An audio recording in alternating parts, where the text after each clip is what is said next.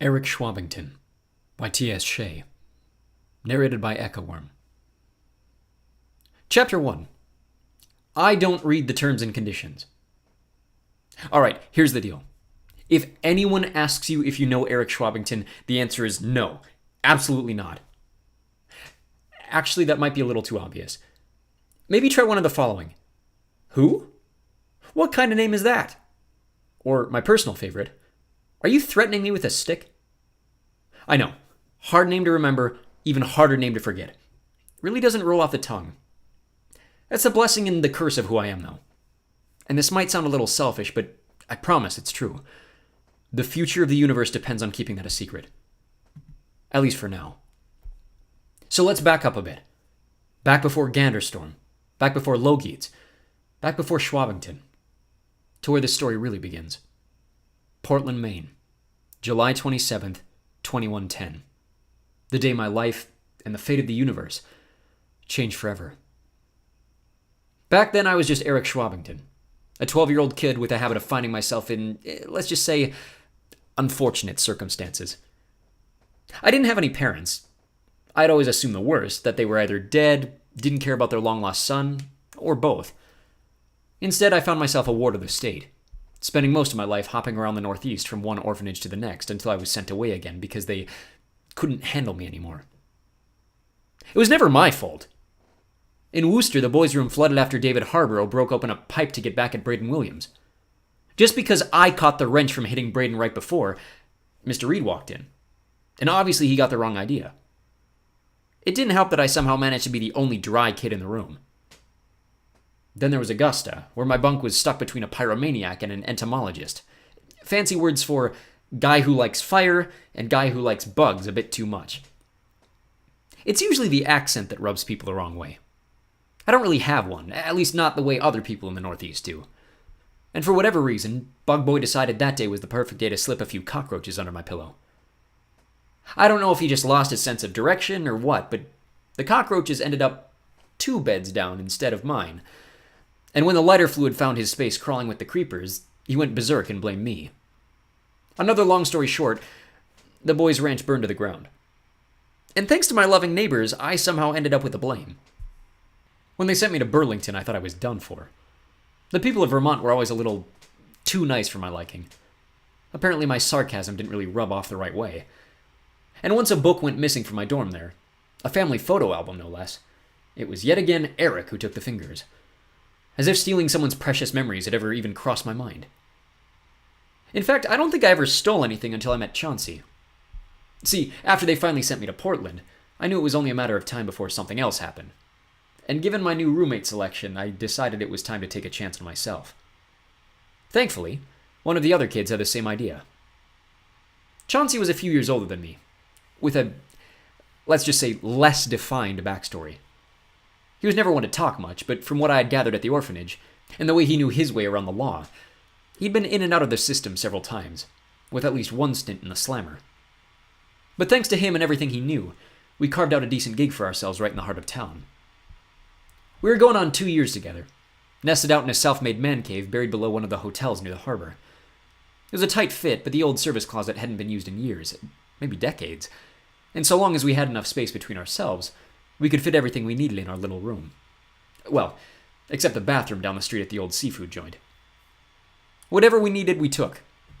Looking back, I suppose it was stealing, but Chauncey always labeled it necessary provisioning. In other words, if we needed something more than someone else, there was always a good reason to get it. Electronics were the easiest. You'd be shocked how many people don't notice when they leave things behind in restaurants or bathrooms. Then there were clothes, which we usually took right from the source. It's amazing how many different souvenir stands can sell the exact same tourist merchandise. Anyways, my story really starts on that calm July night. Chauncey was out for the night. I never knew exactly what it meant, but given the time of year and a smudge of pink I noticed on one of his shirts the week before, he had a date. As happy as I was for the guy, the idea of him abandoning me to see someone new did make me a little uneasy, like I was starting to lose the only permanent thing I'd ever really had in my life. That sentence isn't going to age well. It all started when my charger decided to fry itself. I've been sitting for hours playing this really old video game you've probably never heard of. Minecraft. Just trying to kill time until I was too tired to continue. When my phone finally knocked itself out and nothing was working to revive it, I decided to take my talents to the nearest convenience stand and merge paths with a new one. Now, I'm not going to explain how Chauncey and I managed to get away with taking what we want. That would be irresponsible. And the last thing I would want is for you to copy me and then get yourself caught and have you blame Eric Shwabbington for all your trouble. We're both better than that. But I will say that back in those days, I was really good at it. Being small helps. Being quick helps even more. Combine the two, and you have the perfect recipe for a grade A petty thief. And trust me, I put those skills to good use. Problem is, the harbor was packed that day. I don't know if I've ever seen that many people in Portland, except maybe holidays. Finding my way through the crowd to reach my prize wasn't exactly easy, but it was a lot less complicated than finding a decent escape route. See, Chauncey had this rule that I agreed with completely. If anyone's ever chasing you, make sure they never find the hideout. With so many people around, I would have had plenty of witnesses. A blessing and a curse of living in prime real estate. But just as I had 100 times before, I took a deep breath, turned my head away from the display, and grabbed what I needed in one fell swoop. I regretted it immediately. "Hey!" the stand owner yelled, so loud that everyone around him stopped to stare. "You gonna pay for that this time?" I froze. Leave it to me to rob the same place twice. "Don't make me call the bots," he said firmly. I decided to chance it. Before he had a second to breathe in another command, I booked it west, the direction I always took to avoid any followers back to the hideout. Unfortunately, all the extra traffic on the pier also meant added security. I ran straight into the back of one of the police bots, his lights flashing red even without the knowledge of my crime. "Assault of a police representative is a serious offense," it raised, using the voice it always did, like someone with too much caffeine unable to stop smiling with every single one of their teeth. "Officers! That boy's a thief!" cried the stand owner, who had caught up from his place 50 yards away. Two of the bots leaned over me with their blank, faceless frames. The other one turned red too and spoke with the same chipper voice. "You've been accused of a crime by a fellow citizen. Please remain calm and do not stray from your current position, as the state of Maine places you under arrest."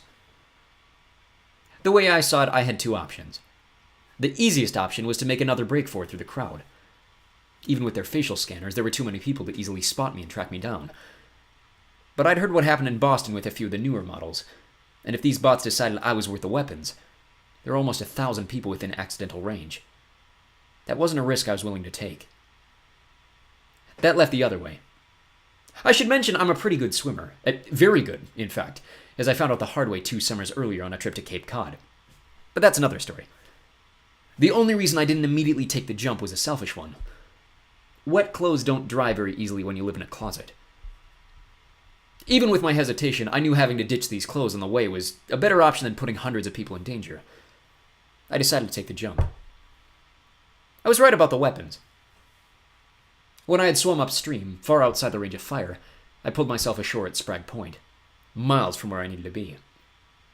So far as I could tell, the bots were far behind me, and so long as I worked my way around the city on the right path, they were never going to find me. After paying my respects to the nearby cemetery, I continued north, hoping to make it all the way to Park Avenue without detection before turning east. I think I underestimated how far of a walk it was, though, and how far I had managed to hold my breath underwater. By the time I reached my cross street, my legs felt like jelly.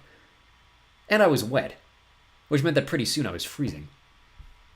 Luckily, my worry didn't last long. I was a bit distracted by the giant glowing words floating 3 feet above the sidewalk when I turned, blocking my way. Now, I don't know about you, but usually that's not something I see every day.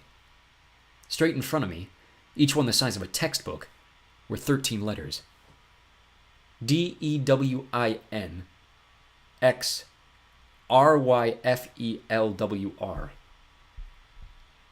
I know I'd been out of practice, what with the running away from home when I was 10 and skipping school for the last 2 years, but I was pretty sure those weren't real words. At least not in any language I knew. Then the strangest thing happened. It took a second, but the letters started to change. I can't exactly explain how, but it was like the language came to me, and I knew exactly what the strange words said. Wizard X Warrior. You're probably wondering why I didn't just turn around or walk around them. But ask yourself this. If you were in my shoes, what would you have done? I had enough experience to know that when your game gets interrupted by an ad, you just have to wait for the little X button to pop up before you can click it and be on your way. Luckily, there was one right in the middle. Don't ask me why I thought it worked like that, but believe me, for like 2 minutes, it absolutely did. With one finger, I clicked the center of the X, and the message disappeared. When the giant glowing letters vanished into thin air, I began to wonder if I was going crazy.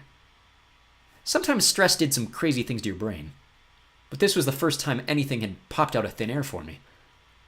Without any evidence, I started to convince myself the whole thing had been a hallucination. But that was exactly when I heard the sirens again, and a squadron of 5 zipped around the corner. I bolted north. There's a few common sense rules when you're trying to evade capture. One of them is never back yourself into a corner. So naturally, that's what I did. I ran directly into a dead end, walls of the surrounding buildings on every side. The bots were on me before I could even think of a new plan. "Freeze!" the front man yelled, his voice having switched from polite mode to means business. "Surrender yourself to the authority of the local police." My tongue was faster than my brain. "No thank you," I replied. "I had other plans." 4 other bots joined the first one at the exit from the alley. In unison, they repeated the command even louder than before. "Think, Eric, think." "You guys into, sports?" I asked. "What do you guys—" "Surrender yourself to the authority of the local police." Then about halfway down the alley, the air began to shimmer. Feeling my jaw drop, I watched as a white shape started to materialize out of nothingness. It wasn't like the letters, which had just come and gone in the blink of an eye. This time it took a few seconds. But when the light vanished, there was a boy standing on the concrete who hadn't been there before. "What?" my voice squeaked. "Surrender yourself to—" The boy spun around and whipped his arms in the direction of the bots. He shouted something that sounded like, "fruity draw." I didn't need to wait for the words to translate the way the letters had. There was enough evidence to show for his command. Explode. A flash of light shot from the end of his arm and hit the ground right in front of the lead police bot. The pavement erupted in a mushroom cloud of force, the sound loud enough to wake the neighborhood. When the gray smoke cleared, all 5 bots were melted into piles of scrap metal along the sides of the building. The boy turned to me, whispering another word into his hand, and suddenly the alley lit up with another bright light from the tips of his fingers. "Dude!" I raised, blinded by the light. I still wasn't over the floating billboard, or the fact that he had just appeared out of nowhere, or the fact that he had just blown up the sidewalk. He walked toward me, but just like before, I had nowhere to go. When he was 3 feet away, he lowered his hand, and I could finally see his face. He was at most the same age as Chauncey, with the slightest hint of a mustache only showing on his chestnut skin because of the light. He was much taller than me, but held himself in a way that was hardly threatening, even after what he'd just accomplished. His curly brown hair was neatly trimmed into a flat top. "Dude," he mimicked, his voice surprisingly low. "You just—" I started, but the look in his golden brown eyes read, "I know." I turned my attention to the blinding light at his chest. My eyes had adjusted somewhat, and I could finally see past it to the device in his hand. "Is that a stick?" "Pardon," he whispered, and the light turned a soft yellow, making everything way easier to see. "Actually, it's a wand." "You—" I started. "You have a magic wand?" "Of course I have a magic wand," he replied casually. "You think I could do that without one?" I tried, suddenly frightened again. "What do you want with me?" The boy shrugged. "I'm here to take you." I'd been afraid of that. "What?" I questioned. "Where?" He continued shrugging, like his answer was obvious. "Logeets." I didn't know which question to ask first, even if he gave me time for any of them. "Why?" I managed. The question caught him off guard. "What do you mean, why?" he asked. "You're 12, right?" Even without parents, I'd been taught that it was a bad idea to tell strangers too much information. "Yes?" I failed. "Eric Shwabbington?" He gestured. "Yes?" I failed again. "Perfect," he smiled. "Then I came to the right place. I'm Jordan Vanson. I'm part of the recovery team." I backed into the wall as far as I could. "Recovery team for what?" If I was a character in a sitcom, Jordan would have turned directly to the camera. Logies, he repeated. Obviously. Obviously, I agreed, scared and confused. What's Logies? His eyebrows shot together, perplexed by my question. What do you mean, what's Logies? It's a school. I shook my head. I don't want to go to school. Well, then why'd you sign the thing? What thing? At this point, I think both of us were so confused we forgot to pay any attention to anything else. Clearly, the explosion had raised some alarms. Sirens were closing in from the distance. Jordan backed off, trying to look as unthreatening as possible. The consent form, he hollered. The invitation. Dude, what are you talking about? Then the kid with the magic wand did the absolute last thing I could have expected. He pulled out his phone. I have it right here, he read. A few minutes ago, you were given the traditional question, wizard or warrior. You chose and. I chose... What do you mean I chose and? That wasn't even... I started piecing together the floating letters. How can you choose and? Jordan raised his hands. Well, you press the X, he explained. X means or, and, depending on the context. I was so confused I tried not to think about it. I thought it meant exit, I reasoned. As in, I wanted it to go away so I could keep walking. Jordan's face turned white. Oh, he said softly. Yeah, that's not what the X does. I'm getting that now! He pressed his wand up to his temple and started scratching his head. Well, it's a magically binding contract, Jordan sighed. Whether you meant to or not, you agreed to the terms and conditions. Maybe Jones can help us sort this out. The sirens were on our street now. Who's Jones? It doesn't matter who Jones is. Are you coming with me or not? Am I... My brain was still trailing way too far behind. Where? Up there. Jordan pointed to nothing in particular, only the darkening sky. What? I questioned. How? Jordan held up his phone. Same way I got down. That... I did it again. Why would I do that? He shoved his wand into a holster on his waist. Because your other option is that. Sure enough, an entire fleet of police spots had rounded the corner. Even without faces, they looked a lot angrier than the last group. Jordan was right. I was out of options. I had nothing to lose. I turned to him and nodded. I've never personally stood on a stage before, but I was familiar with the term lost in the lights. Whatever Jordan did to get us out of the alley felt a lot like that. A spotlight shone down on us with the intensity of thousands, and for a few seconds I thought I was burning alive. Then the light cleared, and coldness overwhelmed my skin.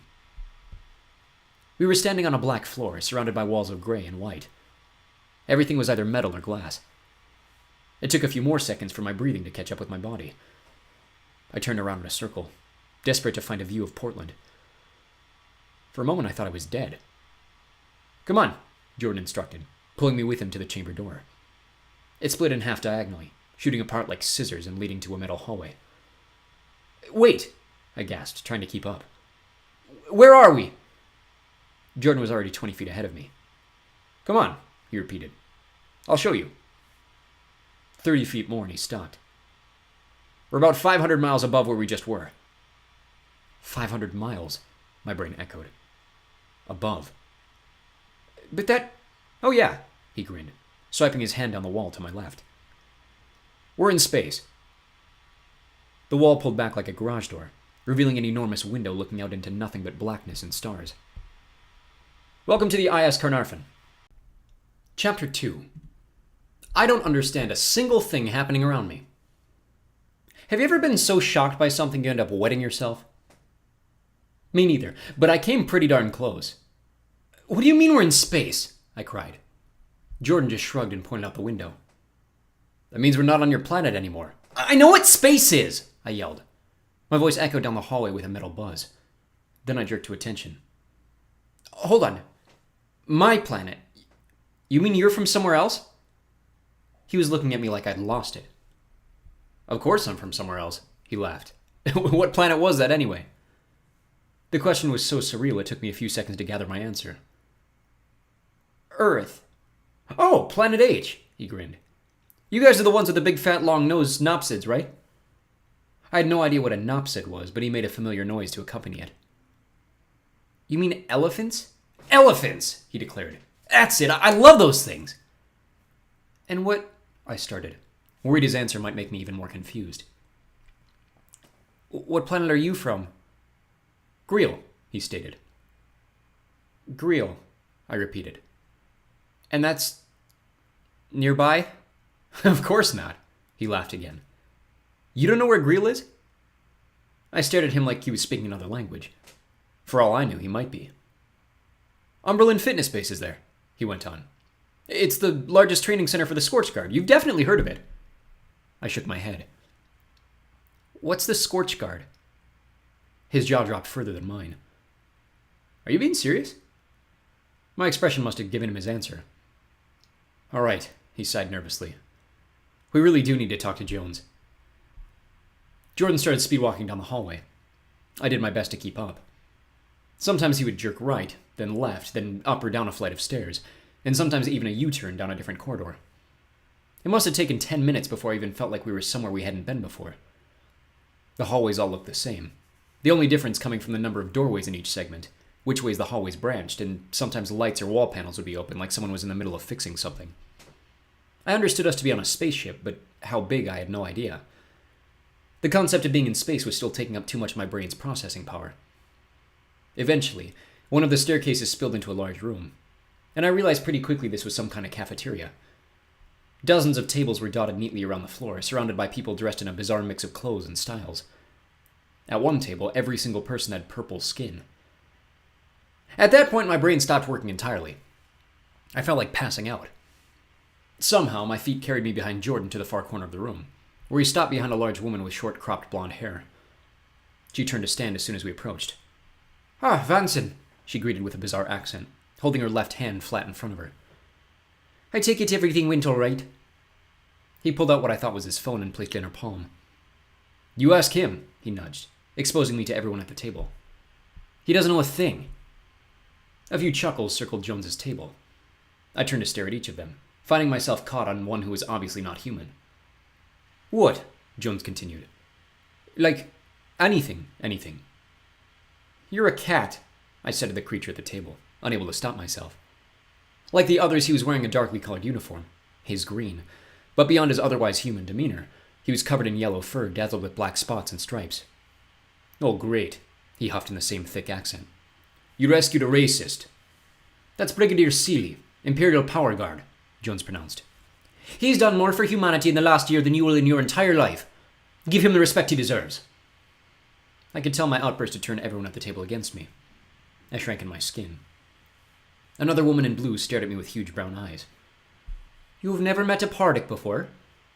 He doesn't know anything, Jordan interrupted before I had a chance to speak. Logeets? Greel?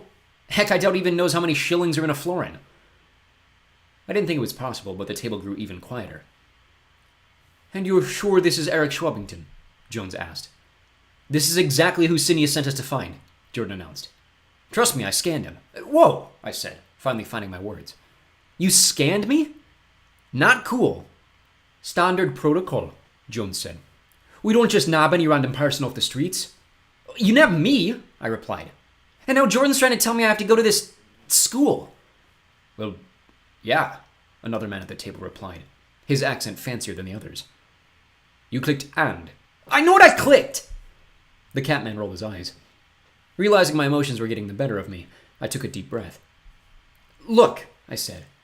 I understand what I pressed was magically binding or whatever, but there has to be some way out of it. Everyone looked at each other. I knew my hopes were doomed. Okay, I breathed. What does and even mean? The man with the fancy accent rose calmly to his feet.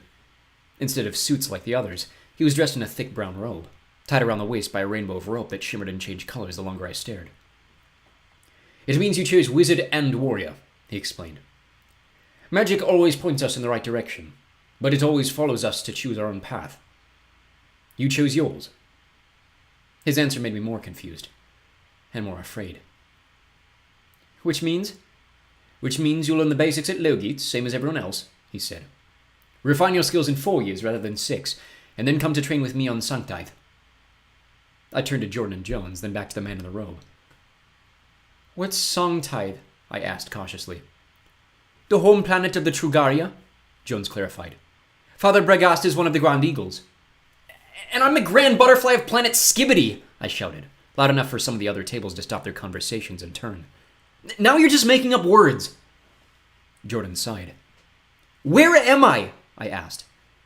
I told you, Jordan replied. The IS Carnarvon. And this is a spaceship, right? I'd pieced together. Where are we going? The woman with the brown eyes spoke up. The ship is on its way back to Station Sanaloo. You and all the other initiates are hopping off at Selenia. However hot my skin had felt in the transport, it was nothing compared to how red it must have been now. I gripped the table, trying to keep myself from falling over. And what's Selenia, another planet? In the little vision I had left, I could see the suits staring at each other again, concerned by my question. The Catman spoke to me like a toddler. It's the second moon of Arto. Eric, what's the capital city of Arto? Jordan asked, making my head spin again. When I couldn't answer, he continued asking, trying to prove a point. What are the 3 primary forms of magic? What are the 4 states of magical matter?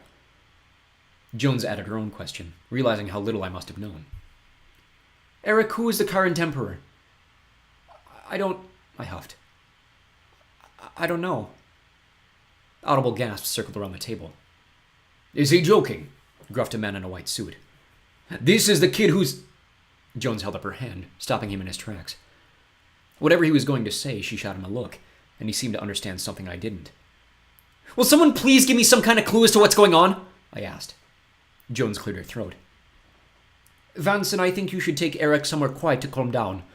Make sure it's clear of any you-know-what. Give him the rundown when you think he's ready. I need to make a call to Selenia.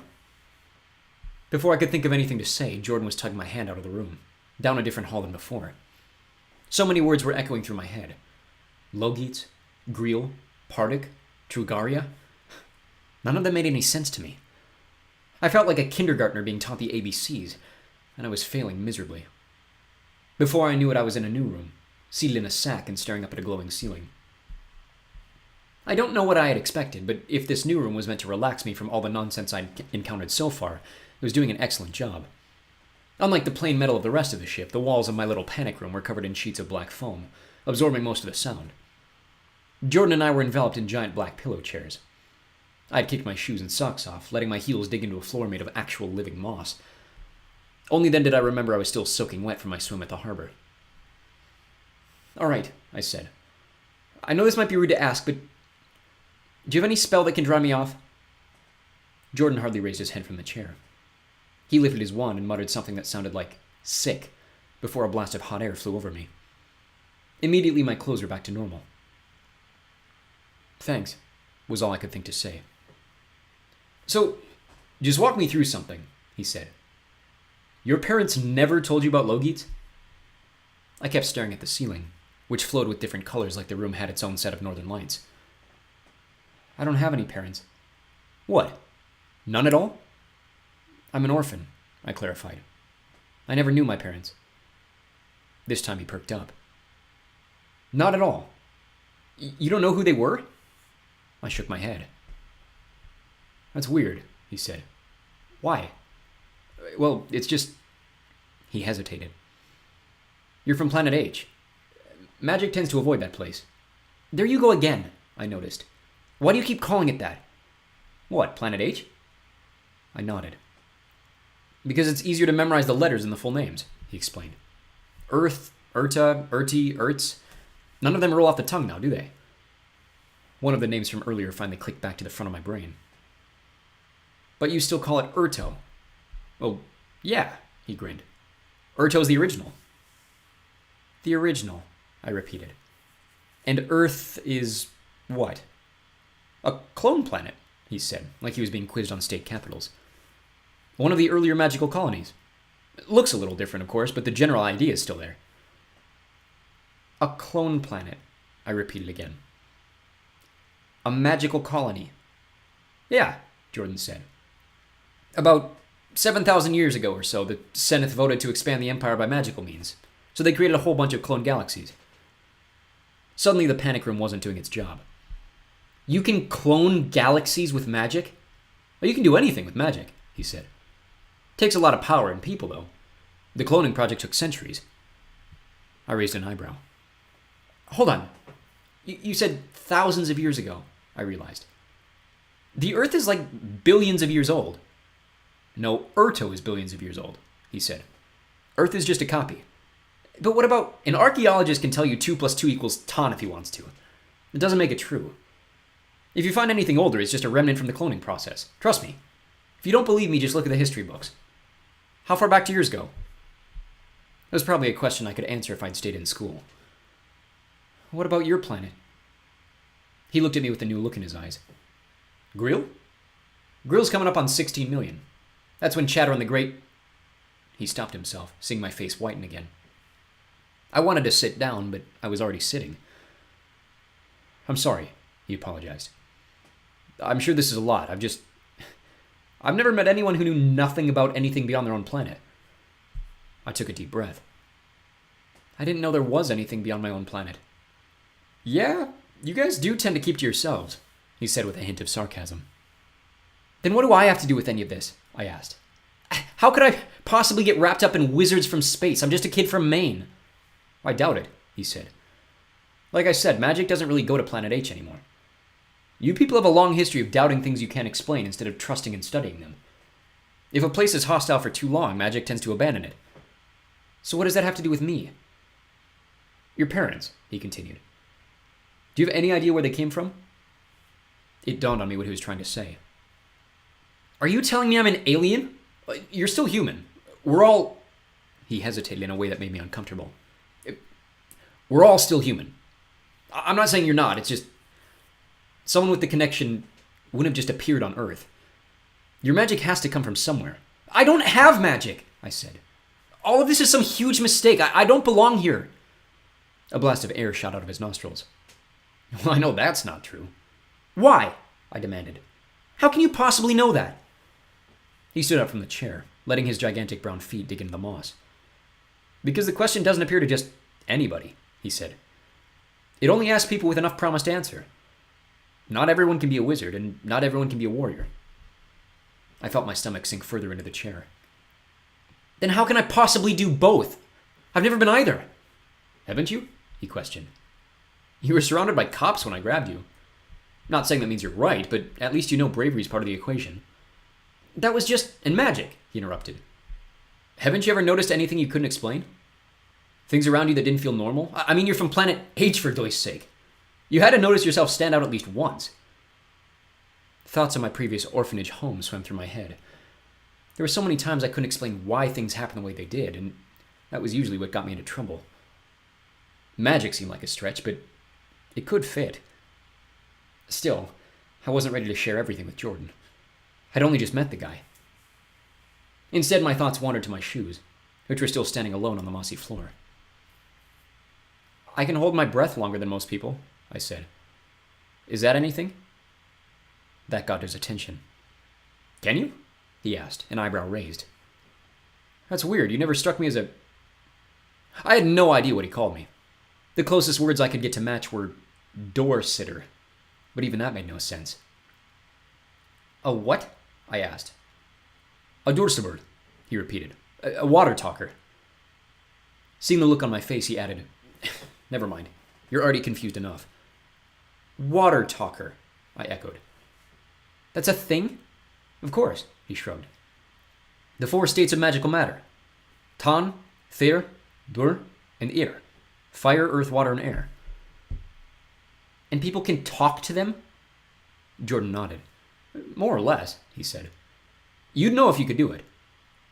I don't even know if I can do... I pointed at his wand. That magic. Well, spells are different, he said. Anyone can learn spells. Talking's inherited. It's a cultural thing. You'll see when we get to Selenia. I sighed. As soon as I was starting to understand something, Jordan would introduce 2 more just to push me backwards. So let me get this straight, I said. There are space wizards, warrior priests, and people who can talk to nature. That's an extremely simplified version of what I'm telling you, I guess, but yeah. Right, I breathed slowly. Anything else I should know about? Jordan sighed. I mean, nothing you can't wait till Logates to learn, he said. Right, I frowned. Have to go to school. Jordan held up his hands, apologizing. Look, dude, I told you, the contract is magically binding. When you signed it, you linked your life with one of the paths. It's in the terms and conditions of the question. If there was anything I could do about it to keep you from... Are you kidding me? I interrupted, the anxiety in my body finally turning to excitement. Jordan paused, confused by my change in attitude. What? You're inviting me to become a space wizard and you're apologizing? Dude, this is like the coolest day of my life. His face changed from concern to curious. He reached his free hand to scratch his head. I expected you to have a harder time with this, he admitted. Hey, you just met me, I said. I can handle it, I promise. I rubbed my hand against the walls just to confirm I wasn't dreaming. I've got my little panic room, I continued. If anything, I'll just do what I normally do and scream it out when I'm alone in the shower. Jordan stood there with his mouth half open. I could tell he had no idea how to respond, which was a good sign. Maybe space wizards weren't so different from the people I was already used to. Right, he nodded. When do I get a wand? I asked. The question snapped Jordan back to attention. A wand? He said. You'll build one at the end of your first week. It's part of your initiation. Initiation, I repeated. Does that mean I have to prove something? I'm already going to be out of play. You'll be fine, he insisted. Like I said, the question doesn't appear to just anybody. You belong at Logates. A lot more than some people. He swallowed hard like he wanted to say more, but took his thoughts in a different direction. Besides, we have a day or two before we get to Selenia, he added. If you have any questions, I'm happy to answer. All right, I went on. You said anything is possible with magic. Is that really true? Jordan looked down at his wand again, as if the stick was talking to him and giving him answers. More or less, he admitted. With enough power and intent, anything's possible. Doesn't mean you should do it. What, like magical laws? Not just laws, he said. Magic, especially dark magic, it can take its toll in ways you don't expect. That's why Logates is essential. If you want to be a wizard, you have to learn the rules first. I put my fist against my cheek and sighed. I've never been very good at following the rules. I can tell, he said. We'll need to fix that. Sinius isn't the type of guy you want to be on the wrong side of. I swallowed, feeling my throat harden. Sinius, I followed. He's like the principal? If that's your word for head of the school, then yeah, Jordan said. Good dude, but like I said, I wouldn't want to rub him the wrong way. I nodded, promising that I would do my best. Although trying my best was typically when things had a habit of going wrong. Is there anything you can't do? I asked. I hoped the question didn't come off as rude. He tilted his head to the side, sizing me up again. After a moment's pause, he said, I can't cut hair with magic very well. It's a shame, I could save a lot at the barber's. You look like you could use a trim. My hand shot up to my ears, feeling self-conscious. This one's on me, he offered, holding up a silver coin the size of a golf ball. Maybe a new set of clothes while we're at it.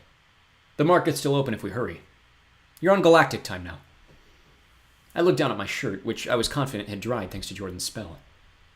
What's wrong with these? Nothing, he shrugged. If you're going for homeless planet H-tween, that is. I thought you were worried about not fitting in. Well, I am, but... I paused, trying to take notice of the ways his clothes were different from mine. Maybe I was too fashion-blind to see it, but the only difference I could find were a zigzag fringe on the bottom of his plain black shirt, and a second set of pockets on his pants just below the first. My attention turned back to his hair.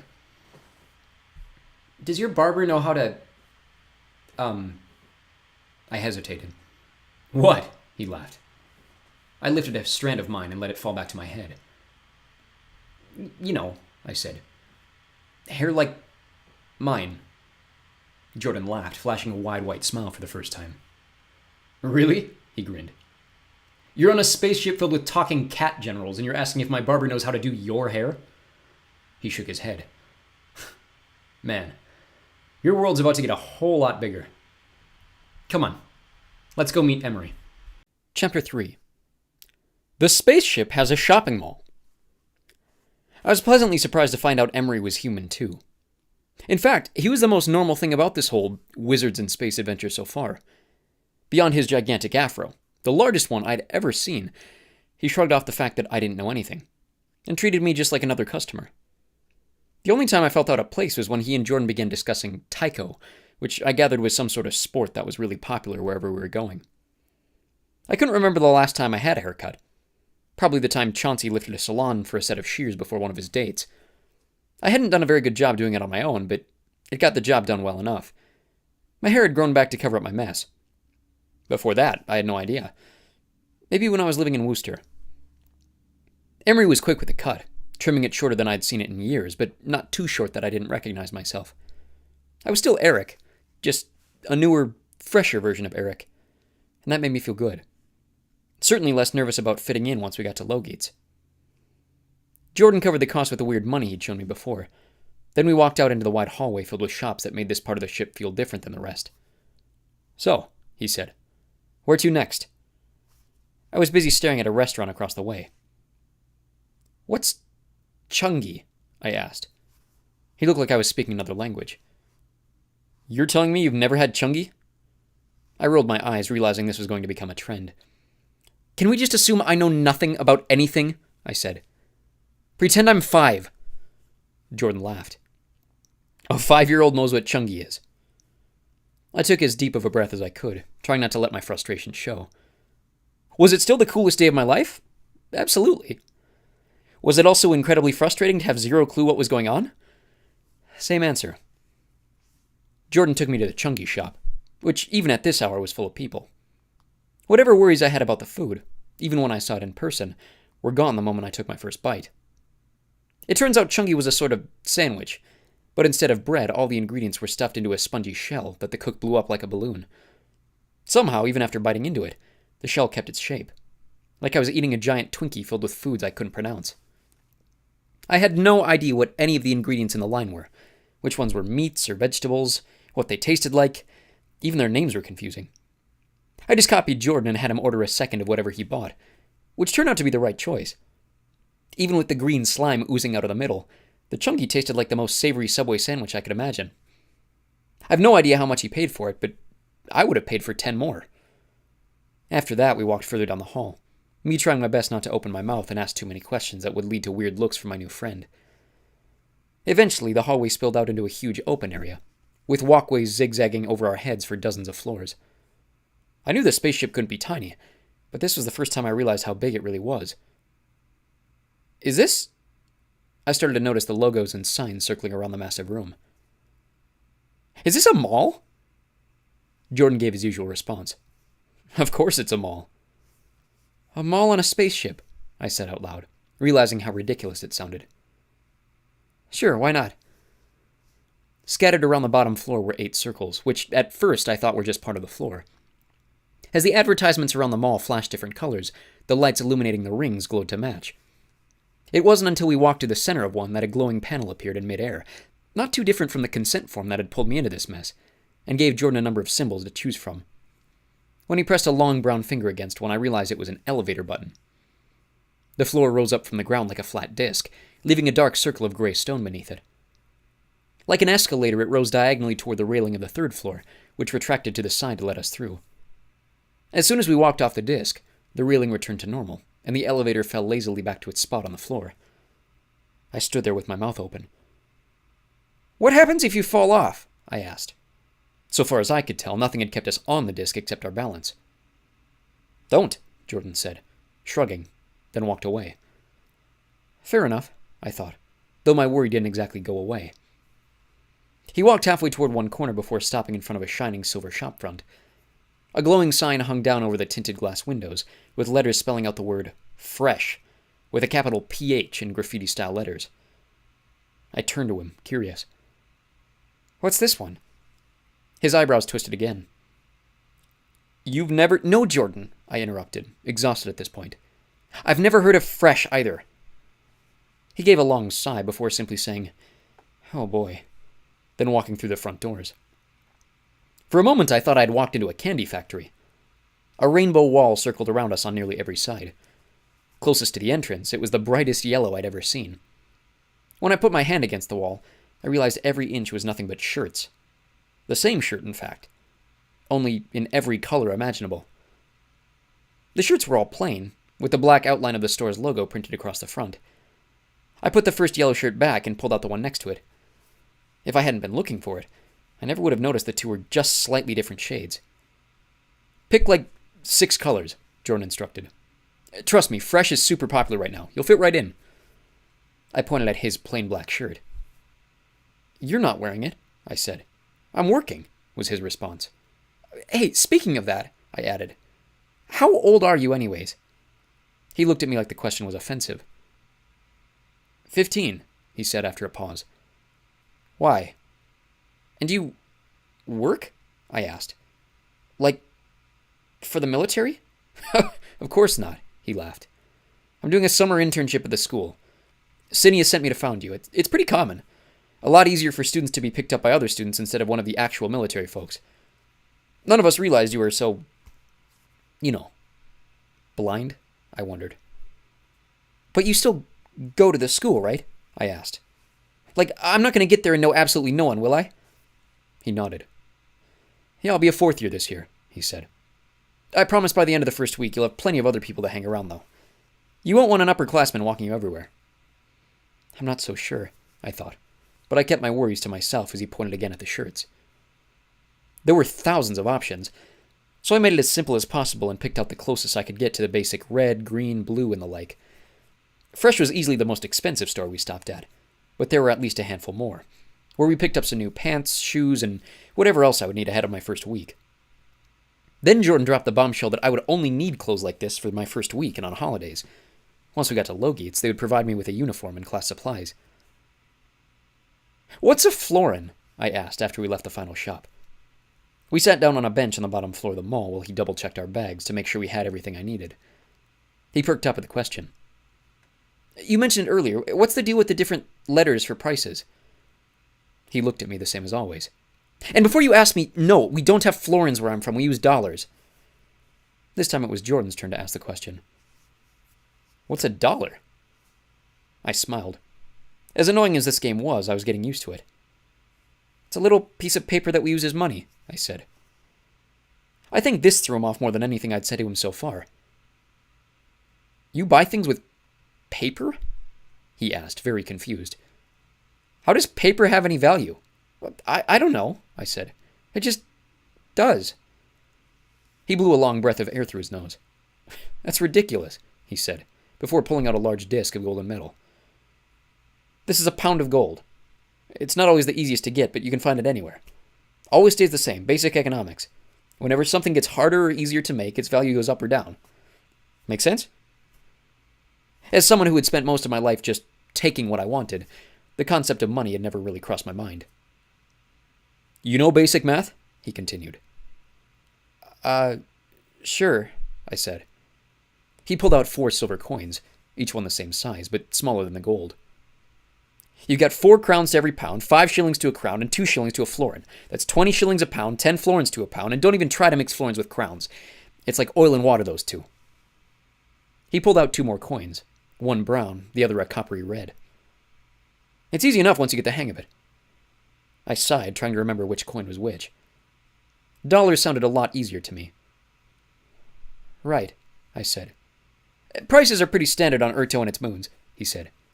Ships and transports are a little higher around the board, but things will go up and down depending on where you travel around the universe. That last bit caught my attention. And the universe, I said. How close are we to Selenia? I slowed the word in my mouth to make sure I got it right. From Planet H? He asked. Maybe 200 light years. 200? I shrieked, louder than expected. How long are we going to be on this ship?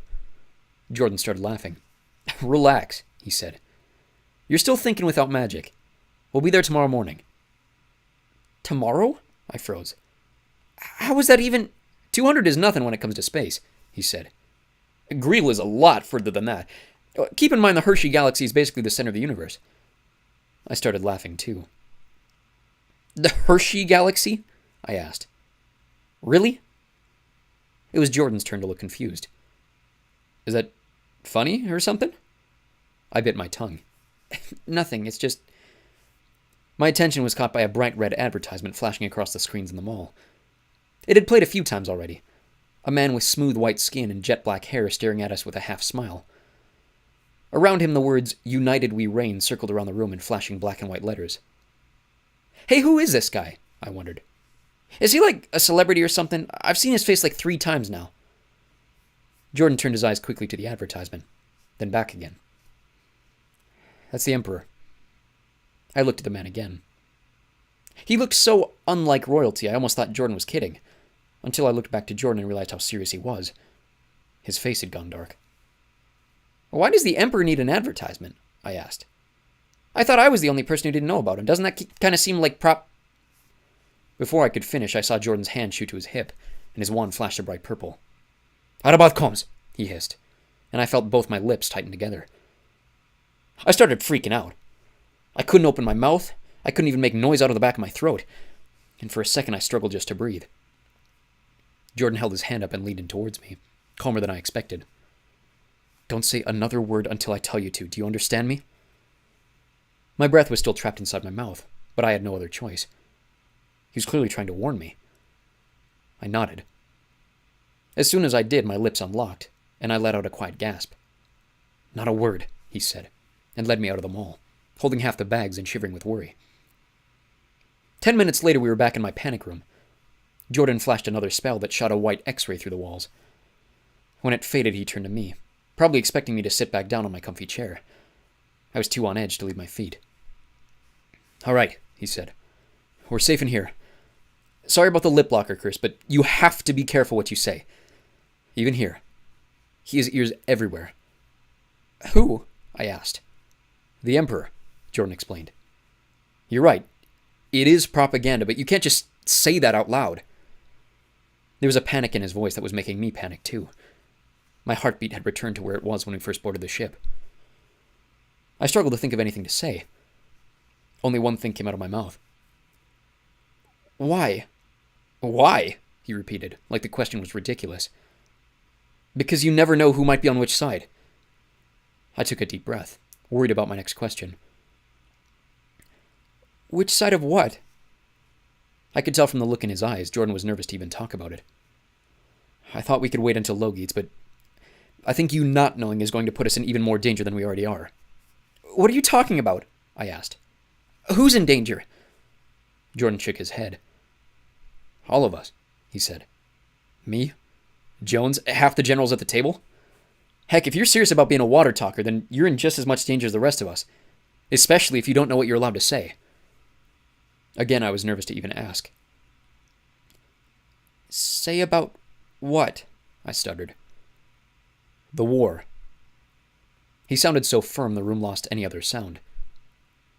The war that doesn't exist, he continued. The war that keeps all of us from saying exactly what you were about to say back at the mall. My face must have told him I was afraid. I'd gotten over my nerves about leaving home. I'd been excited about magic school, about being a space monk, but this? This was bringing all those nerves back 10 times worse than before. I suppose you don't know anything about our history either, he said. Without waiting for me to respond, he started pacing back and forth, speaking like he was a teacher, and I was a room full of students. Space is a big place, and each planet has its own peoples and gifts to offer the universe. Hundreds of thousands of years ago, the Leol, that's the leaders on Urto, they decided to try to make alliances with the other planets in the Hershey Galaxy. Dozens of other galaxies decided to join in, but after a few hundred years, the planet Hades decided they weren't getting their fair share of representation in the Senate, so they left the alliance. This would have been fine, but they inspired a whole bunch of other galaxies to leave in a, well, let's just say, not very friendly way. And the rest of the alliance found themselves in a massive intergalactic civil war. I nodded. Space war. Got it, I muttered. That doesn't sound too bad. Apparently that wasn't the same idea Jordan had. You've clearly never lived through one, he warned. Urto's always been as powerful as any planet we've ever known about, except maybe Heidenbrod, which meant that the best solution to the conflict was to enforce the alliance with power. The man who was the Theaterpen on Urto became the king of our universe. The alliance became the empire, and the royal family on Urto have ruled as emperors ever since. He sighed. You've had the same family in power for hundreds of thousands of years? I asked, amazed. Isn't that a bit... I didn't want to be rude, so I never finished the sentence. The words medieval and tyrannical popped in my mind. You might think so, until you learn what the alternative would be, he offered, his face turning dark. That's why Jones asked if you knew. She wasn't just testing you, she was trying to keep you safe. There are people on this ship that are on his side too, and if you would have answered a certain way, it would have exposed you as a traitor. The air felt cold again. The hairs on my arms were standing up. Whose side? I wondered out loud. The Emperor's? Jordan bit his cheek before answering. Ganderstorm. It didn't feel like anything more than a name, but the word seemed to change the atmosphere of the room, like Jordan had uttered another spell. Ganderstorm, I repeated, like it was the first time I'd ever said a bad word. Even the name made my stomach turn. What's he? What isn't he? Jordan asked. As evil as they come, according to some people, but you can never repeat that, or they might disappear you like they've done millions of others, especially this close to the heart of the Empire. 9 years ago, he assassinated the Emperor and kidnapped the rest of the royal family. No one's even sure if they're still alive anymore.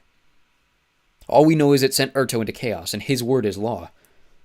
But what about the rest of the universe? I asked. I mean, he can't get away with that, can he? What about the military? What about the Grand Eagles or whatever? Jordan shook his head. He didn't just kill the Emperor out of nowhere, he explained. He's been working in the shadows for nearly 2 centuries, gathering as many of the downtrodden and weak-willed as he could. That's why we call it a war that doesn't exist. If it did, I'm not entirely sure the good guys would win. Hold on. 2 centuries? You mean he's... Well, magic does a lot of really great things, Jordan said. Wizards can typically live longer than their non-magical brothers, but... Ganderstorm. Again, the name sent a shiver down my back. What he uses magic for... Jordan shook his head. I can't even imagine. I sat there, letting his words sit in my head. I thought that face on the screen looked odd. Nothing bad necessarily, but there was definitely something not natural about the way he smiled toward us. Jordan was telling me that man was evil, and the more I thought about it, remember those cold brown eyes, I believed him. And there's really no way home, I said, more to myself than Jordan. Sure, anything beat returning to Earth to live homeless on the streets, but to find myself surrounded by this? An evil emperor with an army at his back? Forcing everyone else to keep their mouths shut. Was being a space wizard really worth all that? Honestly, Jordan wondered. If I were in your shoes, I'd almost rather be on Selenia. But I thought you said Urta was the center of the universe, I said. Well, it is, Jordan agreed. But it's only a matter of time before he brings his crusade to Planet H. At least this way, Sinius is standing in the way of him coming to us. Well, why do you say that? I asked. I thought Sinius was just the principal. Jordan smiled. He's a lot more than that, he said. Trust me, you'll love him when you meet him. The way he spoke about him made me a little less worried. All right, I said. So, how do I keep myself safe? I'm not always the best at holding my tongue. Well, so long as you don't insult the Emperor, Logeats is the safest place you can possibly be. Ganderstorm's been trying to get ears inside the school for decades, but he's never gotten past Sinius. It's a good practice not to say anything too... Incendiary? I asked. I'd been in plenty of orphanages that had rules about insulting the teachers. Did I always listen? Of course not. But this sounded a bit more like life or death. Jordan had said that people were disappearing. Good word, he said. But what about me maybe being a water talker? He held up a hand again, a sign that, so far, was working to keep me calm. Relax, he said. I told you, you'd know if you are. Besides, Urto is the heart of the Empire. Ganderstorm might hold power over the throne, but he hardly ever comes to visit. There are dozens of other talkers at Logeats alone, not to mention how many live down in the homeworld. Trust me, you'll be safe. He was doing a good job of settling me down. Sorry if I scared you with the spells, he apologized.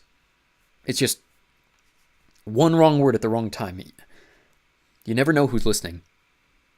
His face turned dark again. I've had some good friends taken from me because of something their family said. It's I'm just trying to keep all of us safe. I nodded. I get it, I said, thinking of all the times Chauncey and I had done the same to protect each other. Thanks, Jordan. Hey, tomorrow's a new day, he said, smiling. Once we're at Logates, you'll hardly remember the Empire even exists. You'll have enough going on. I sighed. Is that a good thing or a bad thing? Oh, definitely a good one, he said. There's no place in the universe I'd rather be right now. Right as he finished saying those words, a loud series of bells dinged through the ship, even in our soundproof room. Jordan's smile grew even wider. Hey, speaking of, he said, opening the door and walking out into the hallway. Both excited and nervous, I followed him. Down the first hallways he'd taken me after we boarded the ship, we reached one of those retractable windows, this one already open and surrounded by a dozen other people. Outside, surrounded by the blackness of space, was a green sphere dotted with circles of dark blue. Above it, an atmosphere of wispy clouds turned the moon into a mint-colored marble. I'd felt it as soon as we landed aboard the ship, but the fact that I was looking at my first alien planet hit me like a ton of bricks. Exciting bricks, but still bricks.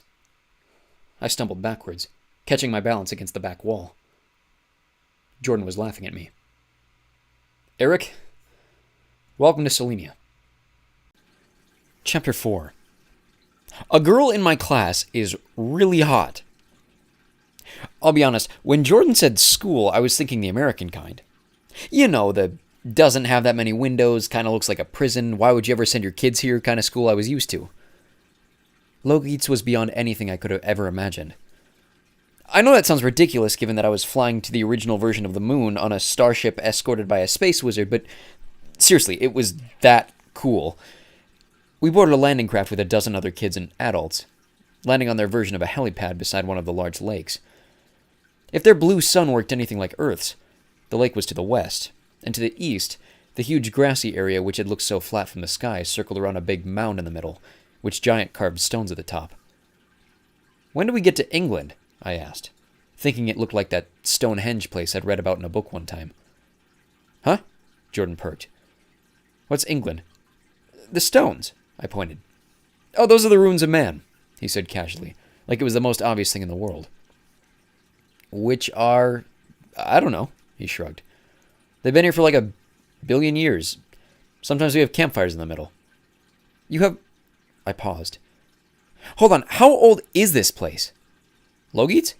He shrugged. I think they had like the 11th or 12,000th year reunion last century. I could hardly believe it. Not even the pyramids were that old. Hold on, I said again. If the school is 12,000, how do you know the stones are 1 billion? Carbon dating?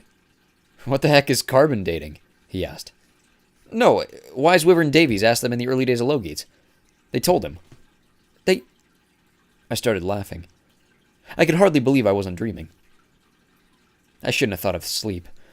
As soon as I did, the largest yawn of my entire life boomed out of my mouth, and I became so lightheaded I stumbled backward toward the ground. Whoa there! Jordan caught me. Can I? I huffed. Any chance I can get some sleep? I doubted we were anywhere close to the same time zone as Portland, but if we were, I'd been awake for well over 24 hours. I was exhausted. Jordan smiled. Look, he said, you really shouldn't get in the habit of this, but... He pulled out his wand and shoved it point blank to my forehead. Defro. Almost immediately, a jolt of energy rushed through my body, like I had just eaten a decent breakfast after a good night's sleep. My jaw must have fallen again. There you go, he laughed. Like I said, don't make a habit of that.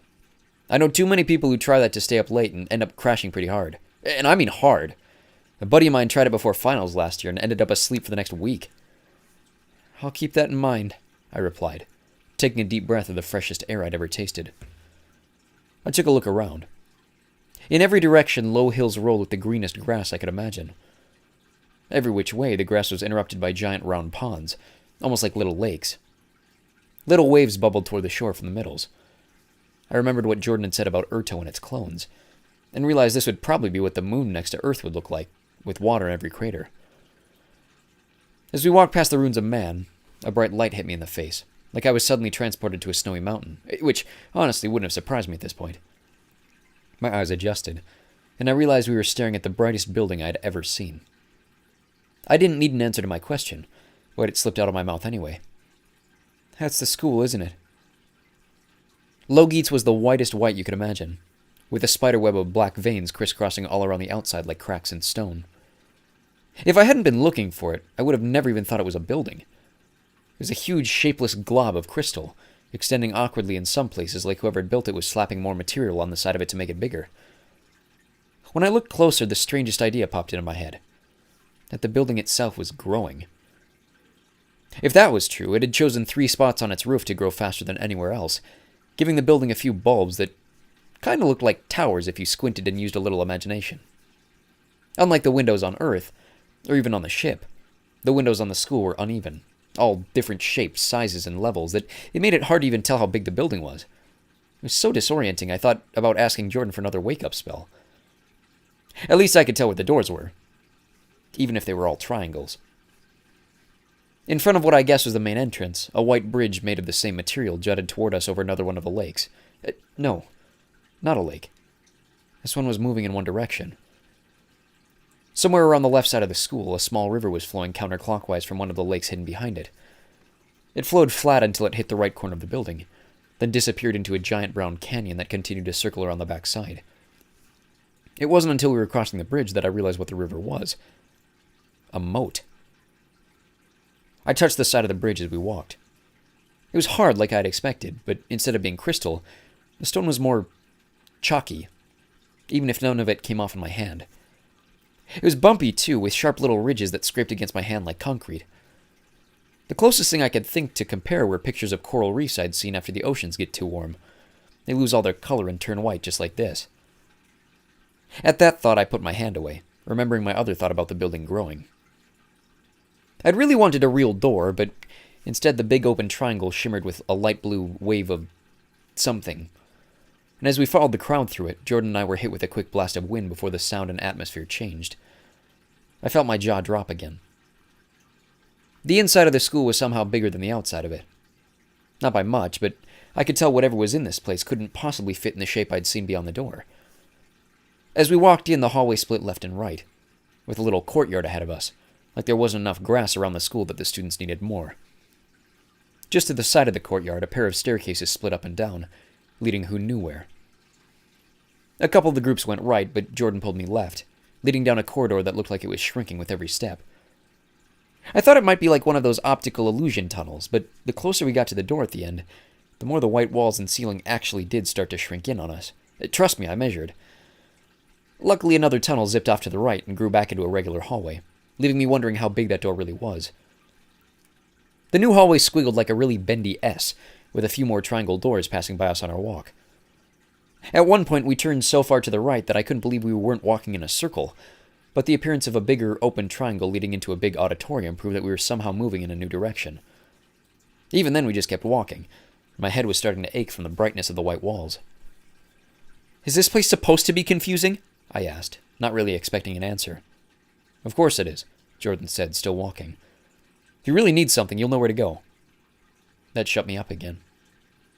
After another few minutes of walking, which felt oddly similar to our journey on the ship, we finally stopped at a door. And when I say door, I'm not talking about the weird triangle portal things, or even the metal ones they had on the Carnarvon. I mean like a real, proper wooden earth door. "That's a door," I said. Jordan turned around like I had just asked the dumbest question he'd ever heard. Instead of answering, he looked at me for a few more seconds before turning back to the door and twisting the brass handle. Inside was a square room I immediately recognized as a classroom.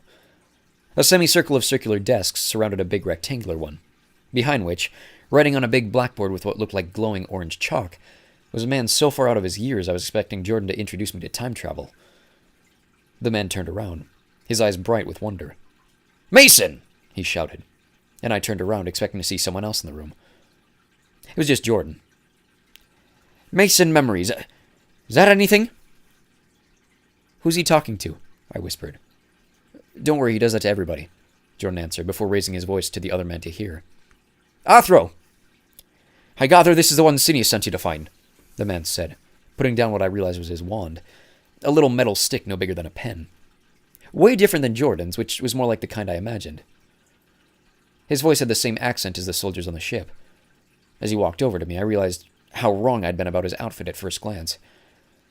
It was way weirder.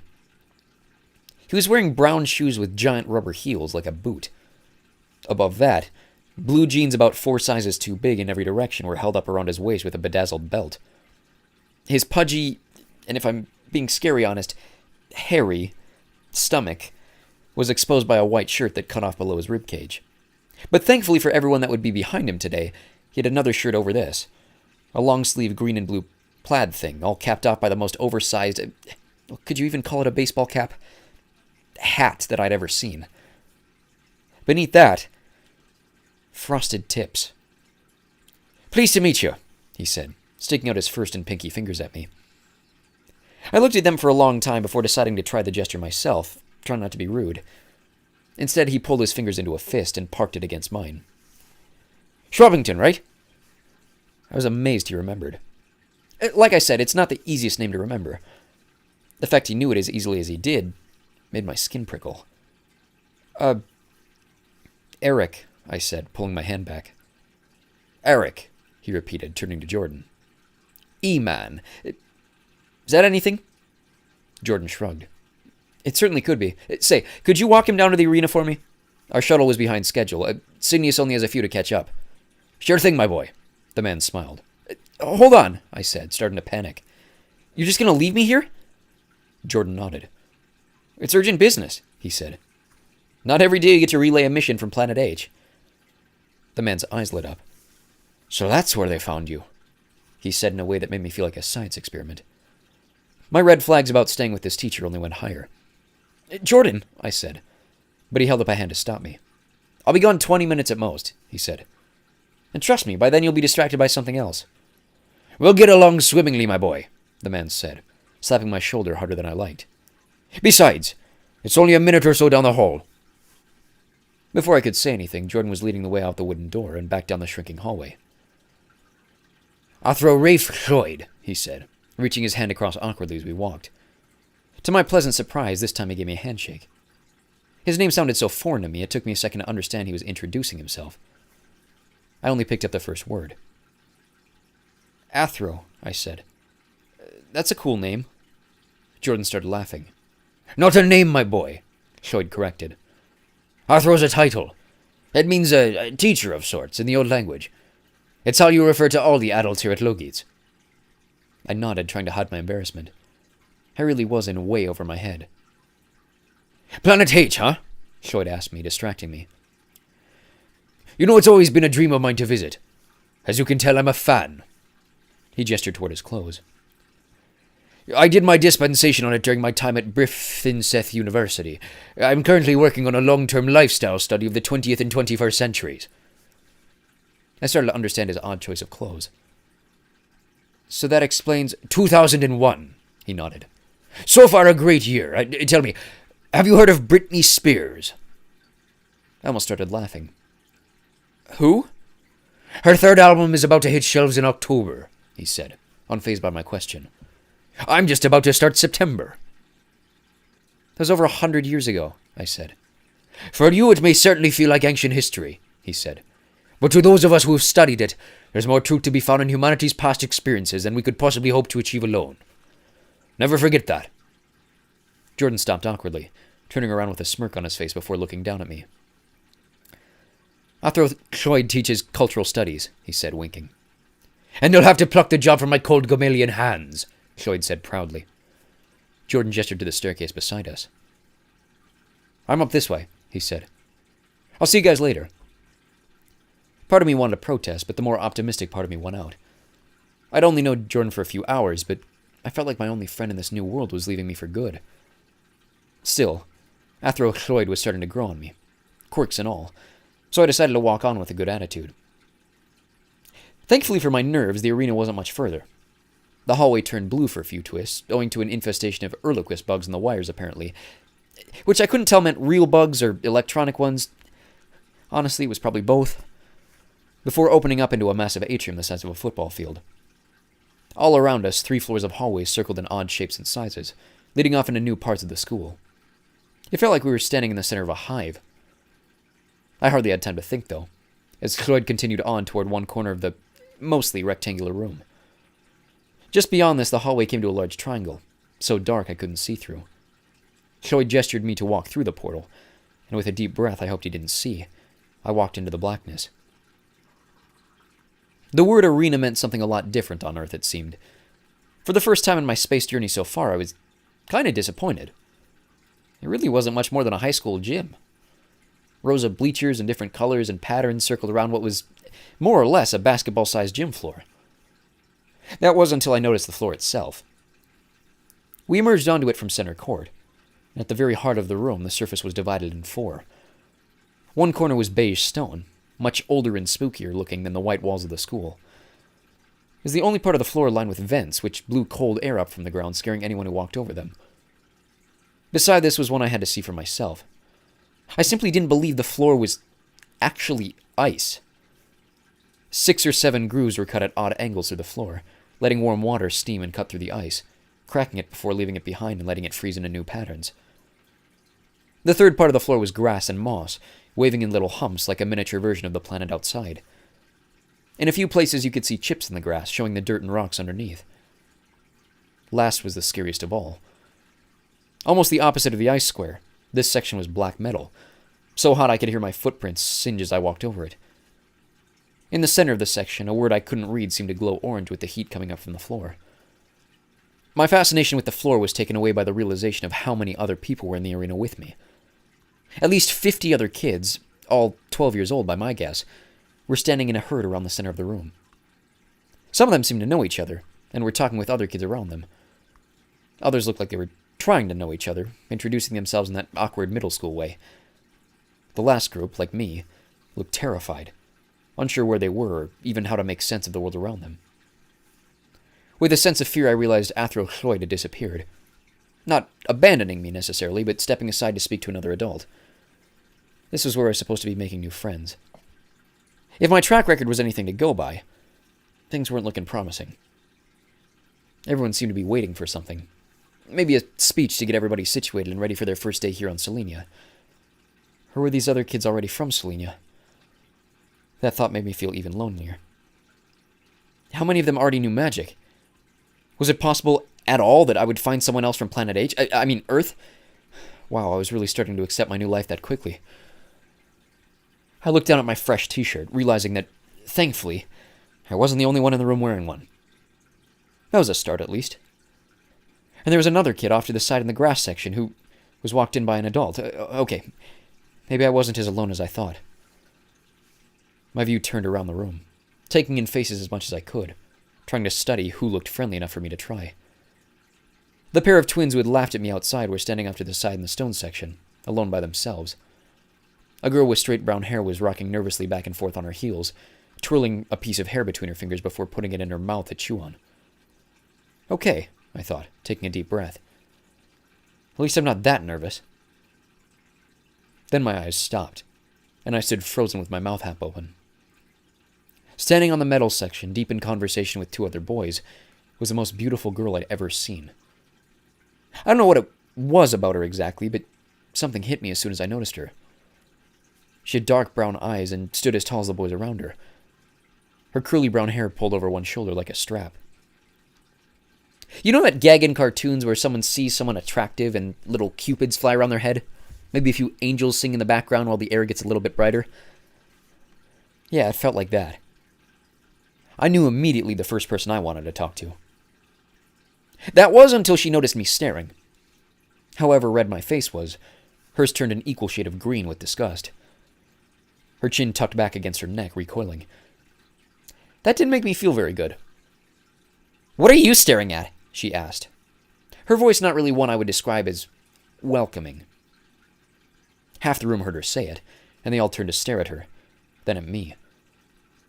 I was still frozen with my mouth open, my face turning redder by the second. It was quite possibly the worst start I could have had to meeting my new classmates. I didn't think it could get any worse. Then she shot a wall of flame at my face. Chapter 5. There's a frog in my pocket, and if I look at it, I might die. I hardly had time to react before a blast of blue came from somewhere on my right, shooting straight through the flames and fizzling them out in a shower of blue sparkles. "There'll be none of that, miss!" Every eye in the arena turned to face a new voice, the source of the blue light. Standing against the right wall was the strangest-looking human I'd ever seen. And trust me, I was including Athro Llwyd on that list. Dressed in an emerald green dress was a very tall, very pale woman who looked like she was in her early 40s. Though with what Jordan had said about magic and aging, she could have been a lot older. Attached to one shoulder and the opposite wrist were a pair of blackbirds I quickly realized weren't real, just stuffed additions to her already bright outfit. Her hair was, well, I can't really call it rainbow-colored, because rainbows actually have order to them. This woman's hair had every color you could imagine somewhere along her messy scalp, dyed in a way that made me think she had never touched hair dye before, and probably never should again. Thankfully, I think, her hair was partially covered by a hat to match her dress. A stereotypical witch's hat that was larger than any hat had the right to be, and which would have looked a lot more comfortable on an oversized pumpkin. She stormed into the crowd with an angry look on her face. A few kids jumped out of the way to avoid decapitation by hat. "Attacking a fellow student with saber magic," she said. "A poor first impression indeed." The cute girl who was no longer that cute to me reddened, saying, "Sorry, Athri." The crazy lady shook her head, sending a number of other kids stumbling back in terror. "Athro is not a gendered word," she said. "Who taught you the old language?" A boy behind her with long yellow hair started laughing. The girl only reddened more. "My father," the girl replied, looking at the crowd gathered around her. "And what is your name?" the teacher asked. "I should like to know how someone as careless as you ended up at a school as prestigious as Logiet's." The girl stopped looking around, instead turning her attention back to the woman with the crazy hat. There was no embarrassment on her face anymore. If anything, she looked like she wanted to hear that question. "May," she said proudly, pausing to make sure everyone heard it. "May Whitewren." A wave of murmurs circled around the crowd, and I could tell from the little smirk coming from the side of May's mouth that her name meant something to people. The crazy lady straightened. "Well," she said, "I'm sure the Whitewren family is thrilled to have a student here at Selenia, but here at Logiet's we have standards, miss, and not attacking your fellow students is one of them." She barely paid me any attention. "Is that clear?" May hung her head again. "Aye, Athro." "And we speak the new tongue here, Miss Whitewren," the lady added. "There's a place for modernity among our tradition." She seemed to notice that everyone had gone quiet around her, but she still cleared her throat to take the attention of the room. "My name is Athro Tipperary, and I'm the Dean of Students here at Logiet's," she said, spinning like a top to face the kids behind her. "First things first, I expect you all to learn a lesson from Miss Whitewren here. At Logiet's, you're among the best this universe has to offer. Much like you chose to be here, the gal who chose you to be here too. Do not take that for granted. This place does not care who your family is, how many planets your name controls. It does not care if you're a talker, a warrior, or nobody of that sort. Starting today, everyone in this room begins life on the same level ground. Is that understood?" The boy who had laughed at May was rolling his eyes behind Tipperary's back. "Excellent," she continued, not waiting for a response. "Now, a few things before we get started with Welcome Week. There will be no magic inside the walls of Logiet's or within your lodgings during our evenings together. Is that understood?" Again, no answer. "That includes all 3 forms. Now, during this week, you will learn the basics of what it means to be a Duin in today's world. This week is all about learning about yourselves, your yearmates, your teachers, and your new home. And as such, all of these things will lead to your final assignment of a school team, and the construction of your very first wand." She pulled out her own wand, a long cracked thing covered in gnarls of wood, and swirled it as high as she could without smacking her hat. It took a few seconds, but through the triangle I'd entered with Llwyd flew 50 small glass jars, so fast I thought they were little birds at first. They zipped through the crowd and began stacking themselves in chest-high piles at Tipperary's feet. There was something in each one, but it was too small to see. "Athro Llwyd," she put away her wand. "If you would have the honor." My favorite teacher stepped forward, removing his own oversized hat and bowing so the class could see his frosted tips. There were as many murmurings about his outfit as there had been for Tipperary's. "My name is Athro Llwyd," he said. "That's Lloyd for those of you new to the ancient language." I could see one boy, a heavier-set kid with brown hair, trying to make sense of the hissing sound at the start of his name. What you see in front of you are Nepagosi tadpole eggs from the planet Kombun, he said with a huge smile. Now, for those of you that aren't familiar with the beautiful swamp world of Kombun, everything there can and will try to kill you. These eggs will hatch within the day, and if you set your eyes on these creatures at any point during their few days as tadpoles, you will, in fact, die. He said the last words slowly, making sure we all understood. The crowd was even quieter than before. Any human shy of adulthood who views a Nepagosi frog in the same stage of adolescence will find themselves slowly and painfully succumbing to paralysis, until you eventually die. So my advice to you is this. Do not look at these jars until the end of the week. You feel me?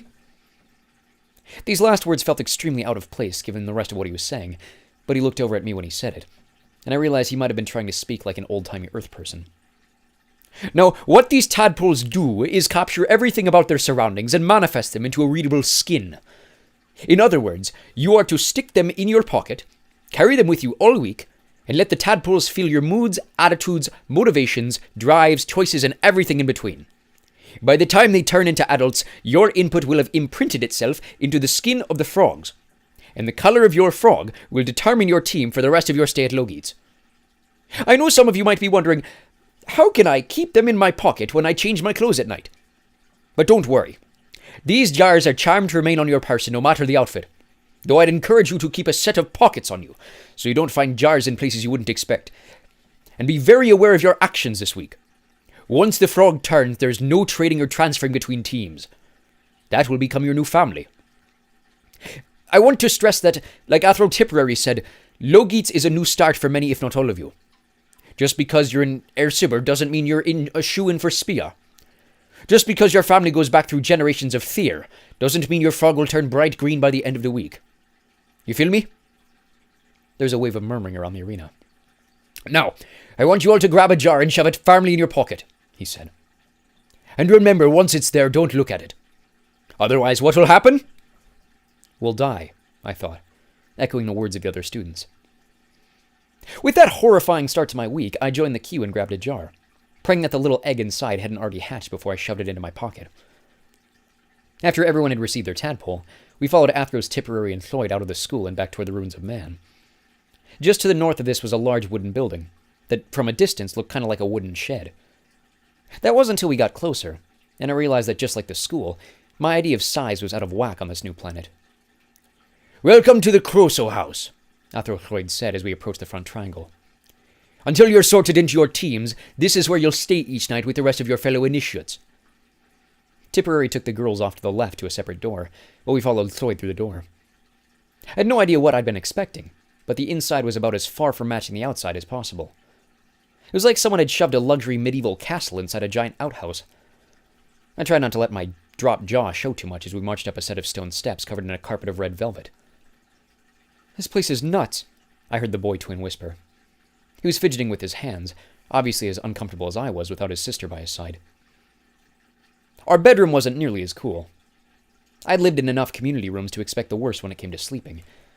And thankfully this place wasn't quite that, but I was still underwhelmed at the sight of 20-some bunks lying down the length of a room. A few others were quick to claim their spots, and I was stuck underneath a tan boy missing one of his front teeth. He was friendly enough about it, introducing himself to me with the name Harbo Pellister. I decided to stick by Harbo for the rest of the morning, which quickly turned to evening before I even knew what happened. They didn't dismiss us for dinner, instead leaving us behind at our dorm to watch the sunset over the lake by the landing pad. They're not going to feed us dinner first? I asked Harbo as we made our way back to the beds. Why would they? He said. It's hardly the afternoon. It's hardly...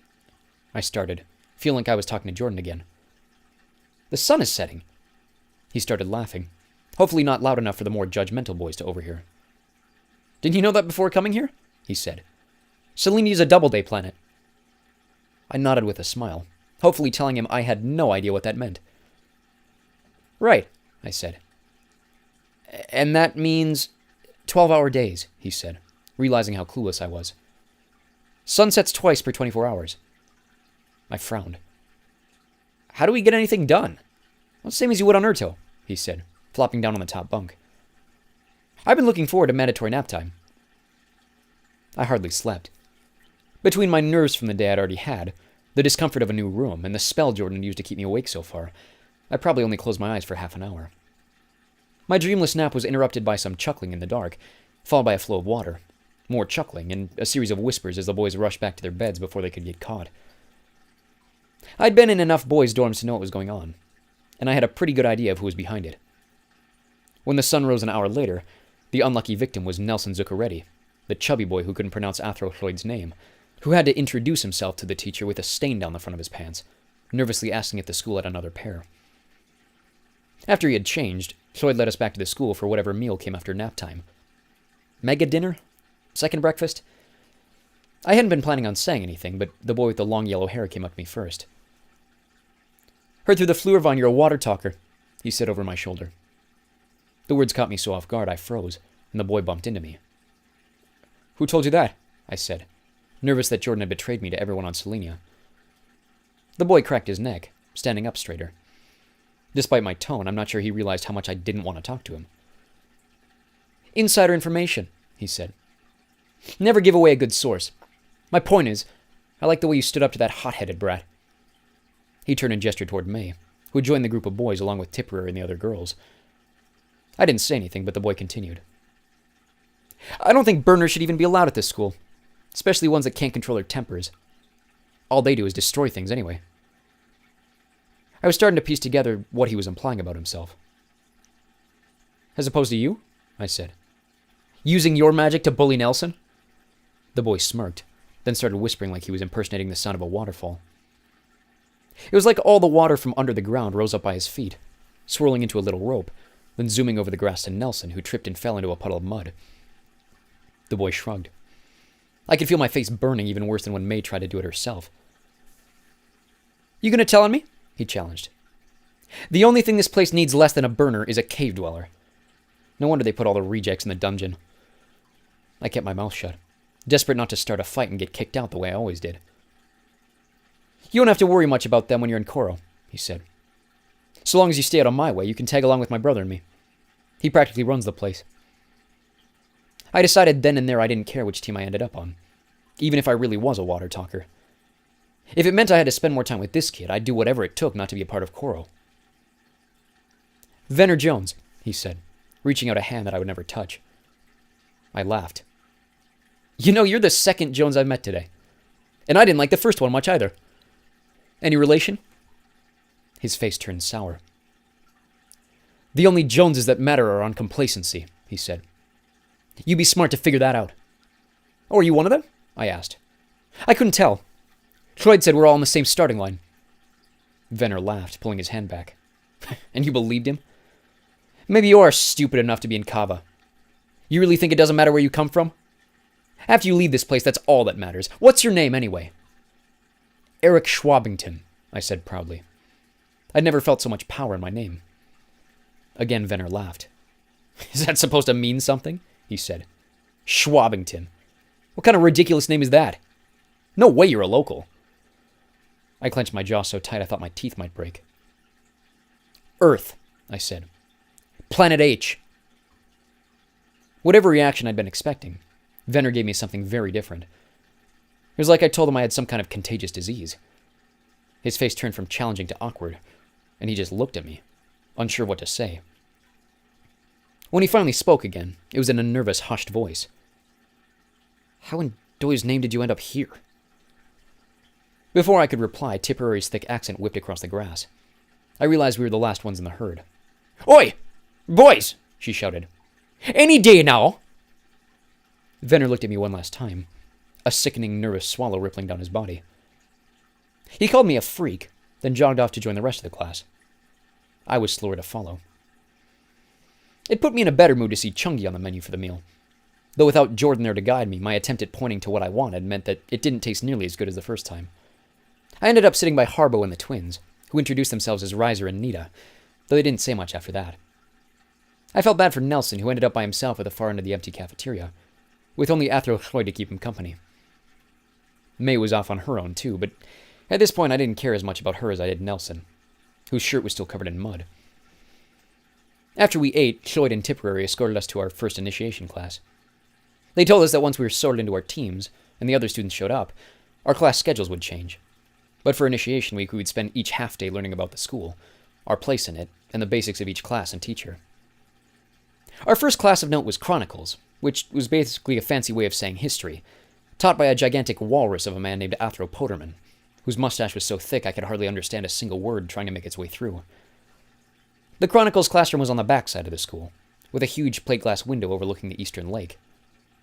Over in the canyon part of the moat, another bridge stretched from one of the lower floors into a little gap in the cliff, and one of the other students told me that was where the Kava team had their dormitories. I started to understand what Venner had meant about sleeping in the dungeon, and I realized I didn't really want to be in Kava either. Hopefully the other 3 teams had more welcoming lounges, otherwise I might end up biting my words about Koro. The other 3 were called Anda, Spia, and Blazo, which correlated with the nations of Earth, Wind, and Fire. Again, I hoped Floyd was right about what he'd said earlier, the part about not being guaranteed a spot on a matching team. If he was wrong, I was either stuck with Venner Jones for the next 4 years or sleeping in a cave. The half-day ended back down the swirly corridor, with an introductory lecture on cultures from Athro Cloyd, who took up most of the time going through all 50 students in turn and changing their names with obscure references only he seemed to know. Having already met me, my name now became E-Man Choi, which he followed with his usual, "Is that anything?" When it came to tell the class where I was from, I said it confidently, waiting for the class to respond the same way Venner had. About half did, but the other half either didn't have a clue what Planet H was, or why it mattered. A question I was too shy to ask myself. Everyone rolled their eyes when May went on a long tangent near the end of the list, telling the class a detailed history of the White Wren family, like she had memorized it from a book that afternoon. When she was finally finished, Floyd reiterated his point to the class that here at Logates, families didn't matter. Before I knew it, the sun was setting again, and this time I really was feeling the time change. Thankfully, almost every room of the school had 2 clocks. One with the standard galactic time clock, which thankfully stayed 24 hours, unlike the ones on Earth, and one with a local timer between sunup and sundown. Again, I dreamt without issue, but part of me wished I hadn't been such a solid sleeper.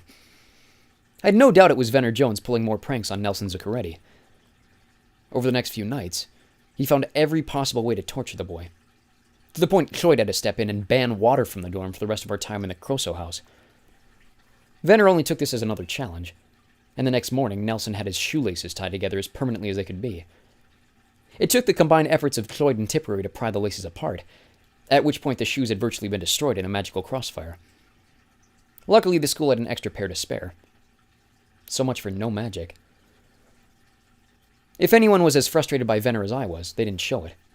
But maybe they were like me that way too, afraid to step in and help, just to get kicked out for standing up.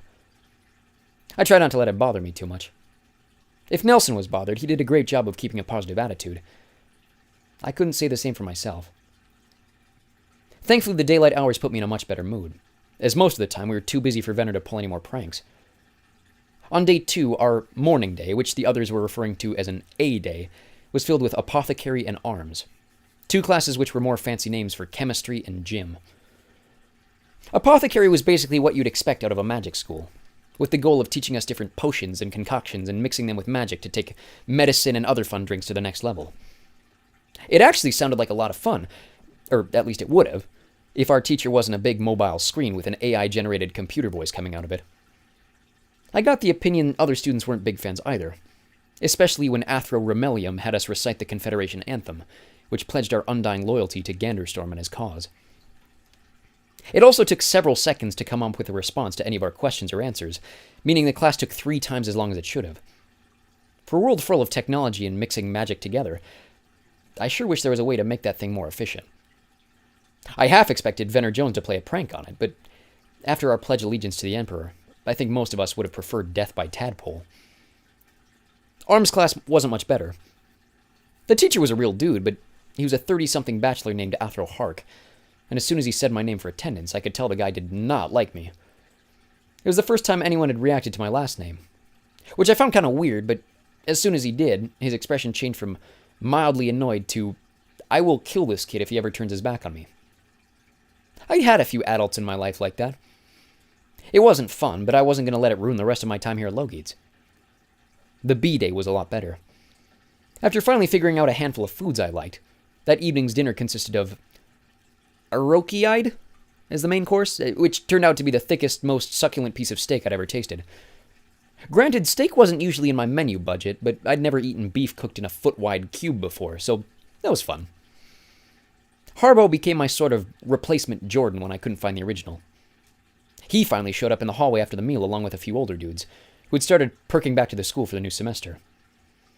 I was quick to accuse him of the question that had been on my mind for days. "Why'd you tell Jones I was a water talker?" I asked, out of range of anyone else to hear. "I didn't," he said, frowning. "You told me after we left her, remember? I'm talking about Venner Jones," I said, pointing. "That kid with the yellow hair." "Oh, that must be Jameson's brother," he said. "Stay away from that family. They're bad news." "I got that much, thanks," I said. "How did he know?" "Why would he know?" Jordan asked. "I thought we agreed you weren't certain about it either. At least that's what I told Cineas." "You told Cineas?" I hissed. "Who else did you tell?" Jordan laughed, trying to calm me down. "Just him, I promise," he said. "Trust me, he'd never tell anyone." "Best guess? Jones was just messing with you.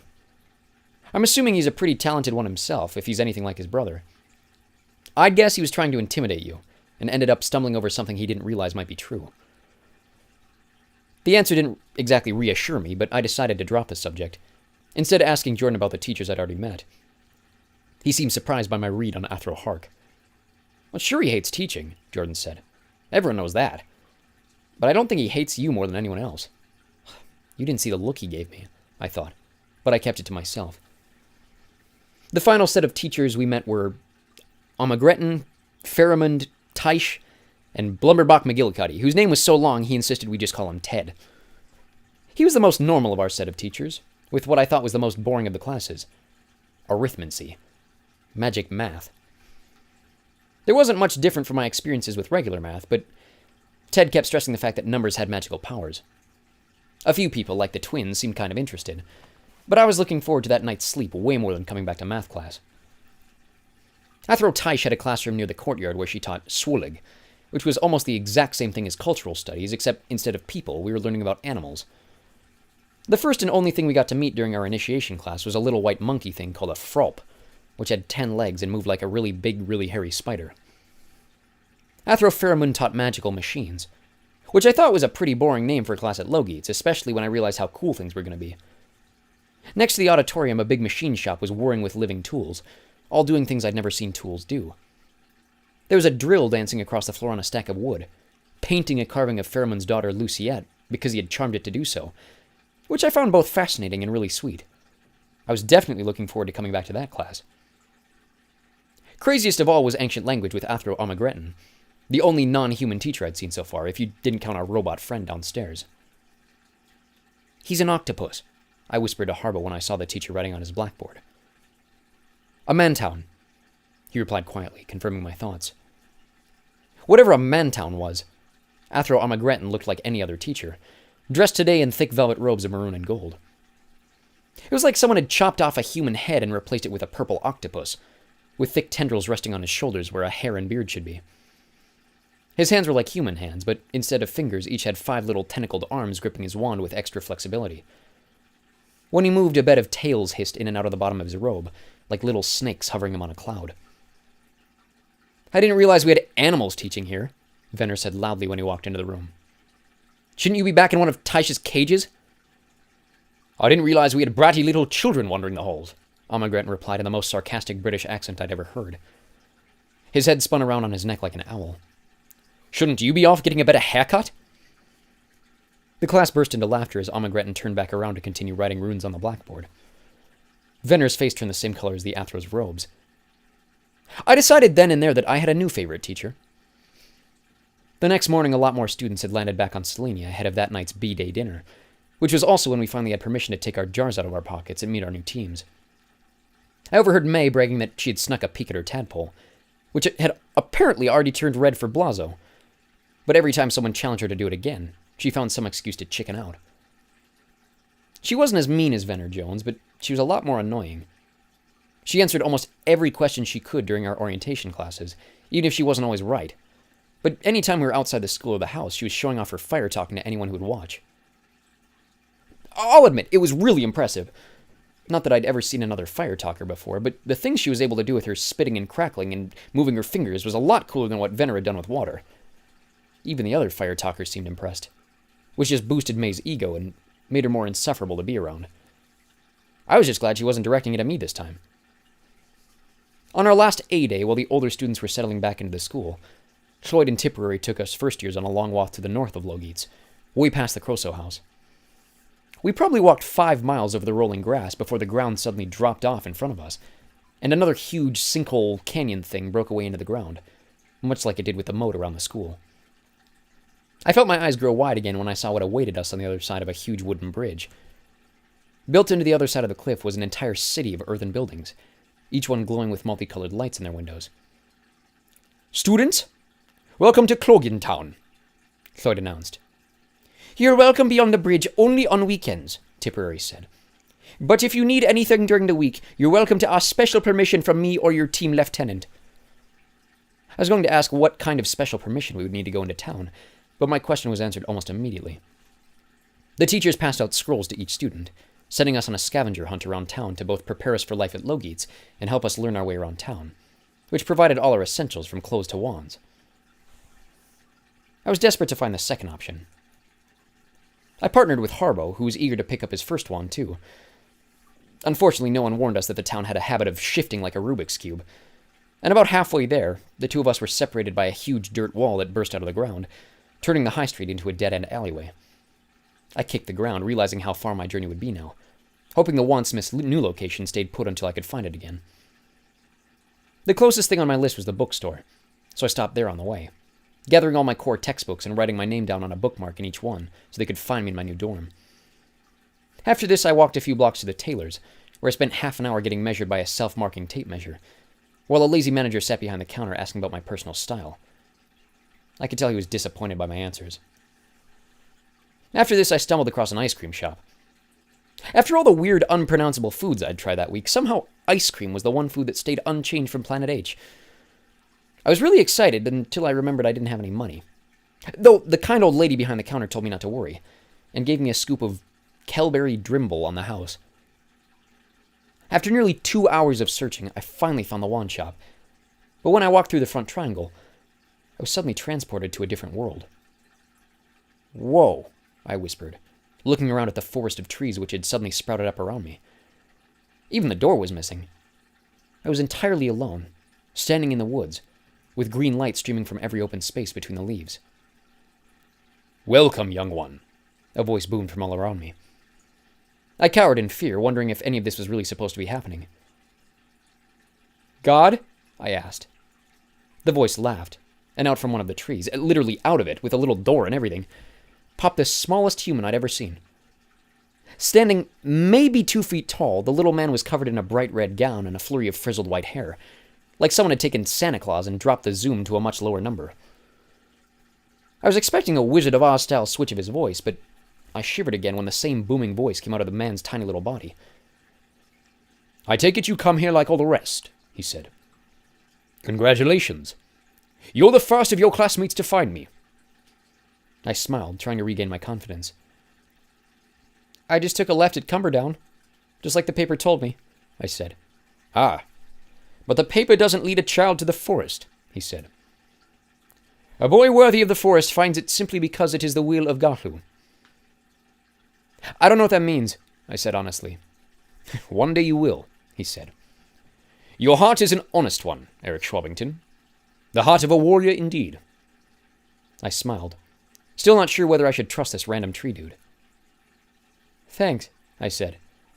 "That's why I pressed the X." The man started laughing, so heartily it shook the forest around us. "That you did," he said. "That you did."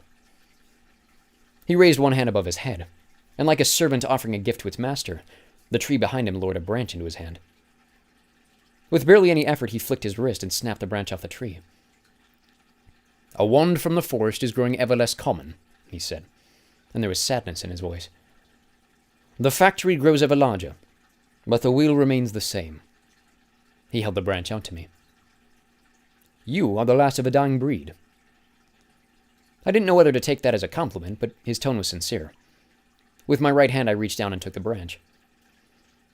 It was uncomfortable at first, nothing more than a twig fallen from a tree, but as I held it, the branch began to change, thickening itself, its ends shrinking inward to a more uniform shape, its color shifting to a brighter tan color, until finally a completely new instrument stood in my loose palm.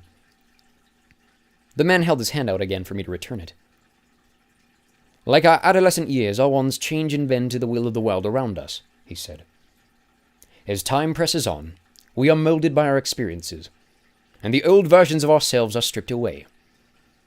As he said this, he began pulling strips of bark off the wand, wilting it down bit by bit, until all that remained was a hollow shell of a stick. That's where our power comes from, he said, handing me back the broken wand. The value of a wizard's wand is the value he places in himself. The soul of the tool is the very soul of the wielder himself. And that is why you must place inside its core nothing less than the very essence of yourself. I stared at him, confused. What does that mean? I asked. He smiled. Who is Eric Shwabbington? He asked. At your very core, who are you? What drives you at your very core? Who is the wizard, the warrior, you know yourself to be? His question sent a shiver down my spine. Who was I? The answer was obvious. I was nobody. I was an orphan from Planet H. That was probably all I'd ever be. And I was okay with that. How many orphans like me got to say they had the week that I did? What drives me was a much deeper question. What did I want to be? What did I want to become? I'd spent so long trying to survive each day better than the last. My entire life had been one excuse after another avoiding that question. There's a desire in your heart, he said as I thought. I can feel it. He was right. The answer to every one of those questions was wrapped up in a single answer. It was what I'd been dreaming of my entire life. Something I'd almost given up hope of finding. Something I'd almost thought was too far gone to see. Almost. Make a wish, he whispered. And like he was putting answers into my head, I knew exactly what to do. I pictured the answer as clear as I could and blew that wish straight across the heart of the wand. Like liquid metal, a silver strip poured itself into the core from out of nowhere. And as it glowed bright, the wood that had been torn away flew back to the wand, sealing itself back into the shape I had known only a minute before. I took the wand back from Little Santa and held it out over his head, feeling the new power of the tool rippling through my bones like a part of my own body. A voice in my head told me exactly what to do. Golau, I said proudly, a word I'd never heard or seen before. But I knew exactly what it meant. Light. The forest lost its green glow, and the only light came directly from the end of the stick in my hand. Its name whispered into my ears. 13 inches long, made from the strongest cedar I could find in the forest. Dumuno, it said. Wish. I took a deep breath, and when I breathed out, the light in the forest disappeared like I'd blown out a candle. It took a few seconds for me to blink my vision back, but when I did, the forest had completely disappeared. I was in an empty shop, with nothing but a little gas lantern to light up the empty shelves. I turned to walk through the front door and found myself exactly where I'd walked through to get to the forest. Thank God my wand was still in my hand. Magic is weird, I said to it, like it could hear me and agree. Everyone had their wands when we walked back to Logeets as the sun was setting for midday naps. Even Nelson, who ended up with a little tiny sliver of white that I thought was a piece of chalk. Of course, Venner Jones had a massive wand made of the darkest ebony you could imagine, while May Whiterun was showing off her super detailed metal rod with one hand and juggling magic fireballs with the other. The teachers led us back through to the front of the school, where a new teacher joined us, one I'd never met before. He was the plainest looking old man I'd ever seen, with a plain black and white suit, plain gray hair and beard, and a face that was so forgettable I couldn't remember what the guy looked like when Tipperary started speaking again. They didn't even bother to introduce him. I do hope you had a fun week getting to know your new home, she said. But the fun does not end here. For most of you, the next 4 or 6 years will be defined by another aspect of the school you first years have not yet seen. Your teams. Pride for Logeets is one thing, Floyd continued. Pride in your team is another. From here on out, you will study with your teams, live with your teams, dress like them, cheer with them, and live your lives according to their principles for the rest of your days as a Logeet student.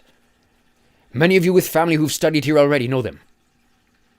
Like the nations below, our teams provide us with a universal sense of community and order, which is why the teams and nations are so intrinsically linked. The orange and grey of Spia is essential as the air we breathe. The blue and white of Koro, persistent as the water rushing around us. The green and brown of Anda, Tipperary added, solid as the ground beneath our feet. The red and yellow of Blazo, lively as the flames burning within every one of us. But one shouldn't forget the black and purple of Kava, Floyd said. The team with no nation is a team for those without a place, but within the unknown, there are hidden treasures the world has yet to see. Your potential here, as is any other, is as great as you make it. I saw May and Venner both roll their eyes, giving me even more reason to wish myself anywhere but the 5th team. If that meant ending up in Spia or Anda to avoid all three, I was totally fine with it. So let's find out, Tipperary said, her expression as eager as if she were expecting a puppy for Christmas. Let's see those frogs. Show us where you're all going to go from here. I could feel the frog bouncing in my pocket just as the sun was starting to set behind us. I looked at Venner and May, praying I ended up as far away from them as possible. Harbo gave me a comforting nod, before reaching his hand into his own pocket. Come on, Floyd shouted. Don't keep us waiting any longer. I sighed. Well, I thought, here goes nothing. I pulled the jar out of my pocket, held it up to the light, and stared at the frog. Chapter 6. Can you turn off the glowworms? I'm trying to sleep. Thanks. I died. Nah, I'm just kidding. It was purple, though. Before I even had time to react, a high-pitched shriek pierced my ears. Are you kidding me? May White-Wren had apparently lied about her frog. I turned along with a bunch of other people to see her actual color, and... oh, great. It was purple, too. Venner Jones and a few boys who'd been following him around were laughing again, holding out their blue frogs like gold medals. My heart was racing, thrilled to be away from him and his goons, but so mad about being in the same team as May, I almost smashed my jar against the ground. She was still screaming to Tipperary about her frog. This has to be a mistake, she screamed. I'm literally the best Tunstable here. How can I not be in Blazo? A couple of the other fire talkers I'd seen in our year were off to their side staring at her meltdown, all of their jars full of red. It's no mistake, miss, Athro Floyd said over Tipperary, who was struggling to hide a smile. The tadpoles saw what they saw out of you this week, and they saw a perfect candidate for Kava. That's... May stopped herself. Thankfully. Otherwise, I might have to reiterate some language that I don't typically use. The look on her face said a lot of things. Anger, for one, obviously. Frustration. Embarrassment. She looked at the other red frogs of the fire talkers and turned back to her own purple one, dejected and depressed. Athro Floyd had said there was no trading teams, and what the frogs said was final. May was so upset I wondered if she would quit the school altogether. Was that even an option? Then I remembered she had tried to burn my face off, and I stopped caring. Besides, I was in Kava too. And was I complaining? Okay, maybe a little. After everything she and Jones had been saying about it, plus the fact that they were a leftover kind of team, plus the fact that their dormitory was across the canyon in a cave in the rock, yeah, I wasn't exactly looking forward to it. Especially since she was going to be there with me. I looked around at the other first years. The frogs were split pretty evenly between the 5 teams. Kava was a little smaller than the others. I only saw 9 purple frogs compared to the 12 red ones from Blazo. Maybe they were out of the room for May and she was kicked over to Kava to save space. But that didn't seem right. Floyd had said the tadpoles saw what they saw in her that week, which got me wondering, what had they seen in me? Besides May and me, the other purple frogs belonged to Nelson, Riser, 2 red-headed girls who looked similar enough that I figured they were cousins, a boy named Quark, yes, Quark, who I really hadn't talked to much beyond hearing him complain about the lack of vegetarian options in the cafeteria, Kelb Macri, a boy from the Thayer Nation down on Urto who had something like 30 siblings and was surprised not to be joining a couple of his sisters in Anda, and Tatent Wallace, a girl with skin that was as red as the Blazo frogs. Adding to my disappointment, I was crushed when I saw Harbo's frog looking normal. Solid green. Thankfully, he looked disappointed too, looking down at my frog and popping his eyes between me and May. Are we still allowed to talk to each other? I asked, realizing I didn't want to have to go through the process of making a new best friend for the 3rd time that week. He smiled, though I got the feeling he was hiding some of the truth. Of course we are, he said. It's just, we might not have classes at the same time anymore. Plus you need permission to enter each other's lounges, another kid jumped in. Another boy I hadn't learned the name of, holding an orange frog in his hand. From whom? I asked, trying to sound smart using the word whom, but the answer was cut off by Athro Tipperary. All right, students, she said. Now that you've all had time to process your placements, it's time to hand you over to your gorners. Come along. Our what? I asked, turning to find Harbo again, but he had already zoomed forward to catch up with the other Anda kids. Our team leaders, a voice said over my shoulder. Don't you know anything? It was May. She bumped me hard as she walked by, joining the crowd on their way into the school. My jar fell out of my hand and shattered on the ground, letting the purple frog out to jump around in the grass. Hey! I yelled after her, but she was already at the bridge. Realizing I was the last one in the group, I leaned over to pick up my frog. Leave it, my boy, came Athrothloid's voice from the edge of the moat. It's good for the soil. Besides, I wouldn't touch one of those if I were you. Why? I asked, catching back up to the herd. Could it kill me? He laughed. Not exactly, he said, but the smell might take a while to get off. I was grateful for the warning, but given that I was already heading for the loser team, I didn't know if my reputation with the other 40 first years could get any worse. I tried to put that frustration out of my mind as we maneuvered through the school again, taking a route I'd never seen before. A long hotel-like hallway that was made entirely of stained glass, which patterned the floor with colors I didn't even know could exist. For a building that mostly felt like a living thing, this particular part felt way too organized and out of place. But it was easily my new favorite section of the school. Eventually, it spilled out into that big atrium area at the heart of the building, where I kid you not, hundreds of people were circled around the balconies on the upper floors. I wouldn't have thought that was weird. Heck, I was excited to meet the other students, but every single one of them was older than Athro Tipperary, and most looked older than the weird old guy who had followed us into the building. They were all dressed in different colored suits and dresses, the colors of the different teams, I realized. And as we walked out onto the floor, they all cheered and raised their wands, sending hundreds of different colored fireworks, confetti, and streamers flying over our heads. There must have been a few talkers scattered throughout the crowd, too, since a combination of water, wind, fire, and even some pieces of the floor showed up to join the celebration. I couldn't help but smile. Who are those people? I asked, certain they weren't the older students. Reiser was the only one who heard me. He looked a bit depressed after his sister's frog came out orange, but he also had a smile on his face, seeing the crowd above us. The Nothers, he said, before translating. The old students. I looked up at a thick wall of black, all with bright smiles to match ours, and felt a pang of hope. Maybe my time in Kava wouldn't be so bad. Maybe someday I'd be up there with them, looking down at a whole new group of first years. Before I could picture that happy future, a series of loud voices replaced the noise of the fireworks. Anda, this way. Blazo, follow me. Koro, be quick about it. Spia, you know where to go. The last voice came from a man near the back corner of the room. A big checkerboard of black and purple floated in the air above his head like a magic flag. Kava, he said, less enthusiastically than the other Gorners. Present your frogs and make your way down to the greenhouses for further direction. I felt my throat swell up like like a frog, actually. Even though Floyd had told me to leave the frog behind, something about this new teacher scared me into thinking that was the wrong choice. Was he even a teacher? The man below the floating flag looked like he'd rather be anywhere else than with children, so I kind of doubted it. I didn't know what Gorner meant, but the way this man stood, with his greasy slick-back hair and condescending attitude, told me he'd be a really good politician, or maybe a CEO of a big bank or something. Most terrifying of all was his outfit, and as the 4 other teams went off in different directions, I realized every one of the Gorners was wearing the same thing, regardless of their team. A sharp black coat fastened by 5 silver buttons on the very left side, with a stand-up collar poking halfway up their necks. After the outrageous outfits Floyd and Tipperary had been rocking all week, these jackets felt depressing, almost evil. Over his right breast, the Kava Gorner wore a little silver diamond I worried he might tear off and throw at me as soon as I told him my frog was missing. It was sharp enough to do some damage, but as the line grew shorter and the other Kava first years disappeared around the corner, I realized the diamond was more than just a plain shape. It was a stylized G, and I'd seen it before on the Carnarvon during one of the Emperor's commercials. Before I had time to think of a good excuse, I reached him.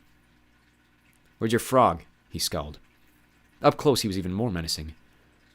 I stuttered, struggling to avoid the symbol of the Emperor on his chest. I dropped it. You dropped it, he repeated.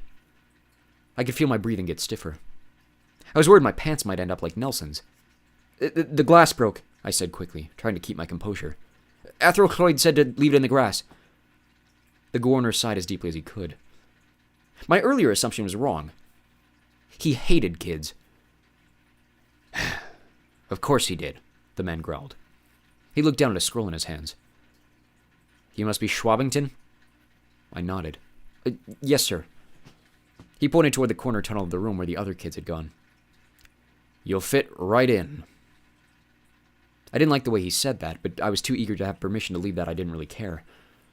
I hurried through the corner exit before the governor had a chance to change his mind.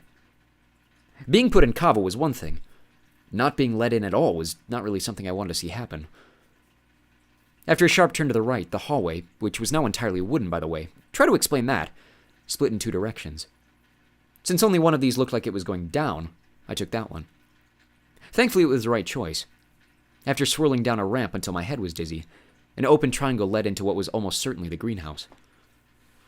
The other kava kids were gathered at the base of an enormous tree, which spread out over the ceiling like a green roof, not too different from the place I'd found my wand. Big day for forests, I guess.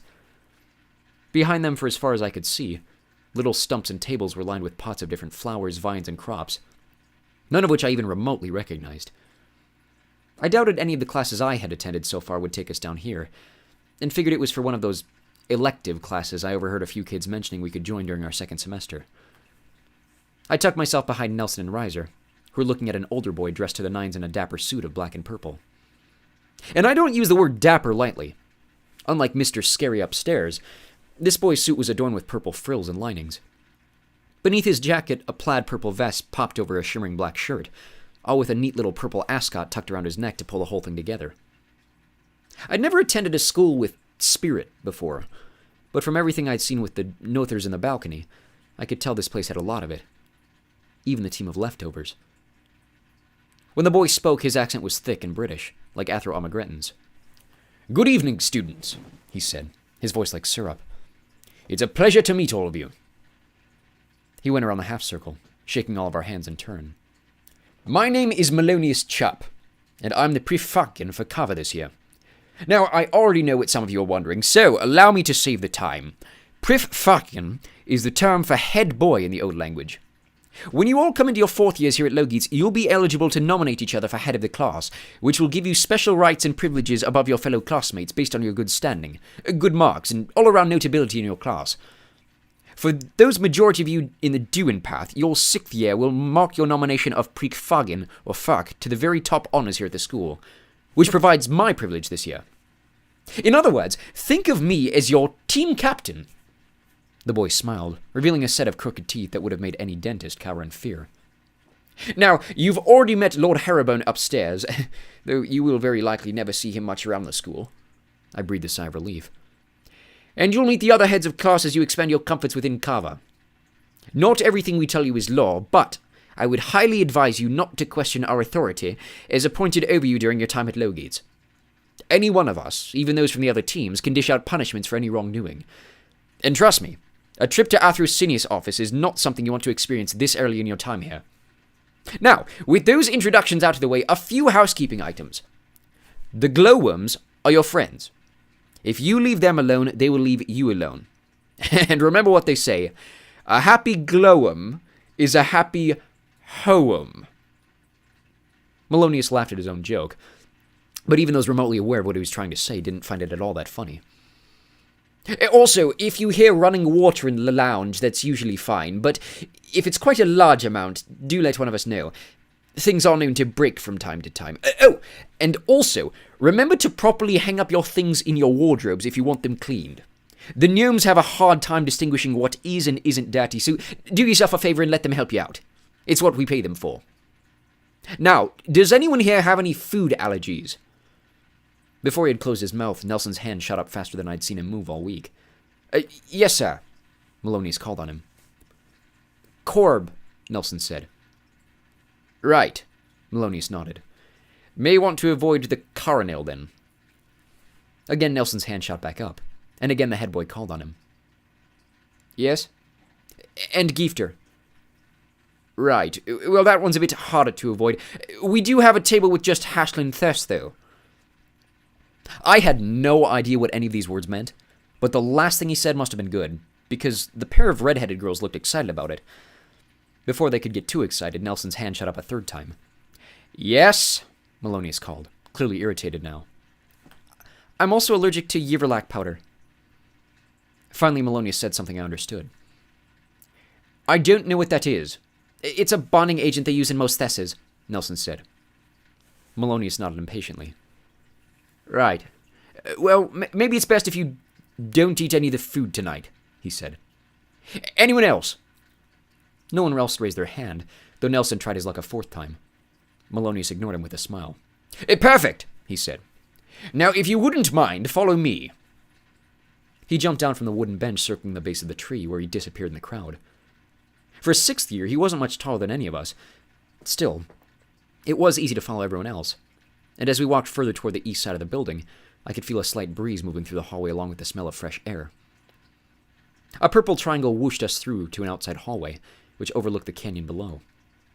I stuck my head over the edge of the balcony and nearly lost my breath. I hadn't realized how far down the canyon dropped.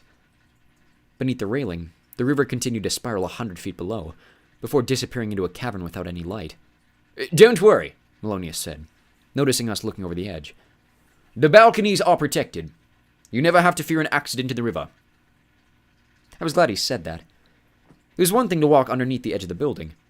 It's another thing to walk over the canyon on an open bridge. All of us gripped the edge as the wind whistled across the side, Melonius leading the way to another purple triangle dug into the canyon's wall. He stopped right before we reached it. All right, everyone, he said. Welcome to Kava! A sound louder than anything I'd ever heard pierced the triangle as soon as he walked through. As soon as I was in, my eyes adjusted to the sight.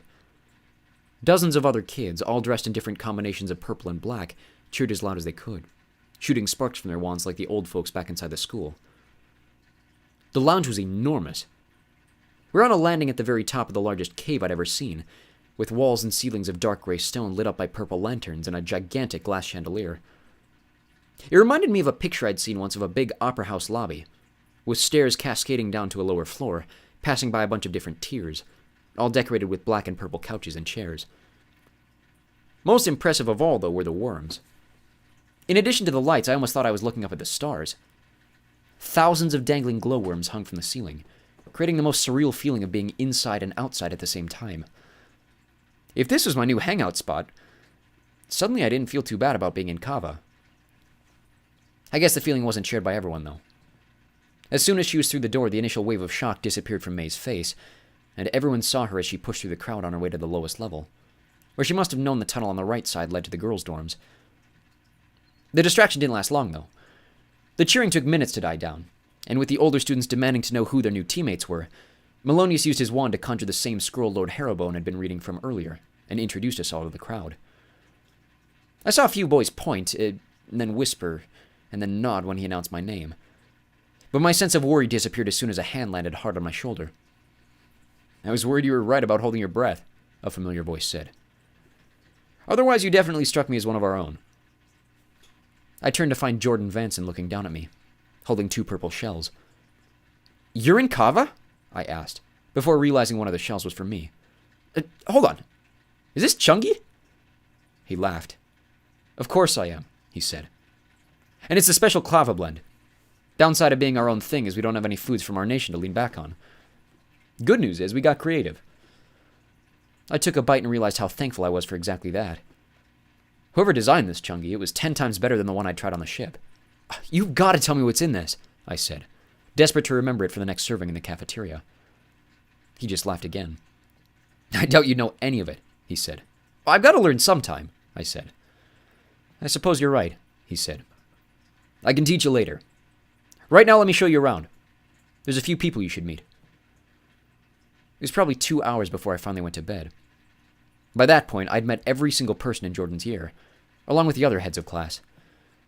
I made sure to try the Hashlin Thess the girls had been on about, which turned out to be a sort of really thick cake that crackled in my mouth like it was full of raw sugar. It certainly tasted like it. Next to that, I think I ate more in those 2 hours than I'd ever eaten in my life, and I was desperate not to wake up from this awesome dream when I put my head down on my pillow. Whatever worries I'd had about this school or this team had disappeared by the time I'd made my way to the bottom floor. The left doorway led to a zigzagging hallway lined with more purple triangles, capped off by the most bizarre bathroom I could have imagined, with toilets and faucet heads literally carved from the stone on the walls. It was more comfortable than I had expected, thankfully, but the sensation of sitting and doing my business into a rock was not something I'd ever get used to. The first door in from the lounge was the first-year dorm, which felt a lot more homey than the long room in the Croso house, which had reminded me so much of my old orphanages. This place was a tight circle, with our black beds tucked into carved niches in the walls. There were 5 of us, which made the place feel a little more purposeful. I took the bed just inside the left corner of the door, with Nelson next door to keep me company. I promised him that even if one of the other 3 tried anything, I wasn't going to let anything else happen to him in his sleep, and realized that even if I had to deal with 4 years of May Whitewren, at least I had my distance from Venner Jones. A little stand-up closet was built into the rock between our beds, and I looked inside mine to find a neat set of pinstripe pajamas, which fit me perfectly. With my back turned to the other boys, I struggled not to start crying. I'd never felt more loved in my life than I had in the past week, and especially tonight since pulling out that stupid purple frog. I didn't care about anything else. For the first time in my life, even with the little life Chauncey and I had built for ourselves in Portland, I felt like I was finally home. The mini glowworms hanging from the ceiling of my bed were a bit annoying, but once I touched my head to the pillow, I didn't care about the light. I shut my eyes and passed out into dreamless sleep. Chapter 7. An old man sings on a ledge. I could have done without the glowworm poop on me in the morning. "Dude!" I shouted, rolling out of bed before I accidentally knocked my head against the rock ceiling. "Don't worry," Kelb said from his closet. If the other 3 weren't awake already, my voice had surely done the trick. "I learned this one from my sister." He held out his wand, a short block of carved wood with different bulbed sections. It reminded me of those ancestral poles they have in the Pacific Northwest. "Clear your bow," he said. I had no idea how close he was to the correct spell, but the worm poop remained firmly caked to my face. My stomach growled, and I suddenly felt extremely hungry. "Well," he said, shrugging. "I guess not." "It's all right," I said, knowing we probably shouldn't trust ourselves with magic yet as first years. I marched out into the dorm hallway en route to the bathroom, hoping to find Jordan along the way. He wasn't there. To be fair, there weren't a ton of boys in the bathroom yet, which in my experience was a good sign. If the plumbing was anything like Earth's, at least I could have some warm water to clear my face off. There was one boy at the sink shaving his whiskers. He looked so much like an adult I was worried it was our Gorner at first glance, but I didn't recognize him, and assumed he was just a 6th year who had missed the previous night. "They never taught you the protection spell, did they?" he asked, laughing when he saw my face. "No," I said, frowning. "One of my roommates tried, but what'd he say?" "I don't know," I said. "It sounded something like clear your bowels, but in the old language." His smile turned into a curious smirk. "And it didn't work?" "Well, obviously not," I said. "Otherwise it would have cleaned my face off." He started laughing again. "Wait a minute, he tried it on you?" he said. "Yeah, why?" "That's the colon cleanser spell," he laughed, throwing his head over the sink. "For doing's sake, aren't you starving?" "Well, now that you mention it, yeah," I said. "You're supposed to do that spell on the worms," he said. "It clears them out for half a day. Here." He pulled out his own wand, throwing it in my face again. For good reason, I trusted him a lot more than I trusted Kelb. "Gonhai." When I looked in the mirror, my face looked like it had been scrubbed clean at a professional spa. My skin was practically glowing, no pun intended. "Whoa," I said. "Thanks." "Don't mention it," he said, tucking his wand back into his pocket. He held out his hand. "Kerwig Davis." Eric Shwabbington," I said, shaking it. His face turned curious again. "Shwabbington," he said. Again, I felt insecure about someone knowing my name. "You're not related to Drew, are you?" I'd met so many people over the last week, but I was pretty sure none of them had been named Drew. "Who?" "Drew Shwabbington," he repeated. "I figured you would be. I didn't know he had any siblings, but..." Just then a boy with dark green skin poked his head around the corner. "Hey, Care," he said. "Jenna's waiting for you. Says she's going to leave you behind if you're late again. Kerwig rolled his eyes. Tell her breakfast doesn't start for 20 minutes. Is she really? I already told her. The green boy shrugged. Kerwig sighed. Fine. Tell her I'll be right out. The other boy disappeared, and with a shake of his head, Kerwig followed, turning to me one last time. Girlfriends, kid. Avoid him at all costs. I couldn't think of a good response before he disappeared, leaving me alone in the bathroom. Girls had been the last thing on my mind. I'd been more concerned about the worm poop on my face, and now I was caught up thinking about the name Drew Shwabbington. I distracted myself with a rock shower, which spit out the coolest, freshest blue water I could imagine. And I mean blue. I didn't know if it was mineral-infused or maybe even worm-infused based on the bright glowing color, but I walked away with my whole body feeling as refreshed as my face. Whatever life had been like for me before Logates, I was desperate to never go back. A hole in the wall next to the shower spit out a heated black towel, with purple embroidered around the fringe. I kept up the color scheme back in my dorm, finding a pair of black slacks to go over my black boxers, topped off with a purple dress shirt and a black vest to match. It was fancier than what I was used to in Portland, but compared to a few of the outfits I'd seen the day before, it was casual enough to keep me comfortable. A happy medium, like Chauncey used to say. A bell chimed through the lounge, alerting us to breakfast beginning in 5 minutes. We didn't have to be there, but it was encouraged, especially with today being the start of term.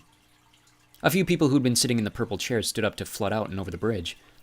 One of them was May Whitewren, who tucked one of our lesson books into her black backpack and tossed it around her shoulders, wrinkling the black jacket top she had over her plaid skirt. I held back, giving her as much space as I could. Eventually, Cork and Riser scuttled out of the dorm hallway, and I walked with them back across to the school, following the crowd up to the cafeteria. It was a lot different seeing it full of students compared to the way it had looked with just first years.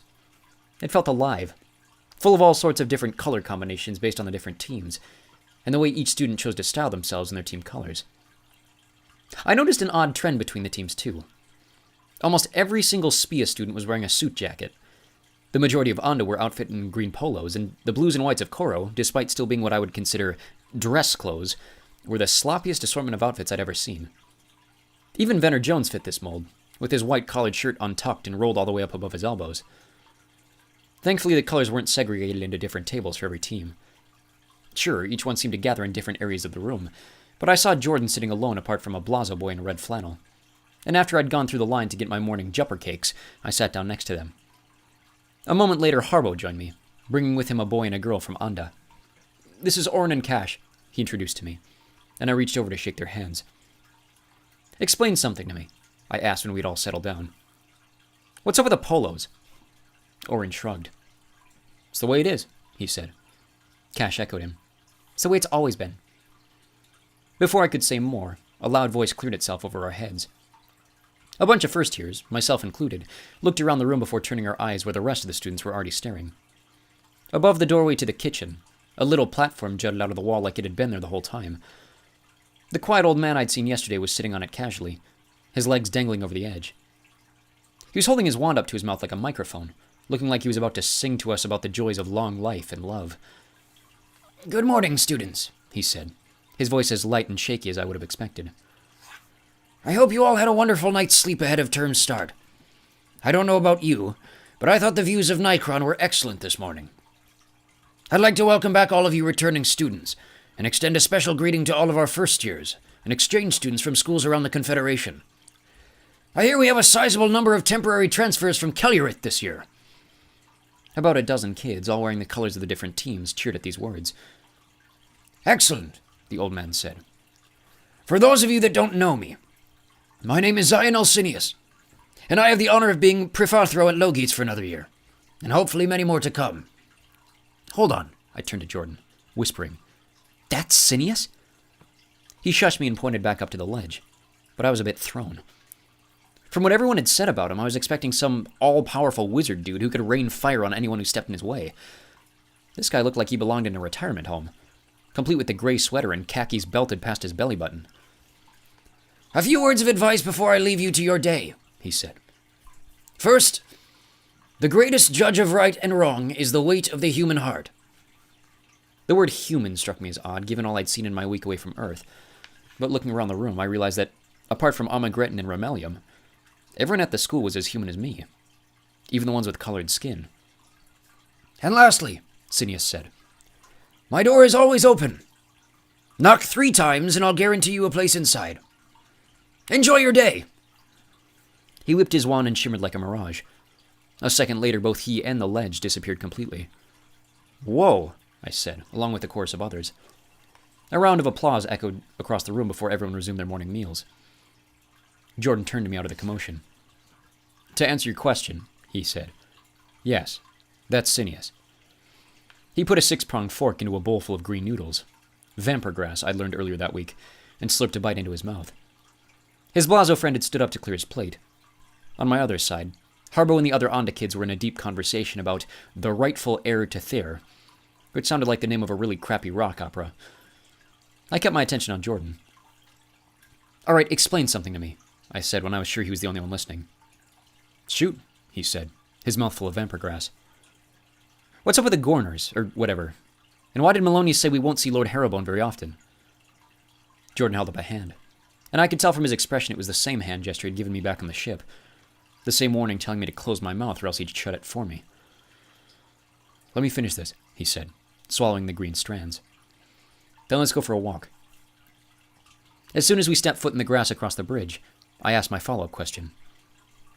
No bugs here? He shook his head. There shouldn't be any in the cafeteria either, he said. But it's better to be safe than sorry. We started walking south toward the moat waterfall. So they work for the Emperor, I said. The uniforms told me that much. Well, to an extent, Jordan said. Technically, yes, they all work for the Emperor. We all do if you think about it. But the other 4 teams have their Gorners nominated by the head of each nation down on Urto. They're representatives of their countries, that's why they're called Gorners. Oh, governors, I translated. Oh, that makes way more sense now. And obviously Kava isn't part of any nation, so our Gorner is directly assigned by Ganderstorm, meaning Lord Harrowbone is part of his closer circle. The good news is he absolutely hates his job, and he hardly ever spends time on Selenia except when he has to. So we're pretty independent, all things considered. I looked over his shoulder toward the ruins of man. So who's in charge of us? I asked. Melonius? Jordan started laughing. Are you kidding me? He said, his face pink and amused. If I have a problem, I typically go straight to Cineas.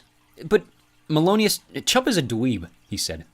All he can do is tell you to stop picking algae off the walls. Anything serious goes straight to the top. And you're more than welcome to do the same. I'll keep that in mind, I thought, thinking back to the old man who had introduced himself to us. We'd walked to the corner of the school, where I caught a glimpse of the fast-moving water disappearing into the canyon below. I could see the purple door to the Kava Lounge in the distance. Just then the bells warning us of the start of class chimed. It was a different song each day, today sounding somewhere between the national anthem and a Christmas carol. They were loud enough that I almost jumped every time I heard them, but calming enough that my jumpiness was relaxed away within a few more notes. We both turned around, and as I looked toward the school, I noticed a big glowing building sitting at the bottom of the moat. I must not have seen it from the other side because of some sort of reflection off the waves, but from this angle, it looked like a log cabin completely submerged in the water. I was almost used to seeing strange things at Logeets, but I still asked about it. Hey, what's that? I pointed to the building. Oh, that's Koro's lounge, Jordan said. It's under the moat. Oh, call it the Fosith, he said. But, yeah, they're the water team. Of course it's under the moat. I nodded. Right, I said, realizing I had been so worried about Kava's lounge I hadn't spent any time wondering about the others.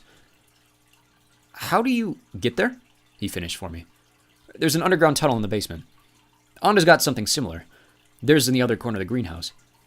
Spee and Blaz are up in the different towers. Right, I said, nodding. Any other questions? He asked as we reached the bridge. I've got to leave you once you get to the doors.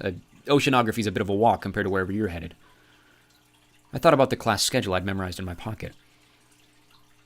Ancient language, I said. And just one. All right, hit me with it. Do I have a brother? He gave me a weird look when I asked it, and I kind of understood why. He for sure knew less about my own life than I did, so asking a personal question like that and expecting him to have the answers was probably a little strange.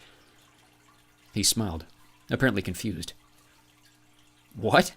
No, earlier today, Kerwig Davis asked if I was Drew Shwabbington's brother, I said. Do you know him? Jordan kept staring at me like he was trying to picture the other boy in my place. I mean, I guess I could see it, he said. I doubt it, though. He's in Spia. And I'm almost certain he's not from Planet H. But you said I can't be from Planet H either, I said, remembering our conversation on the ship. You said magic avoids that place. Plus, how many different Shwabbingtons can there be? It's not exactly a common name. He shrugged. Oh, no, but the universe is a big place. You guys could be distant cousins for all we know. We hit the front staircase, meaning it was my turn to climb. I wouldn't worry too much about it, he said. You'll probably never even meet him. I think he's a sixer. Sure, I said, guessing that meant this Drew kid was in his final year at the school. See you later. But worrying about it was exactly what I was going to do. There might be 100 Joneses at this school, but the odds of 2 Shwabbingtons? Any hints toward how I had ended up on Planet H were interesting to me. And if there was a chance Drew had them, then I was suddenly eager to meet him. The second bell rang just as I was walking into class. Almagretin was in the same position I'd seen him last, writing on his blackboard with his back to the class. I'd picked up in my first week that the magic chalk the teachers used wasn't chalk at all. They just used their wands as pens to magic the words they wanted up on the wall. Almagretin's wand reminded me of the school walls, a yellow tree branch that looked spongy in his tentacled arm, like it had been plucked from the bottom of the sea. Unfortunately, I realized I'd been staring at the teacher too long, and when I became the last kid standing, there was only one seat left, right next to May Whitewren, who loudly dropped her books on the chair to keep me from taking it. Would you like me to move them back, or should I throw them on the floor? I asked, tired of her attitude. She glared at me with those sharp brown eyes, before pulling her things back to the desktop, making sure my side was separated from hers. Thanks, I said, using as much sarcasm as I possibly could in that one word. Good morning, class, Athro Almagretin said in his thick drawl. As we all greeted him back, I looked around the room at the sea of orange and gray. We shared this period with the students from Spia now, but I guess they were all first years. Riser had quickly snatched up this chair beside his sister. I wondered if she would have even had a chance to meet Drew Shwabbington. Today marks our first real lesson together, Almagretin said, his beard curling around itself like a pile of little blue worms. I wondered if he could change color. I remembered him looking a bit more purple in our first meeting. As such, today we will be covering the basics of the old language so you can perfect your pronunciations and understanding of magic in your other classes. I was pleasantly surprised that the new language everybody spoke was about as close to English as it could be, even down to the names of the letters.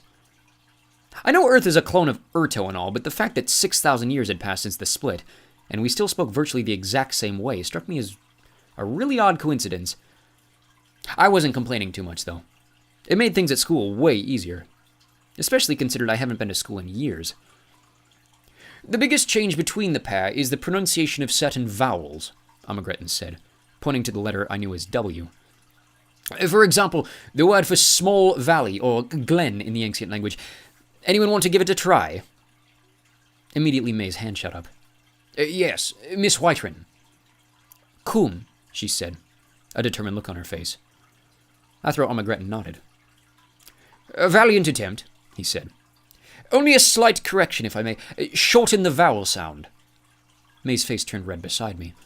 I did my best not to start laughing. Anyone else want to try? I raised my hand. Mr. Shwabbington. I actually didn't know the word, but given what May had said and the correction Almagretin had made, I could picture the word in my mind. Cum, I said confidently.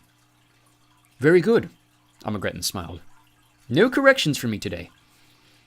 May shot me daggers from her chair before turning back to the front and moving her chair as far as it could from mine. Same goes for our friend Y, he said, reaching a tentacle toward the end of the alphabet. In the new tongue we see this in plenty of places, but in the old it takes a few different forms. He touched his forked wand against the board and wrote the letters D-Y-F-F-R-Y-N. Anyone want to go? I think he expected more enthusiastic volunteers, but none of the Spia kids raised their hands. All but one had their pens in hand, ready to write more notes. The Kava kids just stared in awkward silence. After a pause, May raised her hand again, this time a bit more reluctantly. Miss Whitewren, another go. May dropped her hand and took a breath. Duff run? Something between a smirk and a cringe crossed Almagretin's leathery face. Oh, another good try, he said. But this one's a trick question. I don't remember raising my hand, but Almagretin called on me mid-sentence. Yes, Mr. Shwabbington. Duffern? I pronounced, switching the Y to a more tight E sound. He nodded, almost impressed. Very good, he said. Dare I ask, are you a common speaker? I looked to Nelson and Cork for support. I don't know what that means, sir, I said honestly. Did you grow up learning the old language? He asked. I shook my head. No, sir. Well, you do a fine job with it, he said. Can I challenge you with another? Before I could answer yes or no, he'd written the letters Trobwll. Well, that's easy, I thought, but I kept that to myself. Trouble, I said, thinking of the word trouble, but with that weird double L hissing thing at the end. Armageddon smiled. Very good, he said. Dare I say you sound like you've known the old tongue your entire life. You should have a fine start with your magical practice. Steam was practically spewing from May's ears, which I honestly wouldn't have counted out given she was a fire talker. The rest of class, Armageddon had us pair up with our desk partners and practice pronouncing a list of random words and critique ourselves. But May stormed out of the room, pretending she needed to use the bathroom. How did I know she was pretending? Because she walked right back through the door as the bell rang to close out the class, grabbing her stuff and taking off right back out the door ahead of the rest of us. You missed all the fun, I teased as I followed her down the stairs on our way to numerology. After all, Armageddon and I had a great time without you. She spun on her heels, her plaid skirt whipping against her legs as she turned to face me.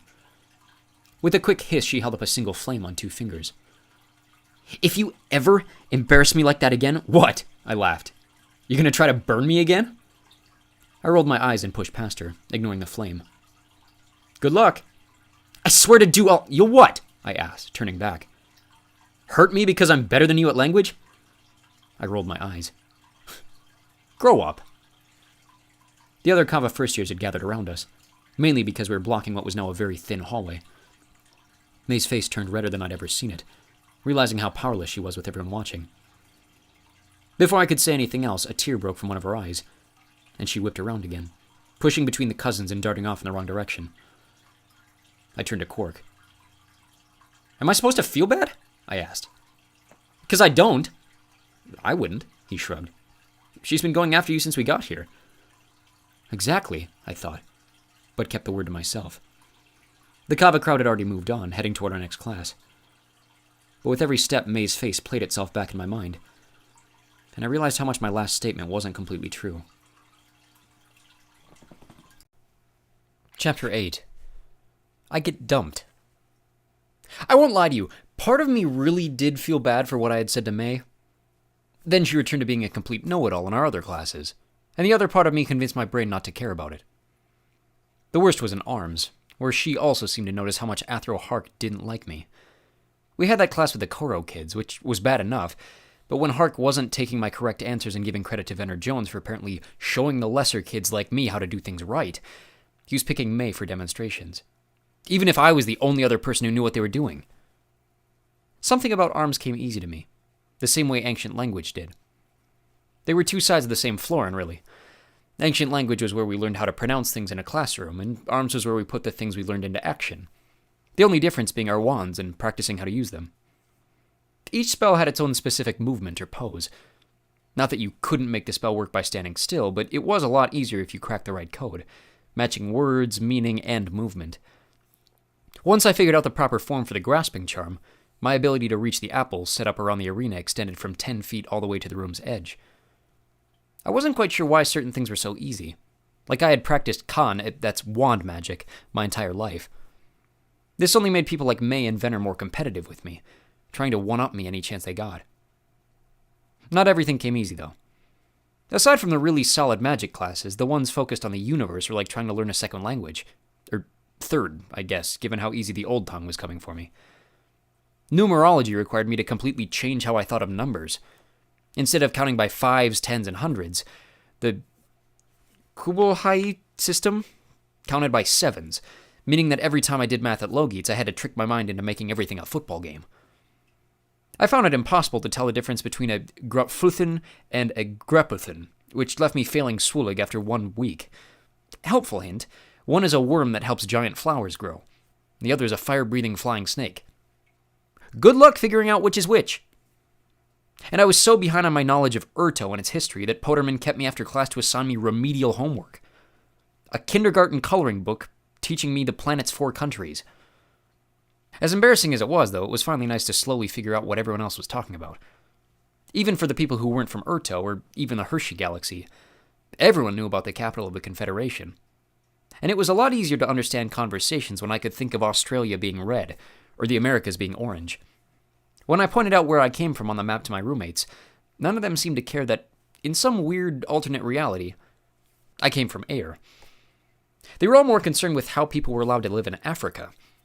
I guess in Urto's version, the big central continent is one giant nature preserve called the Ancient Lands. At least my weekends gave me time to relax a bit. I finally learned what taiko was.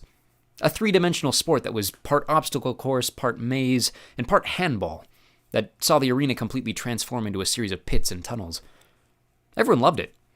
Apparently it was considered the universal sport, but even once I got the hang of the constantly changing arena and learned how to play each position, I was reminded that I was a scrawny, undersized 12-year-old kid, who the other older students could toss around like a rag doll if I was in their way of play. There were a few times me and the other boys got to sneak off to Clogantown. It was usually just Cork and Nelson with me, but occasionally Reiser and his sister would tag along, or Harbo and a guest from Anda. Even Tayton joined us once to visit Selenia's equivalent of a coffee shop, though I felt bad afterward that I couldn't stop myself from staring at her the whole time. Not because I found her cute or anything, which, maybe she was, but I was still getting used to seeing a person who had the same skin tone as a ripe tomato. It was during one of these weekend trips that I met another new friend. I wouldn't recommend living on the streets unless it's for a really, really good reason, but I'll give credit to my experience for making me paranoid of strangers. See, the way Clogantown was set up, every turn of a corner could be a main road or a back alley, and it was easy to get lost. Even though my friends told me I had nothing to worry about with the strangers on Selenia, I kept my head on a swivel out of habit. Every intersection was a new source of danger. Outside the Goglith Cod, a small crowd had gathered inside one of those alleyways. Hanging in midair, not too different from the letters that had brought me here, were a series of glowing icicles, alternating in place like the stars on an American flag. "Step right up, ladies and gentlemen," came a voice off to the side. "See if you can figure out the riddle. The first person to predict where the orange light will appear will win 30 florins as a generous gift from the Moss family." I'd seen the boy speaking before, easy to recognize even out of his school uniform. He was one of the older Blazo students, but I had never learned his name. Only his face, which contained the bushiest unibrow I think could ever exist on a person without their entire forehead being covered in hair. Me, Cork, and Nelson stood in the back, staring at the icicles. It was like one of those Christmas light shows where the colors changed from the rhythm of the music. Except here there was no music. And no matter how hard I tried to follow the lights, predicting where the colors would shift between the glowing icicles, I had no idea what was going on. Apparently, none of the other onlookers could figure it out either. "A 1 in 25 shot!" the boy shouted. "Come on, make a guess. 30 florins!"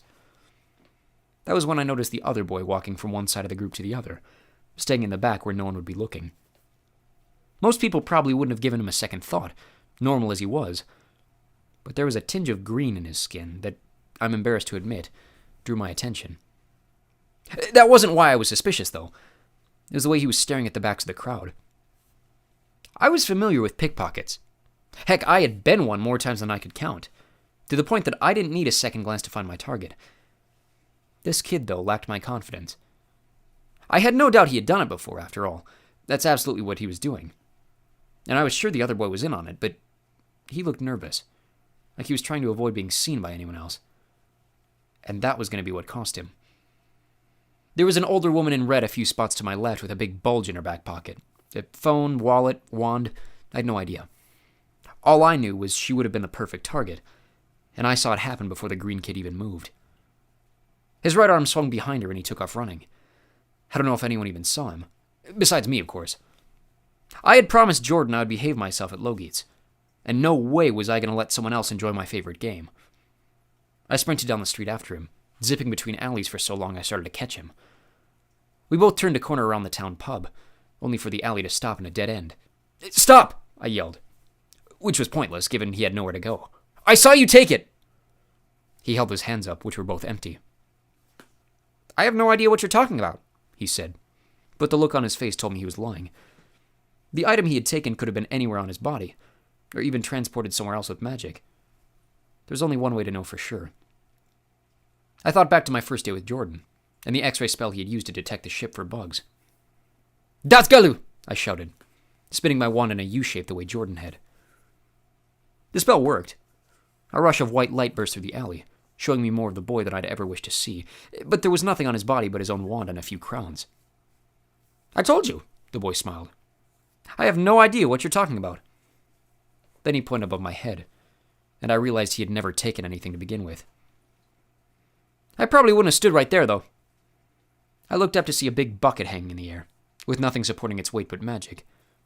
The boy pulled out his wand. No hard feelings, he said. Just a friendly prank. Then he uttered a new spell, and a few gallons of red paint splattered onto my head.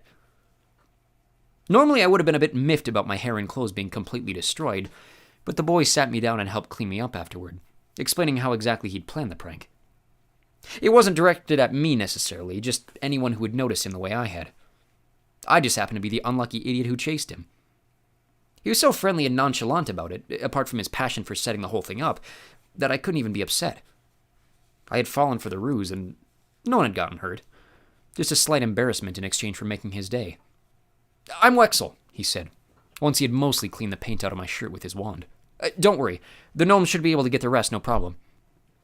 I shook his hand, laughing now that the whole thing was over. Eric, I said. Are you a student at the school? Blazo, he said. 3rd year. Oh man, this beats my ankle trap in the box from last Christmas. I couldn't help but smile. His joy was easy to spread.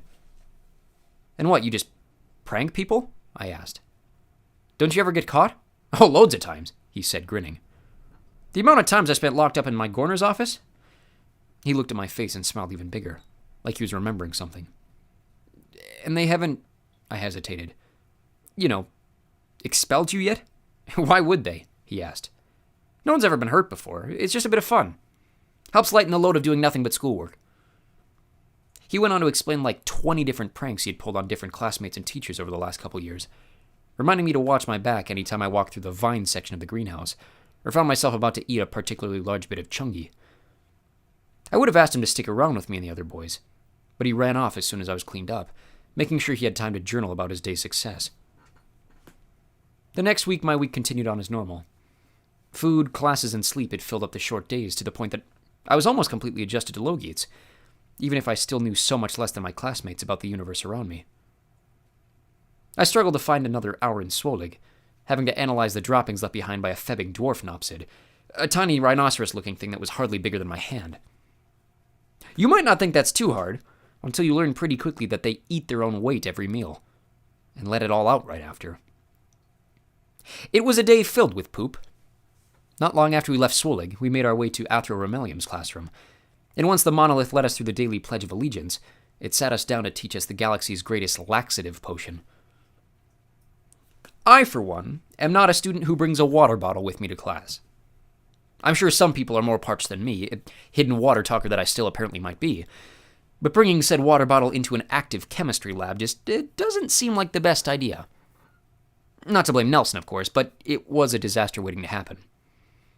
Still, no one else saw Venner Jones slip a vial into his bottle. I'm sure my favorite bully thought he could get away with this one and blame it on accidental cross-contamination or something stupid. But I, for one, wasn't going to stand for it. Nelson was forced to change his soiled clothes for the 3rd time since coming to Logites, this time with the whole class smelling the aftermath, and this time crying as he left the room. When I told Romelium what had happened, though, it just repeated its usual phrase. Your complaint has been recorded, and the proper authorities will be contacted. That sounded a little too close to what I was used to in Portland, where the police spots would never take my words seriously, even if I had good evidence. I may have been a thief, but I still had a conscience, and there were far worse crimes that were missed every single day, sometimes on purpose. My face turning red, I chased after Jones at the end of class. Where do you think you're going? I shouted, loud enough to get the other Koro kids to turn. I saw you slip that in Nelson's bottle. Venner just laughed. Poor kid couldn't control his insides, he said. Wouldn't be the first time. I'd had enough. I pulled out my wand and pointed it down the hall. A few kids gasped. Most just laughed, including Jones and most of my own teammates. What are you gonna do? He teased. Blow a gust of wind at me? You know I'm twice the doing you are, I shouted. Well, that's not what Athro Hark says, he said. And I trust my teachers. Maybe you should try. You know that's not true, I argued. He cut me off with a few drops of water, which he pulled through the spongy ceiling and swirled through his fingers like marbles. I suppose you think you're a better talker than me too, he said. Or have you still not figured that out yet? I didn't know how to respond to that. His face matched every one of his teammates as they turned to go back down the hall. Let me know when you have some real spells to fight me with, he said, leading the rest of the Kuro away from us. I don't know what happened to Nelson after Apothecary. I don't even know what I was doing until after dinner, when I was walking alone on my way back to the Kava Lounge, still infuriated by what had happened. That was when I ran into Wexel again, and a genius plan lit up in my head like a cartoon light bulb. Wexel! I shouted, seeing him using his wand like a garden trowel in the courtyard. What are you doing? He turned his head, surprised to see me. Oh, hey, Eric, he said. People don't usually go this way after dinner. I wasn't paying attention, I said. Though now that I thought about it, I wasn't sure why I'd gone the long way either. Happy coincidence, maybe. No worries, he said, turning back to his wand. And I'm collecting all the leftover Nopsid droppings from Swirlig today. Getting you by the pub gave me a really bad idea. I realized he was lifting the poop into a bucket. Oh, bad idea is right, I said. Can I make it worse? His plan became our plan, and even though it wasn't completely foolproof, I was confident this was the perfect way to get back at Jones. Jordan was always people-watching on his late-night walks, and he had shared with me a few of the students who had set routines, one of whom was Venner Jones, who spent every other sunset in the school's swimming pool, probably showing off his skills. The quickest way from the pool to the Coral Lounge is through the main atrium, which was usually empty at that time. Getting the bucket into the air was easy. Getting it to hit the right target was more complicated. To make sure we hit him, Wexel showed me how to program a spell, something he said I would learn in my second year. According to him, you could combine a series of spells to make sure things happen exactly the way you wanted. The more complicated the series of spells, the more difficult, but he was confident he could do it right, so long as we broadened the parameters of our command. What does he look like? Wexel asked, holding his wand up to enchant the bucket. Long, blonde hair, I described. Not too tall, I guess. Always looks at you like he's better than you. Wexel frowned. I don't think I can program that. Well, do what you can, I said. He kind of looks like me, I guess, but his hair is blonder and comes down to around here. I gestured toward my shoulders before realizing that that description also fit Jones's brother. Still, based on the way Jordan had talked about their family, I wouldn't have been too upset with that misfire. When it was all said and done, Wexel and I ran off to hide in a nearby classroom, knowing I would want to at least hear the damage inflicted on the bully before Wexel ran up to clean the mess. Waiting took an hour or so, with Wexel teaching me a few more fun magic tricks and spells, like conjuring projections and glow-in-the-dark cartoons to entertain myself if I was ever alone in the dark, until finally the time came for us to pay attention to the sound outside the classroom. Another 20 minutes went by without a peep. Sure, a few students passed by, some louder than the others, but none fit the description we'd given our old bucket friend. Just as we were about to give up hope and call it a night, we finally heard the splatter, followed by the loudest shout I'd ever heard. Are you kidding me?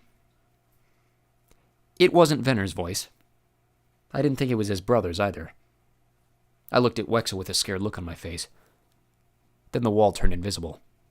Datgalu! The voice echoed through the atrium, followed by, You two! Out here now! After a second spent remembering how to breathe, I got up slowly and followed Wexel out the door. He'd clearly done this before. For me, getting caught usually meant getting sent off to a new state. My conscience returned for the first time all day, realizing the severity of the prank. If I had a tail, it would have been between my legs. But my shock at getting caught was nothing to the shock of seeing who we'd hit. Standing dead center in the atrium was a boy I'd never seen before, but whose face I knew, quite literally, like my own. It was like staring at myself in the mirror. A few years older and dripping with you-know-what. His face turned from just angry to both angry and surprised.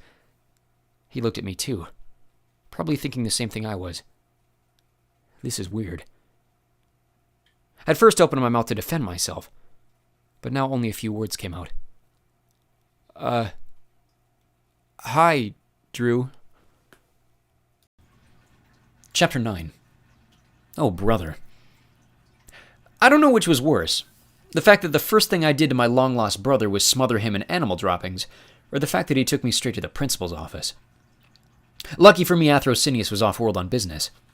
At least, that's what his talking mirror told us. Unlucky for me, the principal's office was still open, and Drew had no intention of letting me go scot-free. All right, Wexel. Turn yourself into Floyd instead, Drew said. I'll know if you don't make it. Wexel sighed like he'd done this before. I know the way. Then he left me behind, closing the door to trap me alone with my brother. Sinius's office was awesome, but right then I was a little too distracted to take it all in. I was alone. For the first time, with my brother. I dreamed about meeting my family my entire life, but this just seemed so unreal I had to pinch myself to make sure I wasn't still dreaming. I didn't even care if he might get me expelled. I finally had family. Drew was nearly a foot taller than me. But aside from that and the age difference, it was the closest I'd ever been to having a doppelganger. His eyes had the same green tinge as mine. The left side of his mouth dimpled the same way mine did. Even his ears were the same shape. He was so obviously my brother, I started looking for things that made us different. His hair was long like mine had been back on Earth, but his was grayish and sandy. His nose was flatter. His throat jutted out into a strong Adam's apple. Before I was done figuring out all these differences, he did the last thing I expected. He hugged me.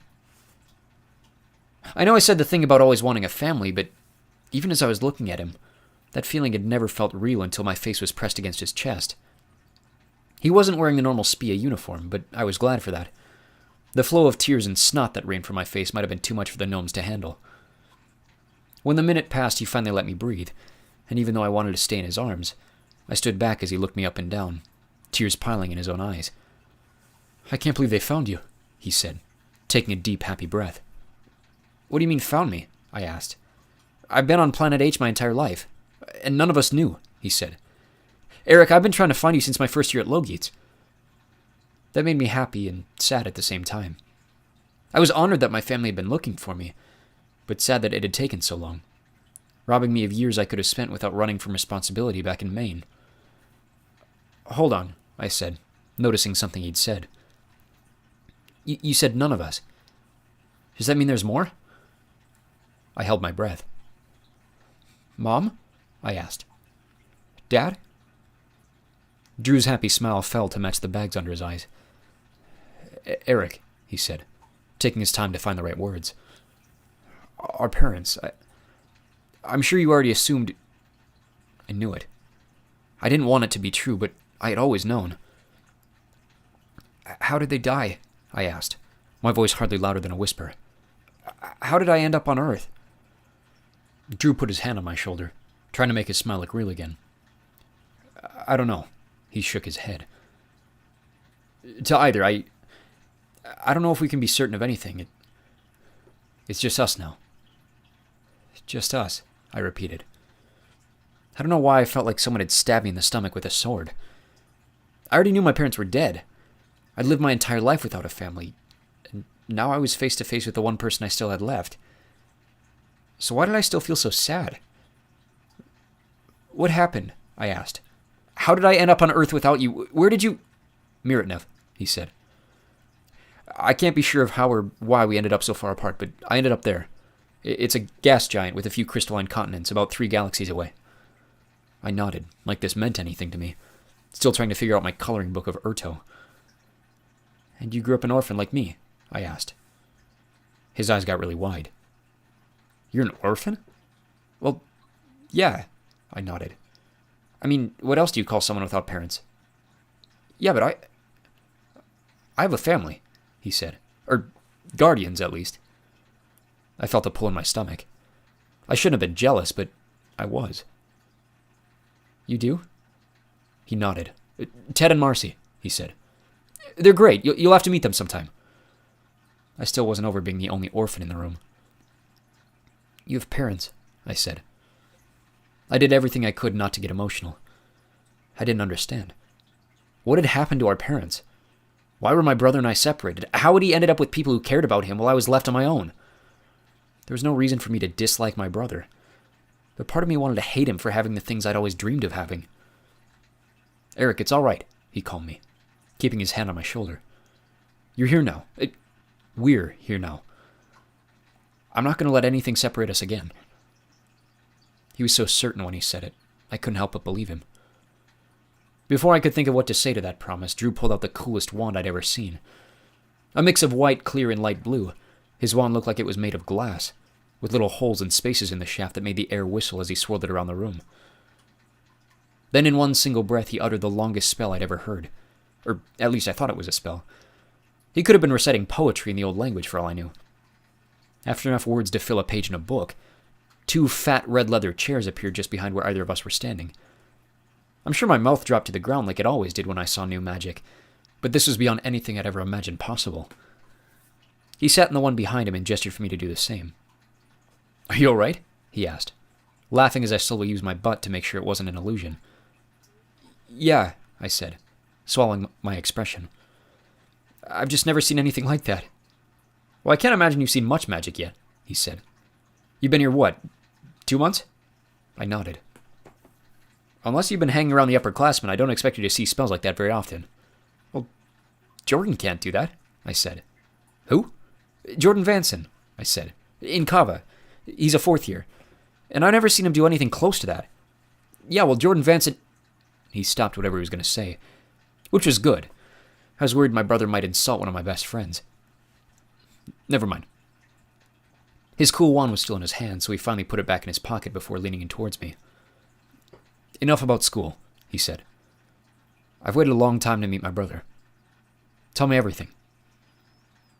I don't know what Drew meant by everything, but I did my best. Even the stuff I was usually embarrassed to even think about. It felt different. Even right. To tell my older brother. I must have heard the term built-in best friend on a TV show once, and even though I hardly knew the guy, I could understand what the phrase meant. He looked just like me, and I had no reason not to trust myself with my own history, my own feelings. I won't bore you with the sappy stuff, but I'll admit I cried again a few times while I told him the story. Everything I've already shared with you, I told him, plus a few other things I don't know if anyone but my family should really know. I bet we sat there for 2 hours, Drew hardly even blinking, laughing and crying along with me as I told him everything I knew from my earliest memory down to Jordan finding me in that alley. "Hold on, you're on the warrior path?" he asked when we'd reached that point. "Well, yeah," I shrugged. "Isn't that normal?" Drew took a breath, then stopped his words again as he had a habit of doing. "I mean, yes," he said. "It's not abnormal. Plenty of students do it too, it's just... I didn't." "Well, just because we're brothers doesn't mean we're exactly the same," I said. "I mean, it's not like we're twins or anything." I don't know what I said wrong, but his face made a little grimace before returning to its thoughtful position. "No, you're right," he said. "I mean, I'm assuming you're not an Ersibird, are you?" At this question, I assumed he was, though he hadn't shown me his ability to speak to the wind yet. "No," I said. "Jordan thought I might be a Dursibird, but nothing's come of that." Drew shook his head, confused. "Well, that's impossible," he said. "What? Why?" "Because..." he started, but then he stopped again. "Because of your team, obviously. A water talker has never been placed in Onda, not in 1,000 years. I could feel my face shrink in on itself, confused. "I'm not in Onda," I said, thinking he would have known that already. Apparently my story hadn't reached that far. "I'm in Kava." "You're..." The last few hours had been filled with exchanging a lot of new information, for both of us, but I hadn't seen Drew look as confused as he did right then. "What do you mean you're in Kava?" The way he said the name of the team reminded me of the way I thought of it back in my first week. Ever since joining, I'd never felt out of place, or like there was anything wrong with it, but now my brother's reaction was making me question it all over again. "My frog was purple," I said. "I sleep in a cave." He swallowed, still staring at me like I had turned into a brand new person. "Why would you think I was in Onda?" I asked. He opened his mouth to speak again, but the silence in the office was interrupted by a little jingling sound. An alarm coming from his pocket. He pulled out his wand again, which was now flashing bright blue and vibrating like a phone. He whispered something I couldn't hear to shut it off. "Shoot," he said, standing to his feet. "We better go. If I don't sleep soon, my body's never going to readjust to double days. Hold on, I said, standing to join him. I just told you my life story. And now you're just going to leave me without telling me anything about you? He put a hand on my shoulder again, comforting me. Eric, I've waited 9 years to see you again, he said. You can handle another day or two. It was sound logic, but as we walked out the door of Sinius's office, I still wanted to argue that it was unfair. Hold on, I said again. 9 years. Again? You mean you remember me from before our parents died? He said. Of course I do. I was 7. Something about his story wasn't adding up. But I would have been 3, I said. And one of us should remember what happened. He threw his hands up. Hey, trauma does crazy things to the human mind, he said. We'll talk more when Sinius gets back. He can probably answer your questions better than I ever could. I looked down the hallway, confused by what he meant. Why would the principal know more about our parents than us? Hey, speaking of getting back, I said, why am I only meeting you for the first time now? Where have you been the last couple months? For the first time in a while, Drew cracked a smile. Didn't Jordan tell you? He said. I figured he would. Why would Jordan tell me anything? I asked. About what? We both do private work for Sinius as extracurriculars, he said. I was running an errand for him. My confusion was turning into something different. Call me soft, but Jordan not telling me something about my own brother rubbed me the wrong way. The only time he'd ever mentioned him, he acted like Drew was just another student who just happened to have my last name. If they knew each other, were working together, how could Jordan have hidden this from me? For 2 months, I asked. Hey, the universe is a big place, he said. You can't rush something if it's important. What could possibly be that important? I wondered. Then 2 and 2 clicked in my head. If Jordan's job had been searching for me, then maybe Drew had been doing the same thing. I wondered who it was that he had found. You mind if I stay on this side of the bridge? He asked. We'd reached the edge of the school right before the Kava Lounge. It had started raining, and the drops were flying down hard through the canyon. I couldn't blame him for not wanting to step out into it if he didn't have to, but I wasn't about to waste my first chance at brotherly love. What are you, afraid of heights? I asked. If you knew anything about Miritnev, you'd never ask me that, he said, smiling. Then he pulled me into another tight hug. You have no idea how good it feels to have you back, he said. To have you here with me. I knew if I said anything in the same vein, I was going to start crying again. I just nodded, smiled, and said, You too, bro. He let me go and stared at me another few minutes, his face red with emotion. As he turned to leave, he stopped himself and spun toward me again. Oh, one last thing, he said. You spent time with Jordan Vanson, right? Think you can pass on a message? I looked at him awkwardly. A message? I asked. Is it a secret? I don't think so, he said. Sinius is passing it through me. I don't think giving it to you can hurt. I wasn't sure if that qualified as a compliment. All right, I said. Tell him it's not worth it, Drew said. I stood there half in the rain waiting for more. That's it, he said, shaking his head. Oh, I said, kind of hoping it had been a secret. Now I just felt bad, like whatever I was going to tell Jordan was going to make him feel bad too. Before I could think too much on the message, Drew gave me one last quick sign of love. A fist bump. Good night, Eric, he said.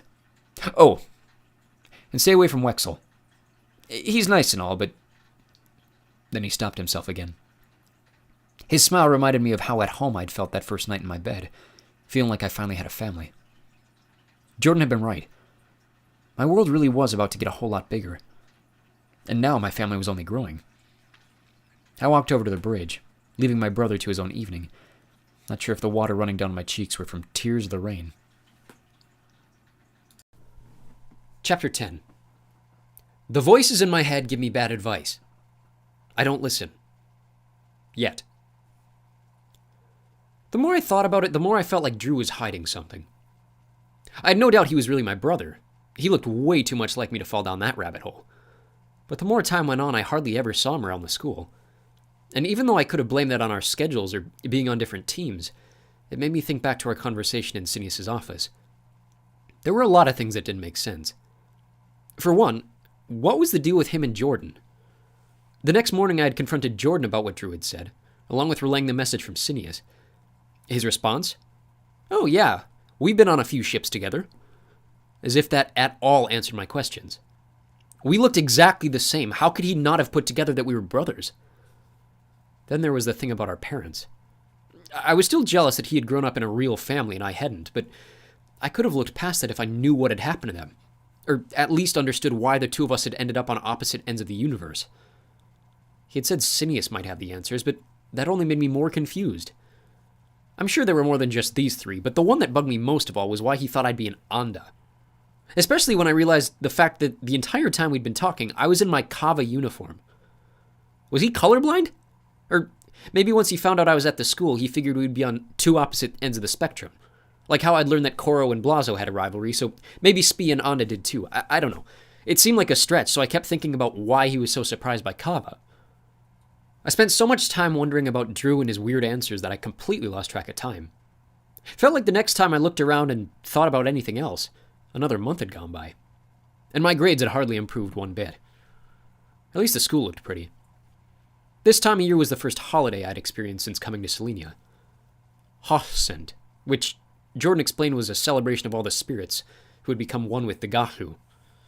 Looking around and seeing pumpkins and ghosts floating all over the place, I realized it was just Halloween. It was fitting that Athro Taish had finished up a lesson on Askel's the day before, a sort of bat-like creature with 4 leathery wings. Apparently, every single planet in the universe had a species of Askel hidden somewhere on or beneath its surface, including both Earth and Selenia. Given how big they could be, and the fact that they jumped around like a monkey crossed with a dragonfly, I didn't care to ever see one again. "You think you passed?" Raza was asking nervously as we made our way from the cafeteria to the Swillig courtyard. "If I didn't, my dad's gonna kill me," Kelb said. "He's a zookeeper in Brithyn Seth." "If I didn't, I don't know if I have enough good credits to pass into next semester," Quark said. I frowned, suddenly nervous about my grades. "Wait, we can flunk out?" All 3 boys started laughing. "What?" Quark said. "You thought you could just hang out here for 4 years?" "What happens if I flunk out?" I asked. "Well, you're on the Rifler path, aren't you?" Reiser asked. When I nodded, he added, "Then you'd probably just join the Trugaria early. They might take your wand, though. I don't know." I was relieved, but I still asked out of curiosity. "What about the people who aren't?" The look on all 3 boys' faces told me it wasn't something I would wish on my worst enemy. Maybe Venner Jones, though. He was beyond that now. When we reached the courtyard, almost all the other Kava first years had entered before us, as had a few Blazos, brightening the grass with their red and gold sweaters. Athro Taish had rearranged for us, like she always did at the start of something new. Instead of the usual flat field, the grass was magically sculpted into chair-sized mounds for us to sit on. Judging by her fidgeting and trying to get comfortable on her own mound, May Whiterun was wishing she'd worn pants to class instead of her usual plaid skirt. "Today we're delving into a rather sensitive subject," Athro Taish started when everyone found a seat.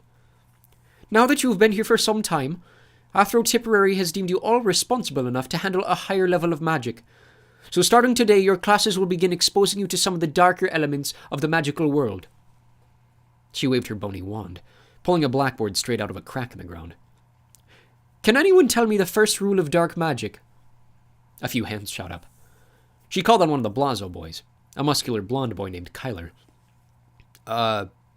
Don't use it," he said in a low mumble. The rest of the class laughed, making his face turn as red as his blazer. "A very good answer," Taish said, laughing herself. "But that is more of a guideline, we'll say. Always smart to keep that in mind when dealing with sorcerers." She whirled her wand again, and bright green letters began writing themselves on the board. I pulled out my notebook to copy. "No, the first and most important rule of sorcerers is that magic requires sacrifice. You all should be aware of that already. All magic, even the simplest forms of can, require energy. But the difference between light and dark comes from the kinds of sacrifice one must make to obtain their power, and sometimes the consequences are unpredictable." I had written magic requires sacrifice plenty of times in my classes so far, but this time I summed up her words by writing, "Dark magic requires more sacrifice." Even in my own handwriting, the words gave me an uneasy feeling. "The same is true of dark creatures," Taish continued. "You should already know the rule that any creature should be treated with caution, But as we turn our attention to the species that blur the lines of people and animals, be aware that many of these creatures lack the sympathy and compassion of higher creatures, and use sorcery as a survival skill the same way an askel uses its wings. She looked at the board to watch the writing finish, then put her wand in her pocket. Does anyone know what a genie is? She asked. At first I thought I'd heard her wrong. I was starting to get used to the balance of how much this world had in common with my own, but I was really doubting the thing she was talking about was anything like the blue guy from that old Disney movie. Still, I raised my hand with a few of the other students. Mr. Shwabbington, she called on me. I suddenly froze up. It was the first time I'd ever been called on in Swolig. I stuttered. They grant you wishes, right? 3 of them. A few of the kids who had their hands up looked surprised. Even Athro Taish's eyes were wide. 3 of them, she repeated. My, I would hate to meet one that powerful. May still had her hand raised. Yes, Miss Whiterun. A genie has the ability to manifest a person's desire for the cost of something else. Usually a lot worse. Athro Taish smiled. Excellent answer, she said. Someone's been doing her reading in advance. 20 extra points for you today, Miss Whiterun. I swear May turned to me and smirked. No doubt your parents probably told you stories with genies when you were little, Taish continued. They're excellent tools for demonstrating the difference between want and need. Like Miss Whiterun said, genies are powerful creatures. Usually not a mortal threat to humans or the like, but hungry. They're inidibur, energy feeders, meaning their strength comes not from consuming in the normal physical sense, but by harnessing the magical energy of other beings. In other words, their dark magic can feed off your regular magic. Genies, despite their small size, can generate huge fields of energy, creating hallucinations which, even to the most trained eye, can feel as real as anything you've ever experienced. Their ability to grant your wish, as Mr. Shwabbington said, is technically possible, but the greater the effort on the genie's part, the more they require you to sacrifice. You could ask to be 20 feet tall, and so long as a genie had the power to extend their energy field to follow you, it could do so. The downside is, it might literally cost you an arm and a leg, and with the power of their hallucinations, that very well might feel like the greatest swindle in the world until the hallucination fades. I decided I didn't really care for this subject anymore. My skin was starting to crawl just thinking about meeting one in person. The easiest deterrent for a genie is to simply walk the other way, she added. They aren't active hunters, so the only way you might cross one's path is by wandering somewhere you shouldn't. Mostly caves and abandoned buildings, since they can't survive for long in normal sunlight. In the rare chance you do encounter one, however, or any of their relatives, like Jinn, Boggarts, or Daemons, it's most important for you to have a firm grip on the reality of your surroundings. All 4 creatures can trick you into seeing something that isn't there. For example, Athro Taish pulled out her wand again and uttered a long spell. Then the sky in the courtyard darkened to black, and she disappeared from one side of the lawn to the other. A few kids clapped. Firm understanding of the laws of physics, even in the magical sense, can be the difference between leaving a genie's lair with your sanity intact. One of the Blaza boys raised his hand. Yes, Mr. Humphreys. Athro, is it true there's a genie on Selenia? The look on Taish's face dropped to something serious. A wave of murmuring circled the class. My brother told me there used to be a lair on the other side of Clogantown, Humphreys kept saying. Is that true? Athro Taish held up her hand to silence the class. Of course that's not true, she denied. One of the Blazo girls raised her hand. I heard someone died, she said. Like 20 years ago, someone traded their life so their sister could walk again. My dad said they banned students from leaving the school for a few years. Another voice added, I think I've heard that too. Students! Athro Taish shouted, loud enough that the whole school felt like it stopped breathing. Maybe it had. This is not a matter to formulate gossip, but if anything of that sort were true, then that would be a scandal beyond the likes of which this school has never seen, and trust me, Lowgates has seen legendary scandals within her walls. That a student would trade their life to a genie wouldn't just taint our reputation as the premier school of Khan in the Confederation. It would destroy us entirely. Humphrey spoke up again. Does that mean there isn't a genie on Selenia? Taish waved her wand and the board went blank. Those bonus points for Miss Whiterun are coming from your supply, Mr. Humphreys. And in case any of you have the bright idea not to trust my teachings in this class, I hope I don't need to stress how idiotic it would be to go looking for such a creature, exist or not. I wasn't a big fan of Swolig, as my grades showed, but the rest of class felt worse than usual. The Blazo kids kept their mouths shut until the ending bell, But as soon as we were all out in the hallway, the questions started all over again. Do you think she was lying to us? I know for a fact a kid died like 20 years ago. It's why my dad considered sending me to Ralyar instead. Come on, guys, how could they let a genie that powerful stay that close to so many people? Their voices disappeared as we split for separate classes. I turned to Kelb and asked my own follow-up. What did he mean, let the genie stay? I asked. Wouldn't they be hard to get rid of? Not really, he said. A fully trained Duin should be able to take one down or capture it no problem, so long as they don't get tripped up by the energy field. They used to have one at the zoo too, but they got rid of it because people kept getting headaches. I let that idea sit as we made our way to Apothecary. Hey, maybe that's where your friend keeps going after dark, Nelson said. I don't think anyone else heard, but it stopped me in my tracks. My what? I asked, surprised. Your friend Jordan, he said, laughing so I hoped he might be joking. Doesn't he go for walks toward Clogantown every night? I don't know, I lied. Does he? I thought so, Nelson said. But he stopped himself and dropped his eyes to the floor. My favorite classmate had arrived. Morning, Nelson, Venner Jones said in his most fake polite voice possible. Nelson rushed off to find his seat. Back off, I said. Jones just smirked. Why's that, Schwabby? He teased. You gonna set up another failed prank to get me back? I had no idea how he knew about that, but my face turned burning red. How did you hear about that? I hissed. Jones held his hands up, relaxed. Hey, it's not my fault your accomplice can't keep his mouth shut. What? I asked, surprised. No, Wexel would never. He may have had some help talking, Jones said.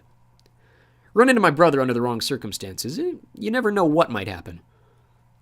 Before I could think of anything to say back, he looked up at the board. Athro Remelium must have been taking a robotic bathroom break. Ooh, curing a stomachache, he said. Might want to memorize this one, Nelson. I've got something fun coming your way. I won't lie, I did throw the first shove.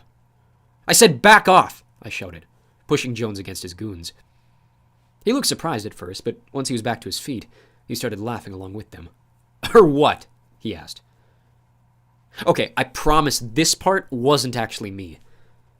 I had hardly taken a breath before a flash of red zipped across the room and hit Venner Jones directly in the face.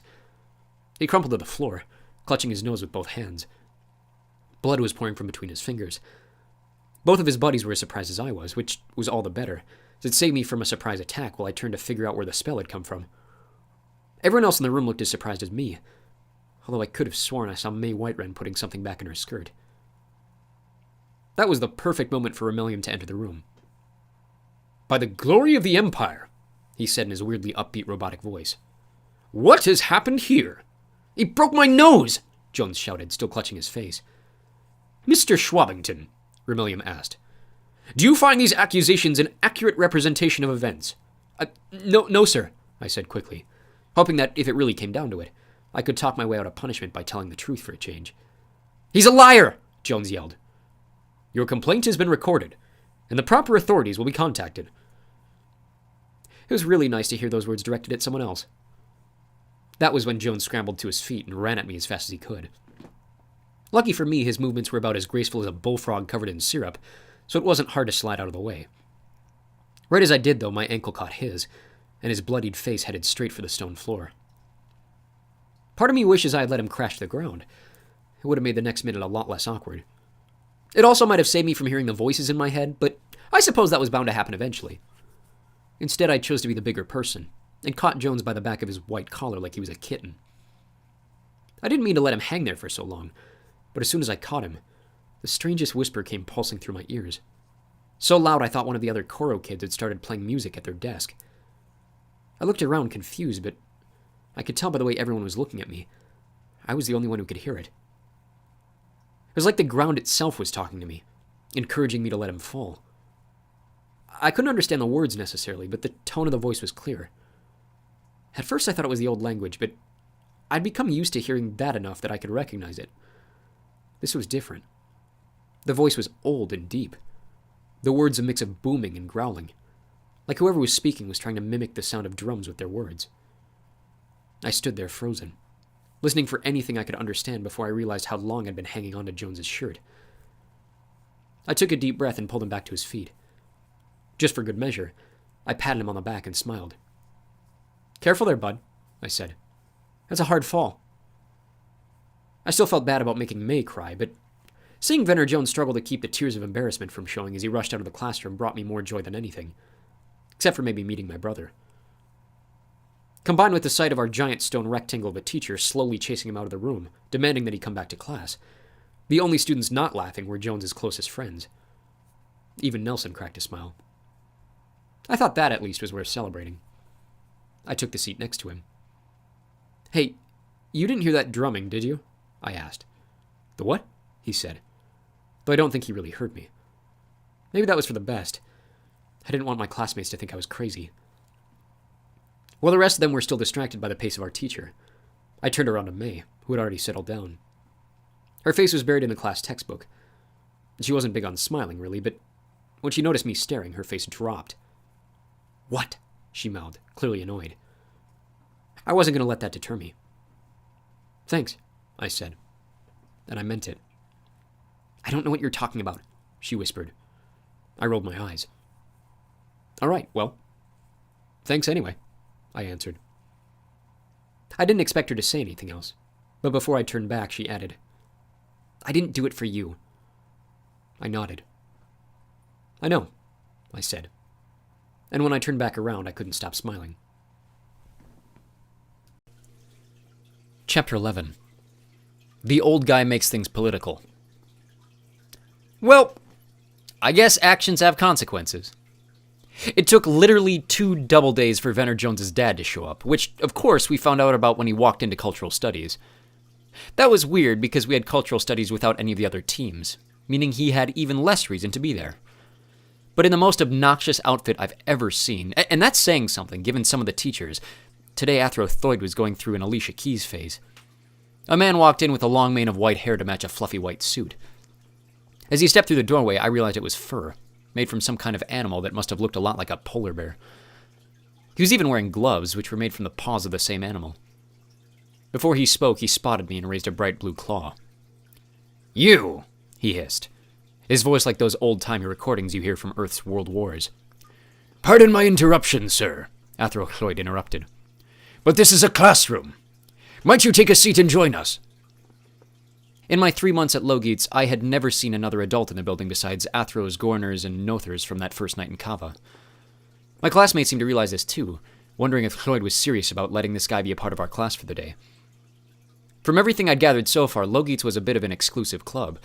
And if the question didn't find you when you were 12, well, let's just say this guy didn't seem like a prime candidate to be a new student.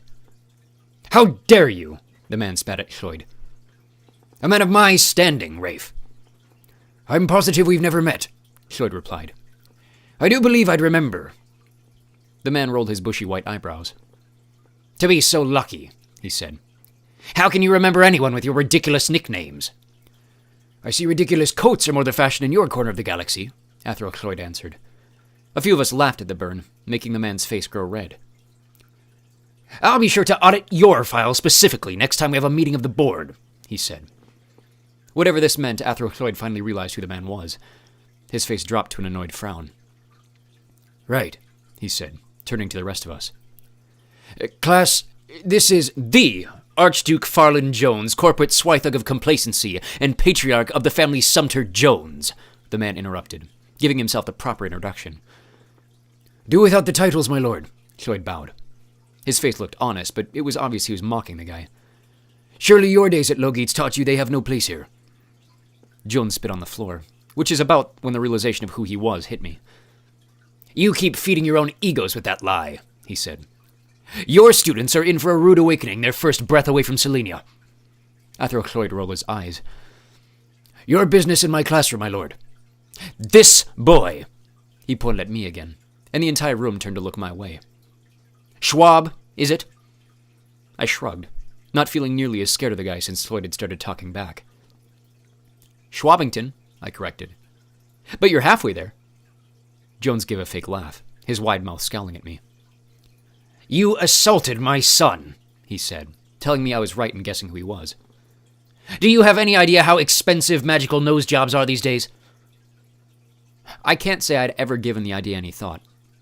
Plus, I was pretty sure there was a spell that could fix whatever May had done almost as fast as she had done it. I'm pretty sure I saved him from worse, I said honestly, looking at May, who turned away, blushing. This is not a laughing matter, Jones said with a flourish, the white hairs on his coat shimmering. Well, that's weird, I said. Usually your son is nothing but laughs. I can see where he gets it. I hadn't meant it as a compliment, but Jones didn't take it as one either. It just made him angrier. I will sue every last penny from you and your worthless family, he started. Oh, that's okay, I said, pretending not to care. My family's dead. I don't have any money either, but here, you can have this. I reached into my pocket and pulled out a wad of lint, 2 florins, and a little black cube called an anatl that was basically a breath mint made of rock. Reiser had given it to me after breakfast. I didn't think my breath was bad enough to need it, so I offered it to Jones. Here, I said. You could use it.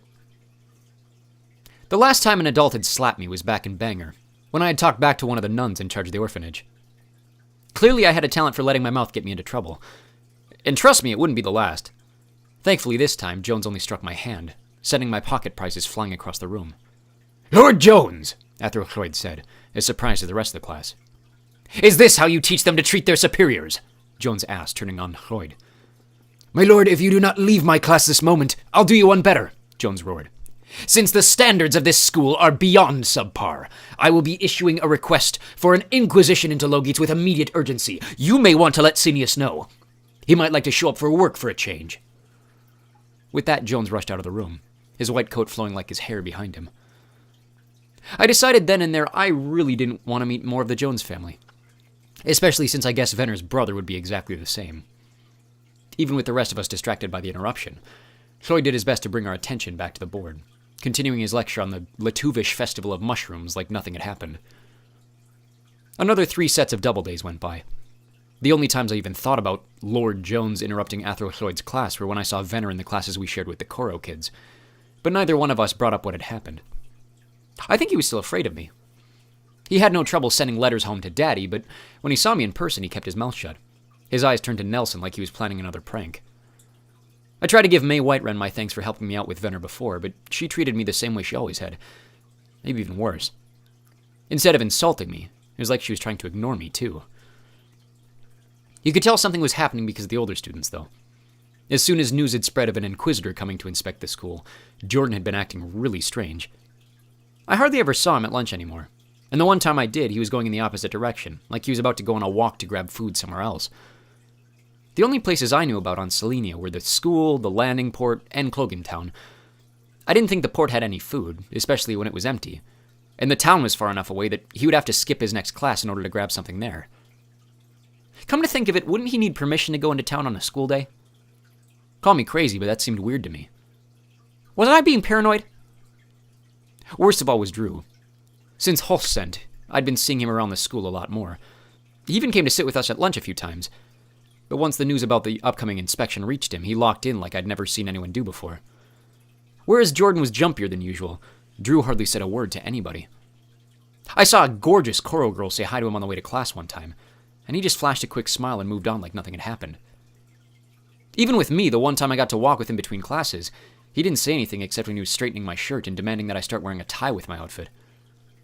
I figured this was just his team spirit coming out.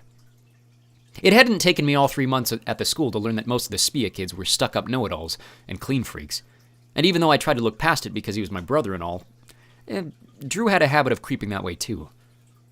Ever since our first night meeting, I hadn't seen him in anything but his orange suit, and not once did I catch him without his silver tie clip. Even at lunch when he wasn't eating, he was only half listening to our conversations while he polished his crystal wand.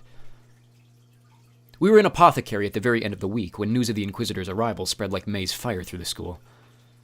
I felt bad for Athro Romelium, that's a total lie, of course I didn't, for trying to keep our attention on Essence of Gorlock Bladder. Any other teacher would have had a rough time keeping kids on track, but I'm sure it was a lot harder without a mouth or a face. Then I saw the Emperor's symbol on the side of Romelium's screen, and remembered he was part of it all too. If anything, I wish we'd been more disruptive. You're probably wondering, gee, Eric, you've never even met this Ganderstorm guy. What makes you hate him so much? And honestly, that might be a good question if you had never met a single one of his followers. Aside from the propaganda that was everywhere outside the school, and trust me, Cork told me all about that, he had killed the old Emperor and disappeared the rest of the royal family. Coming from the United States of America, I thought the whole king thing was weird to begin with. But everyone I talked to about it treated the old emperor like he was the greatest human being in the universe. And that what Ganderstorm had done was so evil, there wasn't even a level of punishment great enough to deal justice to his crime. You could ignore all of that, though, and focused on the biggest thing. The thing that had scared me from the first time I caught a glimpse of the new emperor's face. The thing that Jordan had told me about him that stuck with me ever since. It was no secret that Ganderstorm practiced dark magic. From the unnatural look of his face to the evilly sharp shape of his insignia, even the uniforms his servants wore gave off this aura. And I'm not talking about the cool kind. If you've never been in the presence of true evil, trust me, you'll feel it when it's there. I felt it before I even saw the Inquisitor. From what I had come to understand, it was a miracle that Logeats was left as alone as it was. Most places in the Empire, conversations about Ganderstorm like we had in our dorm at night were grounds for arrest, but somehow, Logeats was left to continue the same way it had been for thousands of years before. Reiser thought this might be because Ganderstorm was afraid of someone like Cineas, but having met the guy that one time, I couldn't imagine that was true. Plus, it's not like we were free to say anything we wanted anywhere in the school. All of us were smart enough to keep our mouths shut in the hallways, knowing Remelium's big rectangle of a body would be rolling anywhere at any moment. But I hadn't realized how much freedom we normally had until Magical Machines, where instead of doing class as normal, Athro Ferriman lined us up one by one, the other half of Blazo kids beside us. They marched us into the atrium like we were at a military academy. Every other class did the same until hundreds of us, all of us certainly, were lined up in a great wave of colors on the stone floor. We'd never been taught how to stand, but all of us were too afraid to do anything different than the people around us, and so we all stood still, back straight and eyes firmly on the person ahead. I was on the edge of one of the kava lines, roughly halfway between the front and back. Next to me, the orange of Spia caught my peripheral vision, helping me to relax. I knew Drew would still be on edge, wherever he was in the mess of bodies, but at least we were still together. That at least gave me some comfort. That comfort was taken away by the sound of a whistle. If I thought the Gorners were bad news, the Inquisitor looked like 100 times worse. At the front of the room, Athrosinius looked like a shriveled old man next to the tall, leathery figure beside him. On his other side, a big, beefy-looking man with a rainbow of medals on his chest stood like we were a new set of recruits. He wore the purple suit that I remembered from the Carnarfon as representing the Power Guard, the very best soldiers the universe had to offer.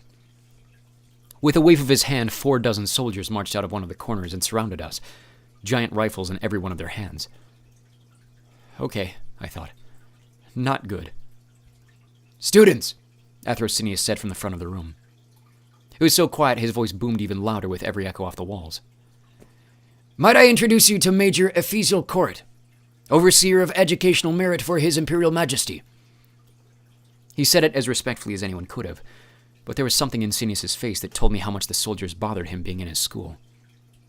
"Thank you, Athro," the tall man said respectfully. "Students, do not be alarmed. Due to the actions of what I'm sure are a very small minority of you, the standards and practices of Logeats have been called into question. As such, today I'll be asking you questions about the state of things here at the school. Your teachers, your classes, your classmates, all to help us guarantee that there is no body of disloyalty to our glorious and generous leader. Understand?" None of us acknowledged the question. I was shaking in my shoes knowing that all of this, down to the soldiers against the walls, was my fault. If Logeats was anything like my past homes, once the others found out I was the reason for this, I was in for a world of hurt. Thankfully, the first test of our loyalty was one I'd prepared for. Thanks to the robotic rectangle, we all knew the Pledge of Allegiance, and at the signal of the Inquisitor, we recited it in unison. As soon as we were done, one of the soldiers to my right called out, "Major!" and none of us were able to stop our heads from turning to watch the Inquisitor move to meet him. It was dead silent. We could hear every whisper. "That one there," the soldier pointed, singling out an overweight Anda boy who was sweating through his polo. The Inquisitor nodded, walking through the row to stand in front of him. "Stumbling over your words, eh, boy?" the Inquisitor asked. "Care to explain yourself?" Even on the other side of the room, I could see the boy shaking. I'm sorry, sir," he said in a squeaky voice. I was just distracted." "Distracted, huh?" the Inquisitor repeated, looking up at the white ceiling. "In a place as unnatural as this, how couldn't one be distracted? What's your name, boy?" The boy took a deep breath. Coleman, sir," he said. "Raquel Coleman." "Right," the Inquisitor said. "Consider this a reminder, Mr. Coleman. That you will always be lesser than those around you. The sooner you accept that fact, the easier life will become. Then he walked away, circling back to the front of the room. None of us dared breathe. We were there for what felt like an hour, the Inquisitor going through the rows and picking students at random to ask questions about the school. Sometimes it was as simple as what we were learning in each of our classes. Sometimes it was as trivial as how the color of our uniforms made us feel from day to day. I was already on edge, but it wasn't until he reached a girl in Blazo that my fear turned to anger. "Tell me about the Mantown," he said. Who? She asked for clarification. Athro Amagretin? "If that's what he goes by, sure," the Inquisitor said. "Do you feel threatened in his class?" Threatened? She asked, surprised at the rest of us. No. Why? "His race has a propensity for violence," the Inquisitor added. "It's a miracle they ever hired him in the first place. Do you see any of those violent tendencies in class?" What? The girl asked. No, I don't... The Inquisitor stepped even closer, like he was looking through her eyes for any sign of a lie. The effect was immediate. I don't blame the girl for being scared, but I was smart enough to see exactly what he was doing. He scared her into giving him exactly what he wanted. One time he yelled at Fisha Davies for speaking out of turn, she blurted out. The Inquisitor smiled. "Right," he said. "And did this behavior frighten you?" The girl turned to the other Blazo kids around her, but none of them came to her aid. I mean, she stuttered, maybe a little. "Noted," he said, turning to the front of the room. "General Unseth, make a note to follow up with the Mantown. We can't have foreign spies propagandizing in our schools, even if the inclinations are subtle." I realized my mouth was open. Part of me wanted to blurt out and argue that Athro Amagretin was one of the best teachers we had. The best, if I was being honest, even though I liked Athro Floyd as much as I did. The other part of me knew to hold my tongue. If I spoke up, I was only going to make things worse. This whole mess was my fault already. That was when the Inquisitor moved toward Kava. For a moment, I thought he was going to confront me with questions. Or worse, Nelson. Thankfully, he stopped in front of Tate and Wallace. Unlike the previous few kids, it looked like he started his questions without an agenda. "What year are you at the school, miss?" he asked. Never that shy, she was quick to respond. First. He nodded. "And have you been adjusting to life here at the school?" I think so, she said casually. "You think so?" he repeated, towering over her. "I've never known any with your... pigment to be uncertain of anything. Stubbornly the opposite, really." Oh no. Tayton wasn't stupid, but out of fear or respect, she didn't respond to what he said. "You know, some would argue it's kind of them to offer the Mantown a place at Logeets," he said. "Some of my persuasion might argue species differentiation doesn't go far enough. Do you struggle to keep up with the rest of your classmates?" Tayton shook her head. No, sir. He shrugged. "That's odd. You must be among the good ones. Tell me, were either of your parents ever offered the Dune Path?" Again, Tayton shook her head. "I figured as much," the Inquisitor said. "I see a crimson skin in a place as prestigious as this, and I know your place in it couldn't have been inherited. Hardly earned, I'd say." A few kids in blue and white let out a small laugh. One was louder than the others. I recognized it immediately as Venner Jones. Whatever color Tayton's face turned when she was embarrassed, she wasn't letting it show. The rest of us were turning red for her. Even Sinius at the front of the room was powerless to do anything. But I could tell by the look on his face he wanted to. "I'll be keeping an eye on you myself," the Inquisitor said. "All individuals with coloring, really, but in my experience, reds are the ones you really have to watch out for." "All right, stop!" The words echoed around the room like a blast of thunder. Every face in the room turned to look directly at me, which was when I realized the words had come out of my own mouth. Ah, nuts.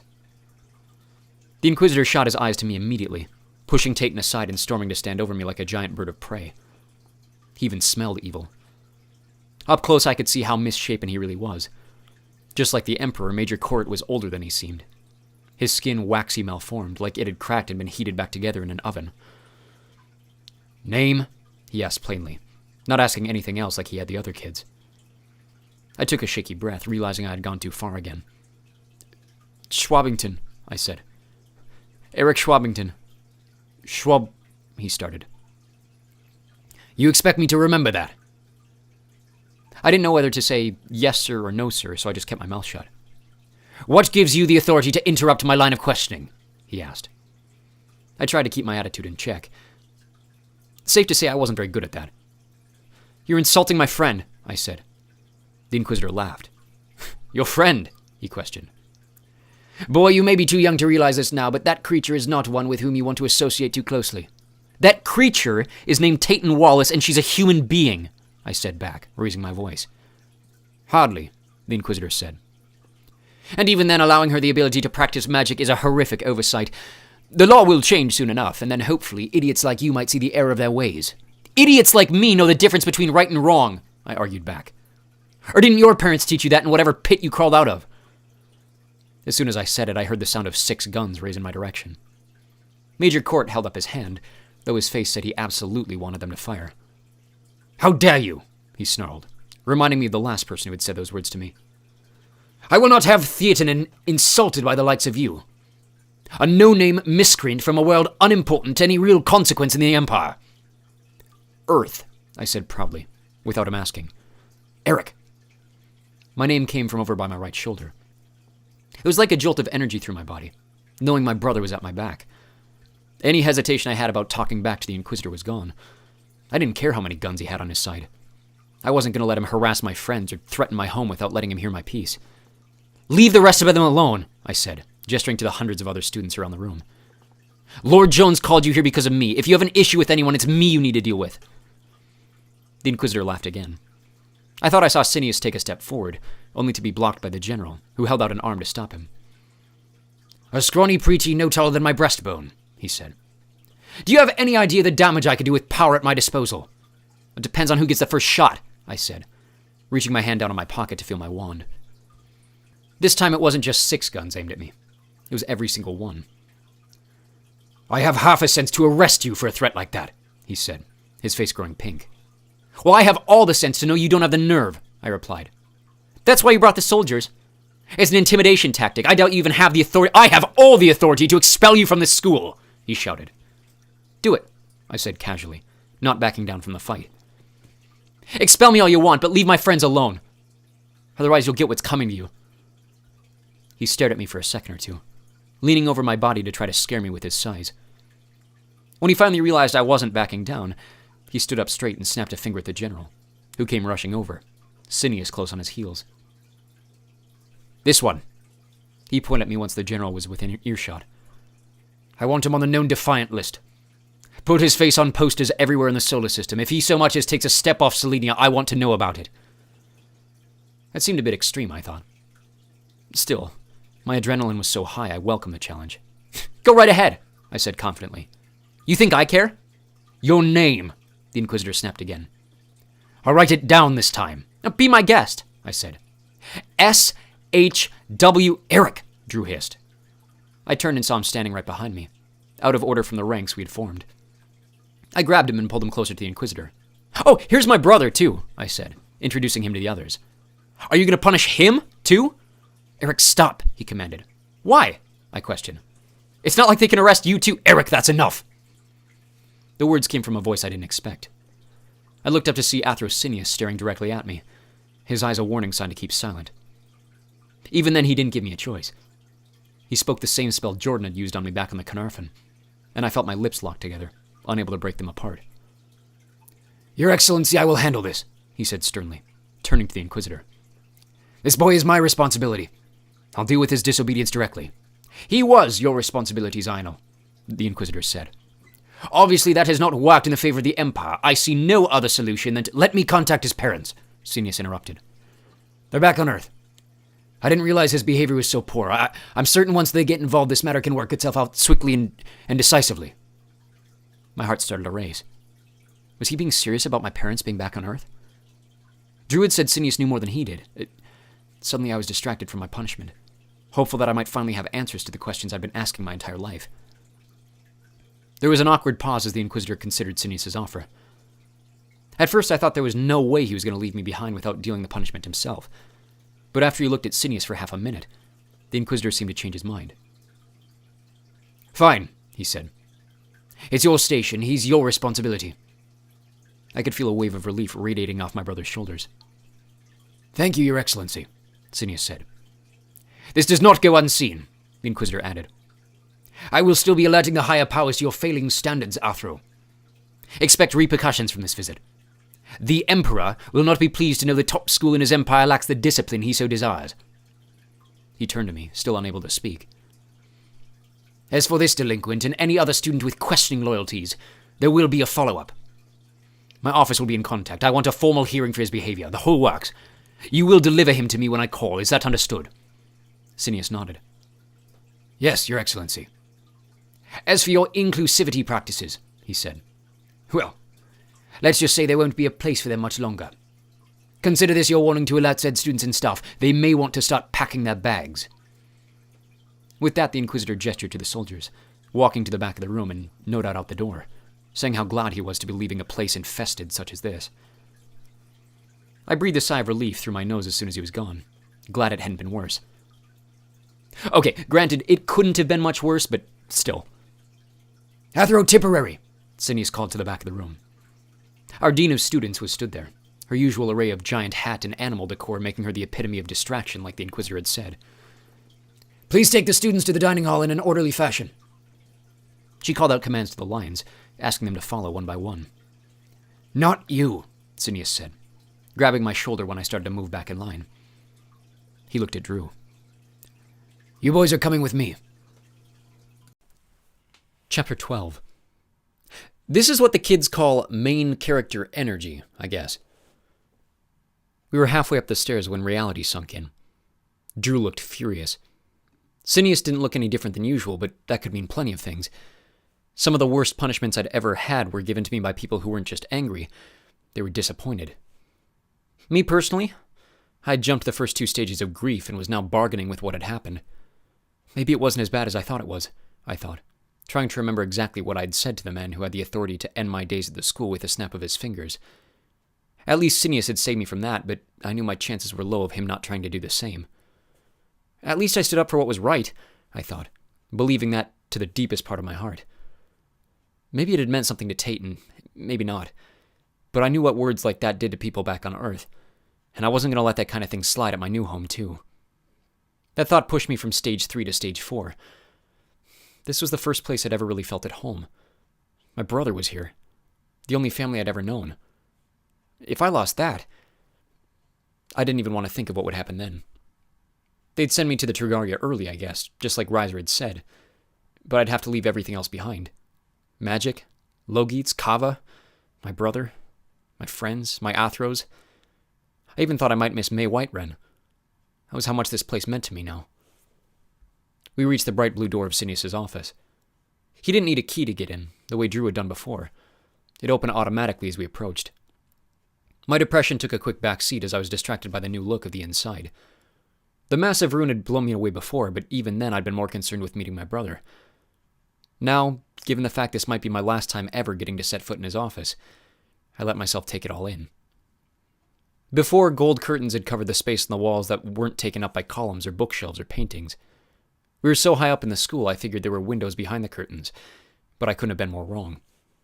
Now that they were open and pulled to the side, they released branches of magical water, which flowed over us in waves that rippled light across the floor, stretching over our heads like the roots of a giant blue tree. Swimming through the tunnels of water, hundreds of alien fish bounced from wall to wall, some in colors I'd never seen. I was shaken out of my fascination by Sinius, who whispered a word in the old language, and one by one the curtains closed, forcing the fish to swim back to the walls as the tendrils of water shrunk away above us. Sit, he said, his voice cold. With another flash of his golden wand, a circle of 3 black chairs shimmered into being in the middle of the floor. I did as I was told, and Sinius joined me, but Drew stayed on his feet, pacing back and forth behind his empty one. I suppose I should formally introduce myself, Sinius said, still serious. Zionel Sinius, Professor of Logites Academy of Khan and Duin Studies. He shook my hand, which was not something I'd experienced much of since coming to Selenia. I know who you are, I said, not meaning to sound as snotty as it came out. That doesn't mean manners need to be put aside, he said. Are you going to expel me? I asked in a hurry. His silence made me uncomfortable. Sinius took a deep breath, then looked at Drew, who was still walking back and forth nervously behind his chair. It felt like minutes went by before he finally turned back to me and said, No, Eric. I'm not going to expel you. The words were the ones I was hoping to hear, but the way he said them made my worry stick. Something else was happening, even if I wasn't getting expelled. Something bad. Neither of them spoke again, and after another minute of waiting, I finally said something to break the silence. So, what's the matter? Drew snapped, like he'd been waiting for me to ask something stupid. What's the matter? He said. Eric, are you blind? I looked down at my hands, confirming my answer. No, I said, trying to keep the tone of the room light. It didn't work. Well then, Drew said, his anger only getting worse. What are you, stupid? Drew, calm down, Sinius said, turning his eyes back to my brother. How could I calm down? Drew yelled. He almost exposed everything. He could still expose everything. If today was any indication, he won't know when to shut his mouth at his hearing. Then what kind of trouble will we be in? I stood to my feet and raised my hands in defense. I told off a bully, I said. What's the big deal? The big deal is you could have gotten yourself killed, Sinius said. He wasn't going to kill me, I said. Those soldiers were just for show. Drew stepped toward me. Arrested then, he said. He looked at me with crazy eyes. They could have taken you. They could have tortured you for information. What information? I asked, feeling my heartbeat get bigger with every breath. Then I thought I understood. Look, if you two are part of something big to get rid of the Emperor, then I'm all for it. You don't have to worry about me turning you in. Sinius smiled, almost laughing. Eric, if that was really what we were worried about, you never would have made it into my office, he said. Well, if that wasn't what they were worried about, then what was? I wondered. I don't understand, I said, nervous. Good, Drew snapped. The less you know, the better. I opened my mouth to speak, but it was like the closing curtains had pulled the moisture from it, too. I flicked my tongue around my teeth, finding the courage to speak again.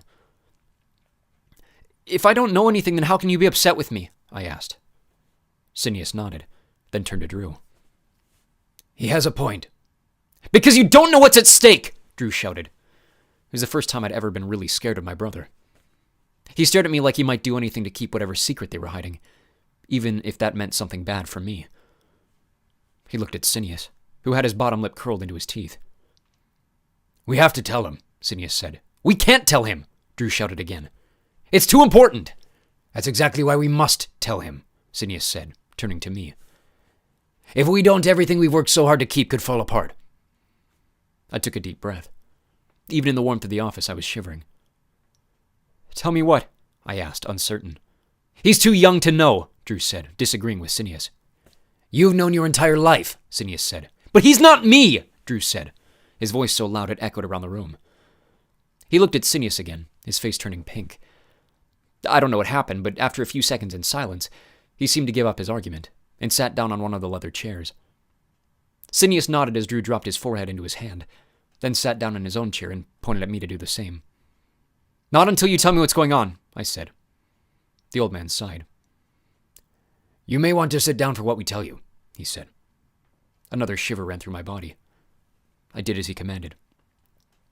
All right, I said. Tell me what I did wrong. What happened today? Drew raised his head. What didn't you do wrong? He said angrily. You threatened a close associate of Ganderstorm. You put both of us in the line of unwanted attention, and worst of all, you may have exposed the code. I took a shaky breath, still not understanding why what I had done was such an issue. What code? I asked. Shwabbington, Sinius grunted, cracking his neck from side to side. It's not a name so much as an identifier. A placeholder to keep you hidden. Not a name? I asked, confused by the difference. What do you mean? Shwabbington isn't our last name, Drew said. I looked at Sinius for an explanation. When the old Emperor was assassinated, it was imperative that anyone Ganderstorm might see as a threat be protected at all costs, especially once it was clear to the rest of us the Queen had not escaped Brithenseth. We knew he would stop at nothing to destroy any last traces of the dynasty, or else his reign could be seen as illegitimate. If you've ever met Ganderstorm, you know that his knowledge of the ancient language is greater than any Dune in the history of the universe. He's constantly searching for new information, new knowledge to make himself more powerful, more invincible than anyone could think possible. Shwabbington is a code, Sinius continued. It's not a spell in the way you've learned about spells, but an answer to a question. It's not a word in the ancient language that can be translated. It's something older, something tied to the very heart of everyone who hears it. Drew took a deep breath, speaking where Sinius left off. Think of it like a lie detector. If a person hears the word, there are two ways they could respond. Most people would hear you introduce yourself and think of nothing else, but if anyone has ties to Ganderstorm, the word literally changes the way they think. Anyone with loyalties to Ganderstorm and his new regime, Sinius added. Anyone who might even think of betraying the true holders of the throne cannot remember your name. As soon as you disappear from their sight, even if they write it down, it's impossible to mentally recall the name Shwabbington. But how? I asked. And what does that have to do with us? Oh, come on, Eric, Drew said, dropping his head in frustration. You're smarter than that. I looked to Sinius for help understanding, but he only held his breath, waiting for Drew to speak again. Your name, he said. Your real name, the name you were given at birth, is Eric Abandrew, of the family Sherb in Parkland. But that... I hesitated. Ab meant son of in the ancient language. As for those family names, I'd heard them before. Those are the last names of the emperors. The old emperors, the ones before Ganderstorm. Sinius nodded. Exactly, he said. Drew told me you had wondered about your parents. Well, here it is. Your father was Andrew Briat Atanya Achdonald, of the family Parkland, 8th of his name to sit on the Obsidianic throne, rightful head of the royal family Sherb, lawfully proclaimed emperor of the Confederation of Planets.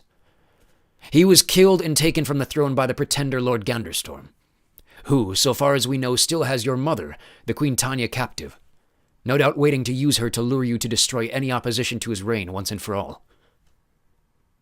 The chill in my bones disappeared. Suddenly everything around me felt so hot I could hardly bear it. My father was the Emperor? I couldn't believe it.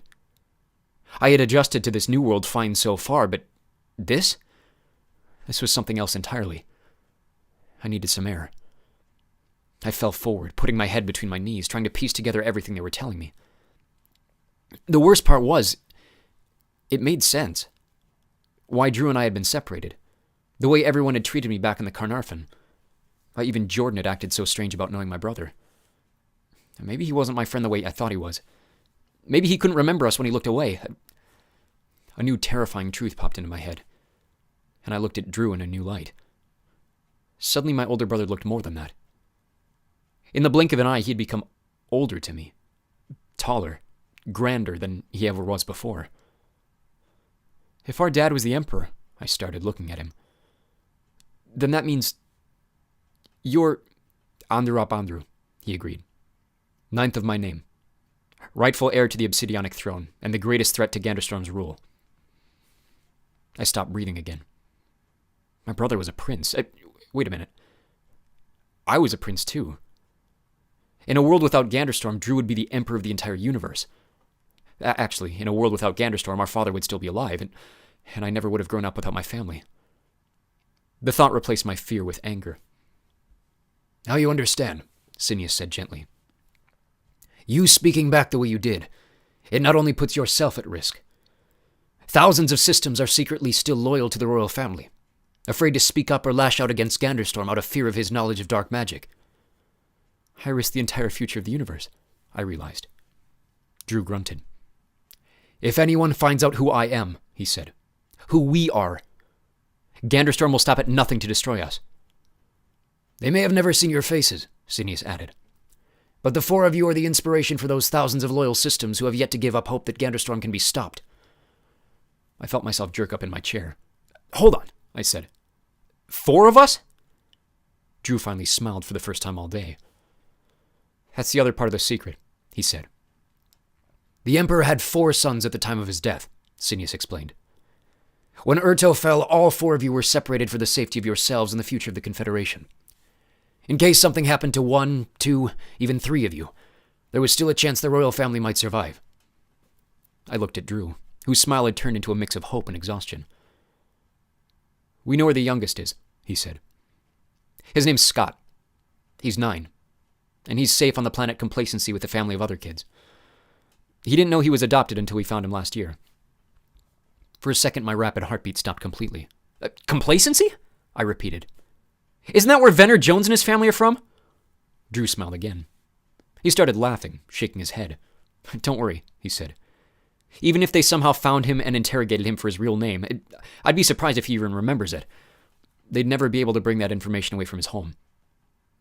I was about to say I didn't understand, but then Sinius added, "Because of how young he was when you four were separated, we were able to protect him with certain magical defenses we couldn't give the rest of you. Even if Ganderstorm suspected this, which he no doubt does, he's been searching in the wrong places. Complacency is mostly loyal to his cause, and anyone he might send there in his place would never have the knowledge to spot the protections, let alone break them.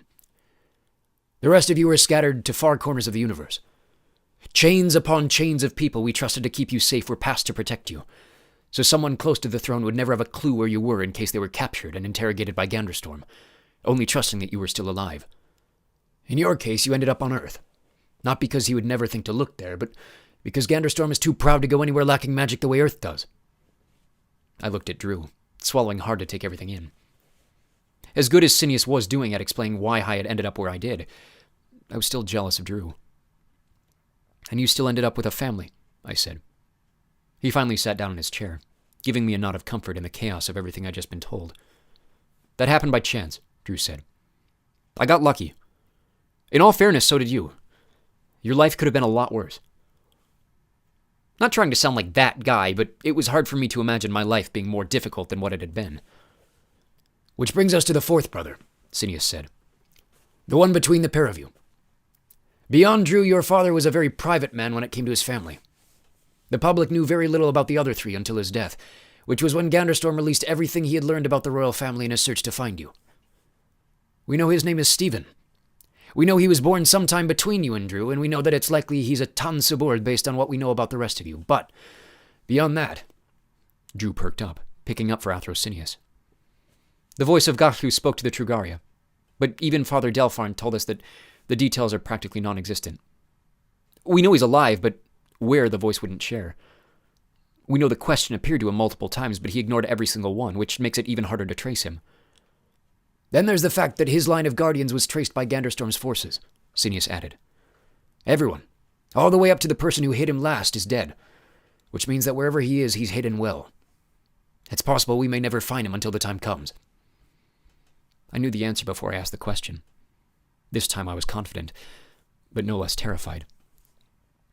"The time comes... for what?" Drew leaned in, as serious as he had been all day. "For us to take Ganderstorm down." When I finally let out my breath, it shivered through my lips. "You've seen what his followers are," Sinius said. "You've heard what he's like, what he's done, what he continues to be. Around the Confederation, anyone who speaks against him is being silenced. Yours isn't the only family he's taken down in his conquest for power. His plan for the universe is evil. Gachlu is crying out for us to correct the path of magic. All of us with the ability to hear it can tell it's so." My heartbeat was back in my ears, sending beats pounding through my head. "And you want me to join in the fight?" I said. "If you want to be," Sinius said, shrugging. "Even if you don't, without your brother Stephen in the picture, you're our second hope. Just because you're not an active participant doesn't take you out of danger, nor does it protect the rest of us from anything you might be forced to say." Drew leaned in again, looking me directly in the eyes. "If they learned who we are," he said, "if they captured you, they could force you to praise him in front of the entire universe. An heir to the throne cementing the usurper as the true king. It'd be the end for all of us." Sinius cleared his throat. "All that to say," he said, "what you say or don't say, especially in the presence of one of Ganderstorm's loyal followers, could mean life or death to anyone else, whether you realize it or not. Do you understand?" I nodded, paralyzed from the neck down. I waited for them to speak again, to add more information to the pages of it they had just shared with me, but neither did. Another minute passed, the only sound beyond my heartbeat coming from a giant metal clock floating in the back corner of the room. Losing feeling in my feet, I stood up. They both just stared. "So," I said, I'm not sure where the burst of confidence came from. "You're telling me Ganderstorm killed my father, the Emperor, forcing me and my 3 long-lost brothers to disappear to separate ends of the universe, protected by our fake last name, but you have no idea where our last brother is, only that he's alive and not answering your calls. Then, you're hearing a magical voice tell you it's our destiny to take down the guy who killed our dad to make everything right with the universe again, and even if I don't want to, you think I should learn to keep my mouth shut in order to save someone else from being punished for something I might accidentally say. Is that right?" Drew and Sinius turned to look at each other, and after another minute of awkward silence, They both nodded in agreement. More or less, yeah, Drew said. Are you all right with that? Sinius asked. I put my hands to my head, ready to pull my hair out. All I could do was laugh. Do I have a choice? I asked. Again, Sinius looked at Drew, but this time the silence only lasted a few seconds. At this point, no, Sinius said. But destiny doesn't necessarily put an end to your free will. Whether you help or not, prophecies will be fulfilled, and the path of the universe will go on as the Gahu directs it. That's the way it's always been. And it's the way it always will be. In 10 years, Ganderstorm might still be on the throne, or it may be Drew Shwabbington, or maybe a third option none of us saw coming. Any way you put it, destiny will be fulfilled. I saw Drew take a deep breath and swallow a thought. I guessed I had looked a lot like that for the past hour. Are you all right? He asked, standing to his feet. At this point, I wasn't sure if he was asking for my sake or for his. I'm fine, I laughed. I might scream it out in the shower later, but what's new? Athrosinius rose to his feet as well. Well then, he said. Can we at least count on you to keep this much a secret? The question was ridiculous. Anyone who really knew me should have known my answer. Are you kidding? I asked, turning to my brother. I don't care what I have to do. If it involves protecting my brothers, I'll do whatever it takes.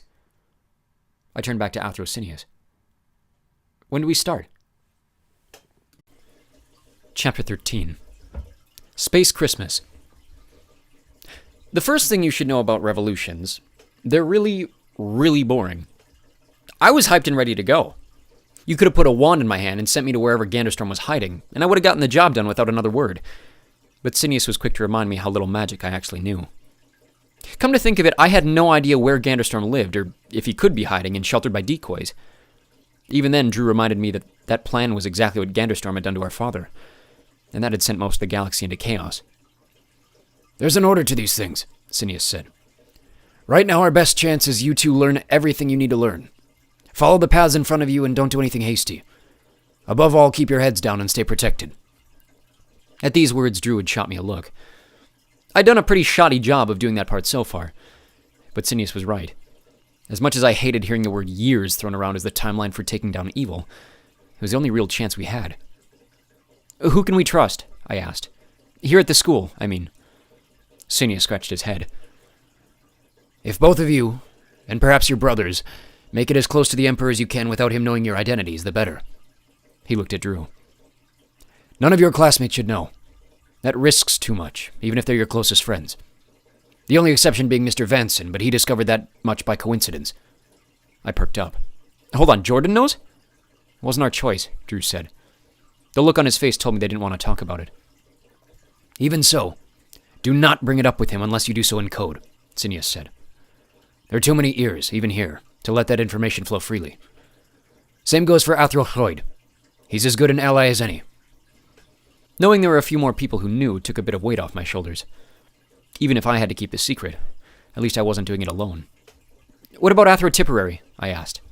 She seemed like a good fit for our cause. Sinius shook his head. If you knew about her homeworld, you'd know not to let her have that knowledge, he said. She'd support you completely if she knew, but that would make her a target. They'd torture her for that information, just as they've tortured the rest of her family. I felt a pit drop deeper in my stomach. The more I learned about Ganderstorm and his empire, the worse my opinion became. They had to be stopped. Whatever path we had to take to get there, however long it took, I was committed with every cell in my body. I would have felt the same even if my brother wasn't the rightful king. All right, I agreed. Then teach me the code. It took me a few weeks to get it down. The code we used to communicate wasn't anything super difficult, but it was always changing, which is why it took me so long to understand what I realized was my third language, even if this one was already made up of words and phrases from the one I knew as English. By the time December rolled around, I'd become strong enough with it to try speaking with Jordan and Athrocloid about it. And to my surprise, I was even able to pick up Athrocloid's jokes when he said them in code. Outside of seeing each other in class in the hallways, the five of us, well, three of us really, since Jordan and Cloyd weren't as close to the center as me, Drew, and Sinius, communicated through wand chats, which were basically the magic version of text messages. It was as easy as thinking a message, repeating it through a spell, and sending it one way to another person, who would get the message in their head like a second voice. Sinius told me it was a third-year trick when he taught me, which meant that I was probably the only student in my year who knew how to do it, and warned me that I could send messages to my friends, but it would probably freak them out and they would have no clue how to respond back. The messages were untraceable from wand to wand, but they could be intercepted by more powerful magic, which meant that everything we sent between ourselves still had to be sent in code. The code was completely different from voice to text, though, so I had another few weeks of private lessons with Sinius after class to learn a whole second set of clues. You might think all that extra work would hurt my grades, since I didn't have as much time to do my homework, but honestly, things were starting to get easier. Even the classes I struggled with before were making more sense, to the point that Athro Hark was really starting to push back against my skills and arms class. Our latest lesson was on material defense, which was basically learning how to create shields against physical threats. Tate and Wallace spoke up and asked when we would ever need to defend ourselves against physical threats, which was when Athro Hark conjured a rain cloud over her head to soak her silent. Thankfully, we had learned a drying spell a few weeks earlier, and May Whiterun was quick to undo the damage. I thought of doing it myself, but she beat me to it. All the better, really, since I was 100% sure Hark would report me back to Ganderstrom's Inquisitor for standing up for Tayton again. I was doing a pretty good job of holding my tongue in class, but there were days he really pushed me to my limit. Today got close. After informing us that the material defense spell was as strong as we made it using our own magical energy, he took advantage of me expecting another rain cloud, and struck me with lightning. "You call that defense, Schwabby?" I heard from Venner Jones as soon as we were out in the hallway. "My grandmother could block better than that." "Shwabbington," I corrected him. "Or are you too stupid to remember anything more than 2 syllables? Jones rolled his eyes, already halfway down the hallway. As much as he liked to taunt, he'd clearly learned his lesson about getting in my face. "Sorry," he said over his shoulder. "Guess you're just not important enough for me to care." I may have been scorched and embarrassed, but I did get a laugh out of the irony. As December rolled on, I finally realized that at some point, the horse scent decorations had been replaced with green, white, and silver, making the whole place look like a wintry forest. It never snowed on Selenia, nor did the days get any shorter, but I could tell from the people's attitudes and the amount of homework we were getting that the end of the calendar year was coming soon. Or at least what I was used to as the calendar year. Which brought up a whole different question. "Hold up," I asked Jordan literally seconds after I realized the change in decorations. We were in the cafeteria chowing down on ralepi slabs, basically this world's version of a cheeseburger. "Do you guys celebrate Christmas?" He was midway through a bite. A whole stream of teal juice dripped down his chin. "What's Christmas?" he said in his usual response. I tried to remember everything I could about Christmas back on Earth. It had been years since I had celebrated it, since Chauncey and I never had much to give each other. The holiday," I said.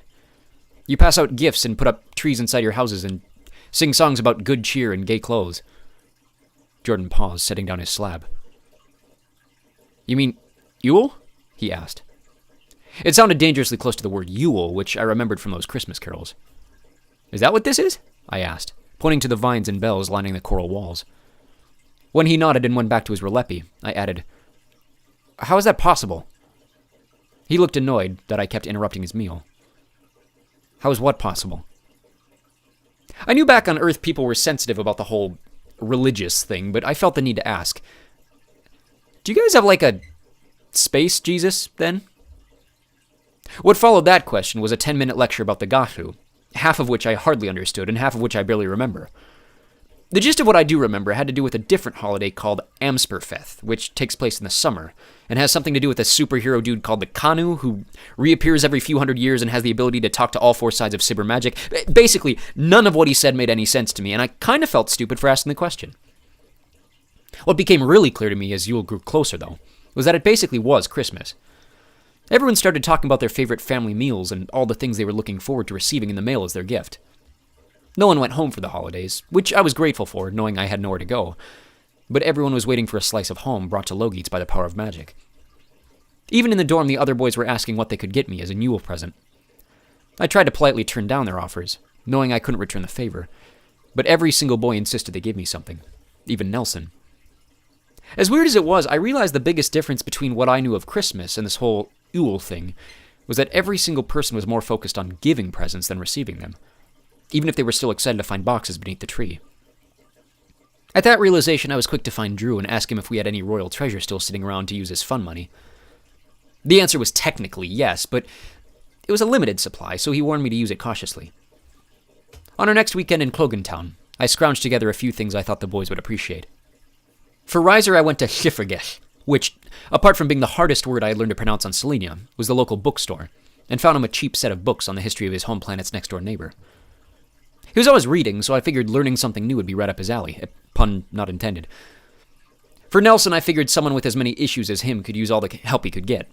So I found a cool contraption that used magic to remove all the allergic ingredients from foods before he ate them. It took up more of my budget than I would have liked, but I thought he would appreciate the gesture. I just hoped taking some of the key ingredients out of my favorite foods wouldn't make them inedible. Cork insisted he didn't need anything, but seeing that he was the only one of us who had even considered buying gifts for the girls in our year, I bought him a cheap cologne to boost his confidence. Kelb was expecting 30 billion presents from his gigantic family down on Urto, so I bought him a new pot for his botany collection, figuring he would be at least getting one thing to fill it. I hadn't seen Harbo much recently, something about a sick relative back home. But as soon as he was back, he told me that all he really wanted was a gift card to the ice cream shop. Then there was Jordan, who kept sneaking away from me at night and disappearing toward town. It was really weird. But curiosity aside, he had mentioned something about not being to Greel in a few years since he was already working on projects for Sinius and Athrochoid. So I found a way to import a little vial of black water from Greel's main ocean. I hoped you wouldn't find the gesture weird. People were nostalgic for that sort of stuff, weren't they? Hardest of all was Drew. Through my private lessons and brotherly talks, I suppose he was the person I knew best now. But in a lot of ways, I still felt like I barely knew him at all. I knew all the facts and figures about him. The way he held a fork, the number of times he tapped his wand on his pant leg before putting it back in his pocket, even where his bedroom was located in Ted and Marcy's house.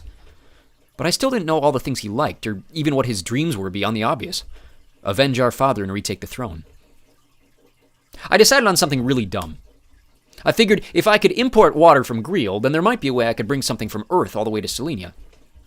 There was this really old movie back home called The Avengers, with superheroes from across the universe teaming up to stop this big alien dude from, tap dancing or something. I don't know, I'd never actually seen it, but everyone back home knew the characters, and I hoped Drew might get a laugh out of the title. When Yule finally came around, we were treated to a day off from classes and a gigantic meal of whatever the space version of ham, potatoes, and pastries were. It was as close to a homegrown Christmas feast as I could imagine. And I'll be honest, having never had anything like this in my life back on Earth, there were a few times where I would bite down on a forkful and nearly start crying. I made sure to pass out my presents to Drew and Harbo before they went back to their lounges for the night. Harbo didn't get me anything. I knew with everything back home he couldn't afford much beyond the essentials, but that didn't bother me much. A whole bunch of people had given me presents to fill that exchange. Some I didn't even know. After the whole incident with the Inquisitor, I'd expected everybody to turn against me for standing up to him, but I was only about 40% correct. All of the Koro kids hated me, but I started to realize this was less about what I had done and more about what the Jones boys were spreading behind my back. Anytime I got close to a kid in white or blue, they turned away like I was sick and dying. The good news was, nearly everybody else had appreciated what I'd done, even if Drew continued to insist it was stupid. A few people had been so moved by me standing up for Tayton that they bought me Yule presents, the best of which was a cool device called a Cipherate, which lit up and pointed whenever someone talked about me when I wasn't listening. Drew gave his present to me on our walk back to our lounges. Before we split to go our separate ways, he handed me a small black rock carved into a weird bent shape. "It's obsidian," he said in the code. "Like the throne." I rolled the thing over in my hand. Suddenly the shape of the carving became clear to me, and I stood there amazed at how detailed the front of the statue really was. "It's a dragon," I said. "Goch," he said, nodding. "It was the symbol of the Sherb family, Dad's family, before he married Mom for the throne." I stared at it, rubbing my thumb across the little dragon's scales to feel their sharpness. The thing was barely bigger than a golf ball. "It's called an Edifeth," he said, "a legacy stone. It represents the combination of two families into one. They made one for each of us when we were born." I looked up at him, feeling the tears come back to my eyes. "And this was mine?" I asked. "It might be," he said honestly. "They managed to grab two of them when we fled Ganderstorm's attack. They're some of the only royal artifacts we still have in our possession. I have the other one. I figured it was only right that..." I hugged him before he could finish the thought. Obnoxious as he could be at times, I'd never questioned how much Drew really cared about me. In my hand was the first Christmas present I'd ever received from my own family.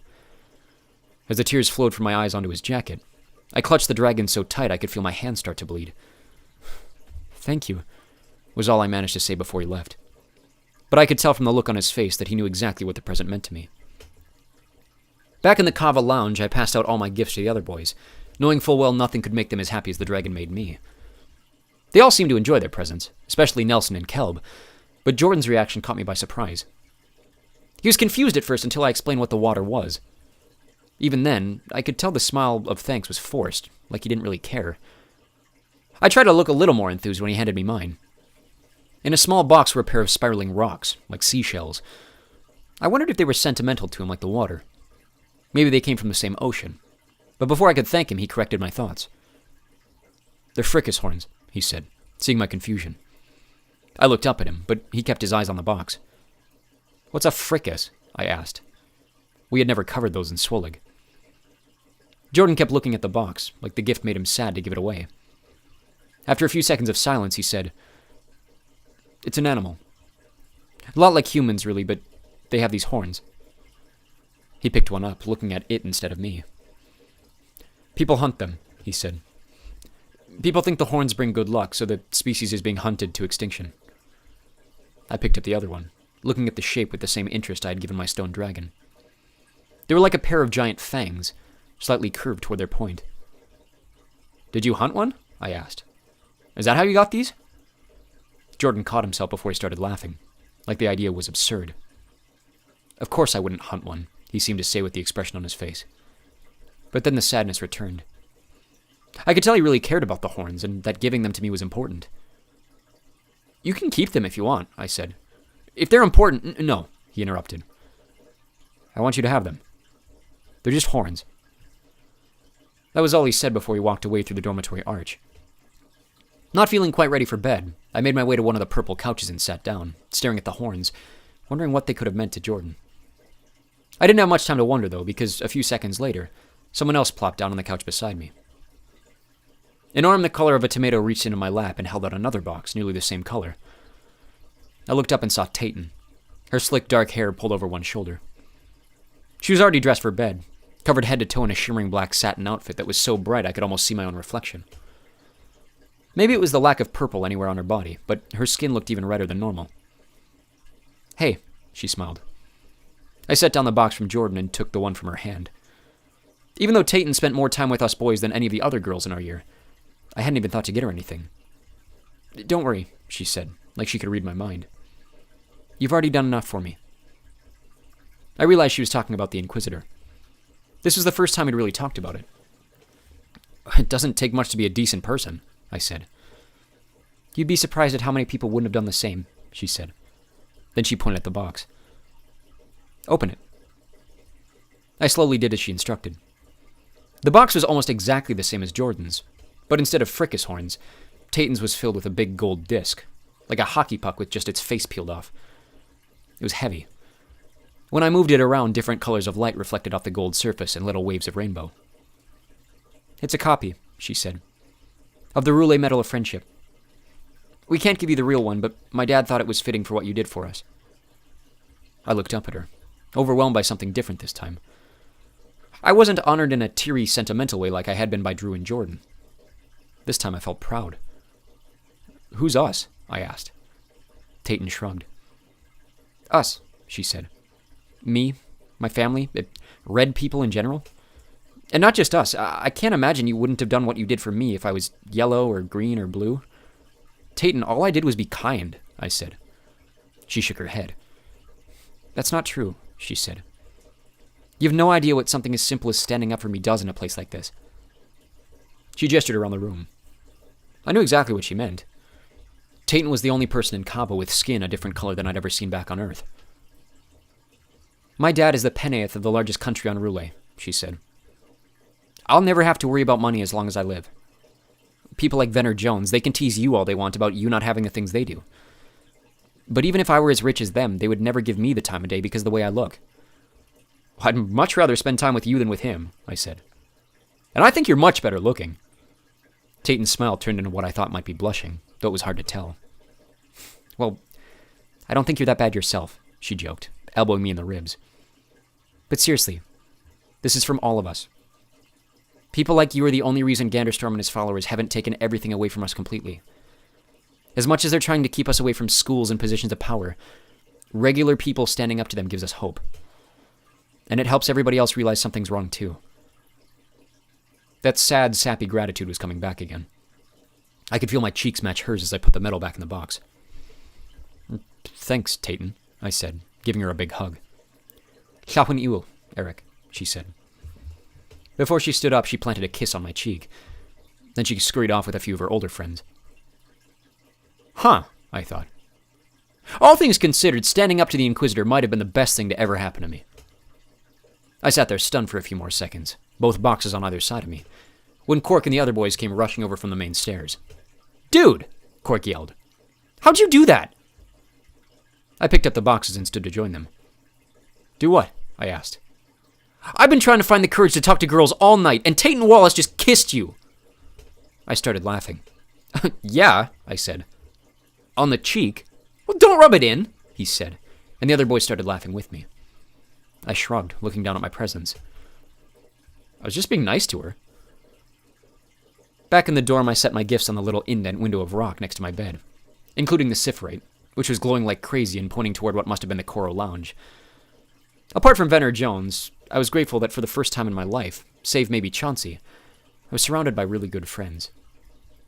The only thing that could have made this Yule any better would be my family back together in full. And I hoped that wherever Stephen and Scott were spending their holiday, they at least felt a fraction as loved as me. The only dark spot on my night came from thinking about my mom. I had dreamed about her every night of my life, but in the last month, those dreams had been given more color than ever before. Wherever the Queen Tanya was, even though I knew it was nowhere good, I hoped she could somehow take comfort in knowing that Drew and I were okay. To whatever force in the universe controlled something like that, the Gachu was what most of the people here believed, I prayed that she would know we were together. And as soon as we were ready, she was the first stop on our journey to rescue the universe. Chapter 14. The whole school gets mooned. After a few full days of break to celebrate the switching of the seasons, things were honestly kind of boring once we started the second semester. The phrase, "at least the days are getting longer," didn't really apply to us on Urto's second moon, since things on Selenia always stayed exactly the same, for reasons I wasn't smart enough to understand. The only major change came the morning of our third day back, when I woke up one morning, got dressed like usual, and made my way to the Kava Bridge. The first thing I noticed was the water. Have you ever taken a squishy toy and thrown it as hard as you can against the wall or floor, wondering if it would stick? The water in the Foseth kind of looked like that, with the waves much bigger than usual, bouncing up and down like an invisible hand was squishing them against the riverbed. Then I realized the water wasn't its usual dark blue color. Instead, today the water had switched to a deep maroon, almost like blood. I turned to Jordan, who was coming out of the lounge behind me. "What, is Moses here?" I asked, before realizing he probably had no clue who that was or what I was talking about. He looked over the edge of the waves before looking up into the sky. "Oh, that's normal," he said, pointing. "Titania's up there for the next few months." At that point, I felt stupid for not noticing the gigantic orange sphere covering almost the entire sky. I kid you not, I stopped breathing for well over 10 seconds. It was one thing to see Urto in the night sky every so often. I'd seen enough pictures of Earth from the moon growing up to know what my own planet and its original version looked like. But seeing another giant thing in the sky, especially as big as this one was, nearly made me think the world was ending. "Holy moly," I said slowly, taking in the sheer size of it. "What is that?" Jordan laughed at me. "Like I just said, that's Titania," he said. "Urto's other moon." "There's two of them?" I asked, gasping, before realizing that of course there was another moon if Selenia was the second. Jordan was about to make fun of me for not realizing that, when another realization hit me. I turned to him and asked, "Wait, what happened to Earth's version of Titania?" Jordan looked up at the other moon and shrugged. "I don't know, actually," he said. "My guess is it didn't make the trip. I mean, just because they can clone a planet doesn't mean it always works. Your version of Selenia didn't quite survive the trip, did it?" I thought about the moon back on Earth, then about my first impression of Selenia and all of its water. "No," I said. "You're probably right." As we kept walking toward the cafeteria, Jordan continued telling me about Titania. From lovely Yule to Buzdes, which I understood was their version of either the first day of spring or St. Patrick's Day, maybe both, Titania just sat in the sky, day and night, changing the color of space and affecting the tides below. He also speculated if the wizards who had cloned Urto had even tried to clone Titania. Apparently, even with its massive size, the whole thing was uninhabited. I thought it was a bit weird that in a universe where you could clone an entire planet and send it halfway across the universe, they couldn't find a way to let people live there. But Jordan just shrugged his shoulders and gave his usual answer when I asked too many questions. I wouldn't worry about it. Still, the red sky and red waves made the whole world feel off. When we sat down at our table next to Drew, who was already halfway through his goldenberry thess, my mind traveled elsewhere. "Any word on my hearing with the Empire?" I asked, making sure to switch to code. Like usual, Drew looked at Jordan, like he was trying to figure out if keeping him in the loop was worth it. Our other friends hadn't arrived yet, so he decided to take the chance. "Nothing yet," he replied. "Best guess would be sometime after the school year's out, which gives you plenty of time to prepare and continue to learn." I sighed. It had been the same answer for the last several weeks, and even though I was practicing my customs and private material as much as I could in my free time, I was worried it would never be enough. "Sinius still isn't back yet?" I asked. Drew was downing another bite of breakfast, so Jordan jumped in. "He's still off-world," he said. "Doing what?" I asked, more angrily than I meant. For someone who's supposed to be near the top of this revolution, he certainly did take a lot of days off, to the point that I started to wonder if any of his plans would ever even happen. Venner Jones's dad had been right. "How are we supposed to know?" Jordan replied. "And why would he share it with us?" "We're just kids," Drew added with a mouthful of Thess. "We're not just kids," I said, raising my voice. "You and I are—" I stopped myself. Even in code, saying that part out loud was dangerous. "Lord Ganderstorm's chosen successors," I whispered carefully. "What difference does that make?" Drew asked. "We're still kids." "Yeah, well, he's—" I started. I wanted to say just a principal, but I had learned over the past few months that that wasn't entirely true. My first impression of Athros Sinius had been of an old man who didn't really stand out in the crowd. He wasn't anything special to look at, and he didn't really show off around other people. But when you got him one-on-one, or even in private between Drew and me, there was far more to him than met the eye. "If there's something we need to know, he'll tell us," Drew said, trying to be encouraging. He finished his breakfast, and after neatly stacking his silverware on his plate, he started polishing his wand like he did every meal. "Just be patient. Focus on your homework until he gets back." Thankfully, that was getting easier and easier. I still wasn't the best in the class. May Whitewren usually had me beat in that competition, but I was getting up there in almost all of them. It was like a door was being opened in my head. Even the classes I had struggled with before were getting easier. The names of the creatures in Swoleg were getting easier to remember and tell apart. The math and numerology was making more sense, and best of all, I was starting to catch up to all of my classmates in Chronicles. I still didn't know much about the history of other planets, but I didn't feel like a fish out of water anymore. And even better for my grades, I was at the point where I wanted to learn more about the things that I didn't know. Things were looking up socially, too. Apart from the guys in my dorm, everyone in Kava seemed friendlier these days, to the point that I was probably 90% of the way through knowing my 50 teammates by name. Better yet, May Whitewren had stopped giving me dirty looks from across the lounge. Come to think of it, the last time I'd even seen her in there, other than coming and going from her dorm, was during Yule. When I asked Cork if he knew anything, he said she was usually hanging out with some friends in Blazo. I thought this was weird, since May was the last person I would expect to have any friends, plus they were on a different team. But when I remembered that she had done what she did to me the first time I looked at her, it made perfect sense that she would fit right in. And less sense that she had ended up in Kava instead of the team that matched her perfectly. My love of Les May Whitewren outside of classes came second to my love of Les Venner Jones. He'd been awfully quiet in the last few months, which made me think that he was planning something big for Nelson sometime soon. Fortunately, or unfortunately, depending on how you looked at it, Nelson didn't need Venner Jones to get him into trouble. He was probably the clumsiest kid I'd ever met, and was getting into plenty of trouble on his own. First, his reaction to seeing Titania in the sky had been a lot more severe than mine. Apparently, he had made it 3 whole double days before he even noticed something was off, at which point he was on his way back to the Kava lounge from dinner. I don't know why, but he chose that day to take the long way, which meant circling around the building on the front balconies, just above where the Coral Lounge sat under the surface of the water.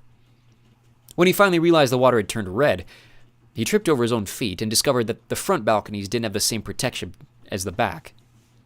Worst of all, he hit the water so hard that his pants popped loose, leaving him exposed to the coral windows below. Not even Venner Jones could have been so cruel. Second felt a little worse for me, seeing as it involved my Yule present. I had no idea how long the batteries in his allergen remover would last, and I know for a fact I told him as much. But a few days after Deathlideros, what we on Earth would call Valentine's Day, they finally ran out of juice. That wasn't the problem. The problem came from Nelson being too lazy to find a new pair or find something different to eat, instead deciding that we had learned enough about electricity and magical machines, and tried to use a spell to power the thing. To his credit, it worked for a few seconds, but it definitely didn't do what it was supposed to do without the batteries. As soon as Nelson bit into his lunch, he swelled up like that blue girl in the old chocolate book. Thankfully, Athro Hark was nearby. The only time I would ever say those words, because he stopped the food from straight up killing him on the spot. It was so bad, Nelson spent the next week down on Urto recovering in a real hospital. And when he came back, nearly every first year in Kava made sure to keep a set of batteries in their back pocket, so that it never happened again.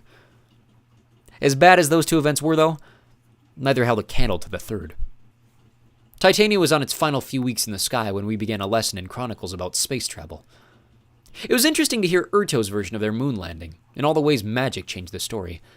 But things were even more interesting when Athro Potterman took us on our first-class field trip to the landing site a couple hours' walk from the school. As first years, we didn't really get the chance for real field trips like the older kids, traveling across the galaxy getting hands-on experience of the magic and culture we studied at school, which was also why Drew tended to disappear for weeks at a time. Traveling a couple lakes away on foot wasn't much of a field trip, but it took up an entire double day, and was the first time we'd done anything different than our usual class routine. Every first year went all at once, along with Athro Taish as a second chaperone, and even though this meant I had to spend all day with both May Whitewren and Venner Jones, it was nice to have a little change of pace. Plus, both of them were busy talking with their own friends, though from what I could tell, May was less than a friend to a trio of Blazo boys, and more like a dog following a kid home from the park. I almost felt bad for her, but I was quickly distracted by my own friends. Harbo talked my ear off about the spring taiko season for the first hour, before Tayton Wallace stepped in and saved me for the rest of the walk. I liked talking to Tayton. As much as I liked sports, especially this time of year when the Patriots would just be winding down their season, it was nice to hear a voice other than middle school boys from time to time. She'd been especially friendly to me since Yule, going so far as to learn my favorite ice cream flavor from that store in Clogantown, and bring me some for Dathledoros.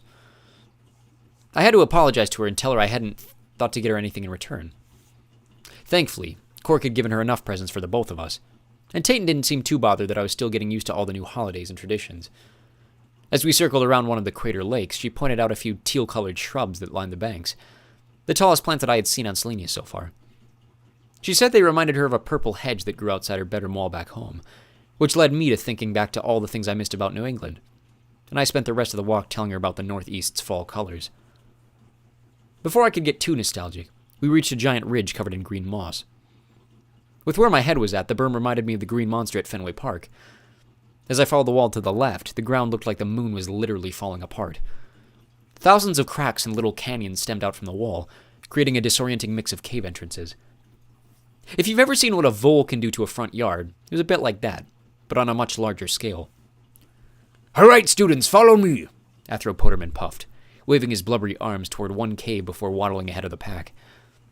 Our giant blob of students squished into rows of 3 to fit inside, while Athro Taish held up the rear.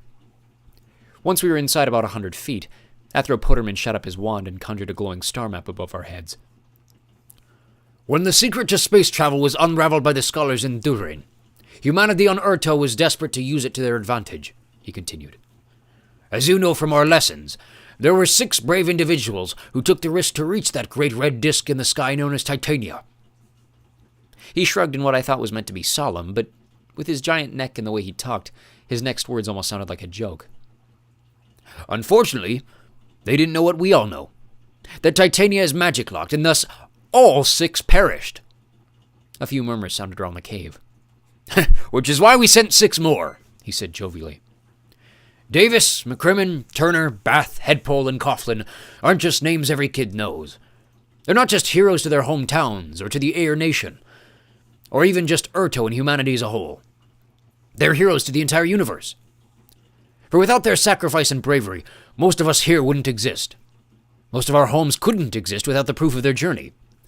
Which brings us to this very cave. This right here is the contact point.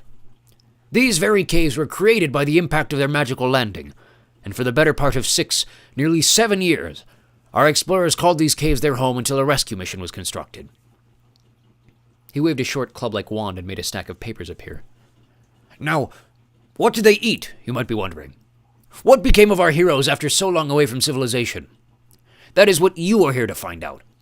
I want you each to take one of these worksheets and split up into groups no bigger than 5. For the next 2 hours, spread out and see what you can find. With that, he stepped aside and let us sort ourselves out. I ended up with Quark, Kelb, Tayton, and Nelson, and together we split off from the first chamber into one of the dark tunnels that forked away into the unknown. A few other groups came with us before all of us separated at different forks again, until finally the 5 of us were alone, and I had to turn on my own wand light to replace the ones we'd lost. "Gulau," I whispered. Our tunnel lit up with bright white light, sending shadows up the wall that made Nelson jump even worse than Titania. "Relax," Quark said, laughing. "We're safe here." Nelson was gripping his shoulders, shivering. "How do you know that?" he asked. "Because if we weren't, they wouldn't leave us alone on a field trip," Kelb said. "My brother said they did this same trip when he was a first year," I said, before adding, "We're safe." That was when I realized Tayton wasn't with us. Her voice came from a few yards down the hall. "Hey guys, check this out." She was holding her own wand light, pointing it on a stretch of whitened rock. It was like we were looking at cave paintings, but instead of old, poorly drawn cartoons of horses, the symbols were burned into the rock with magic. I recognized the symbol in the middle as the 3 wisps of wind, the emblem of air back on Urto. Surrounding it were 6 very confusing sets of letters, which I came to realize were signatures in the old language. "They signed the wall?" I asked, before something clicked in my head, remembering what Athropoderman had said a few minutes earlier. "Hold on, all of them were from air?" Quark started laughing. "Of course they're from air," he said.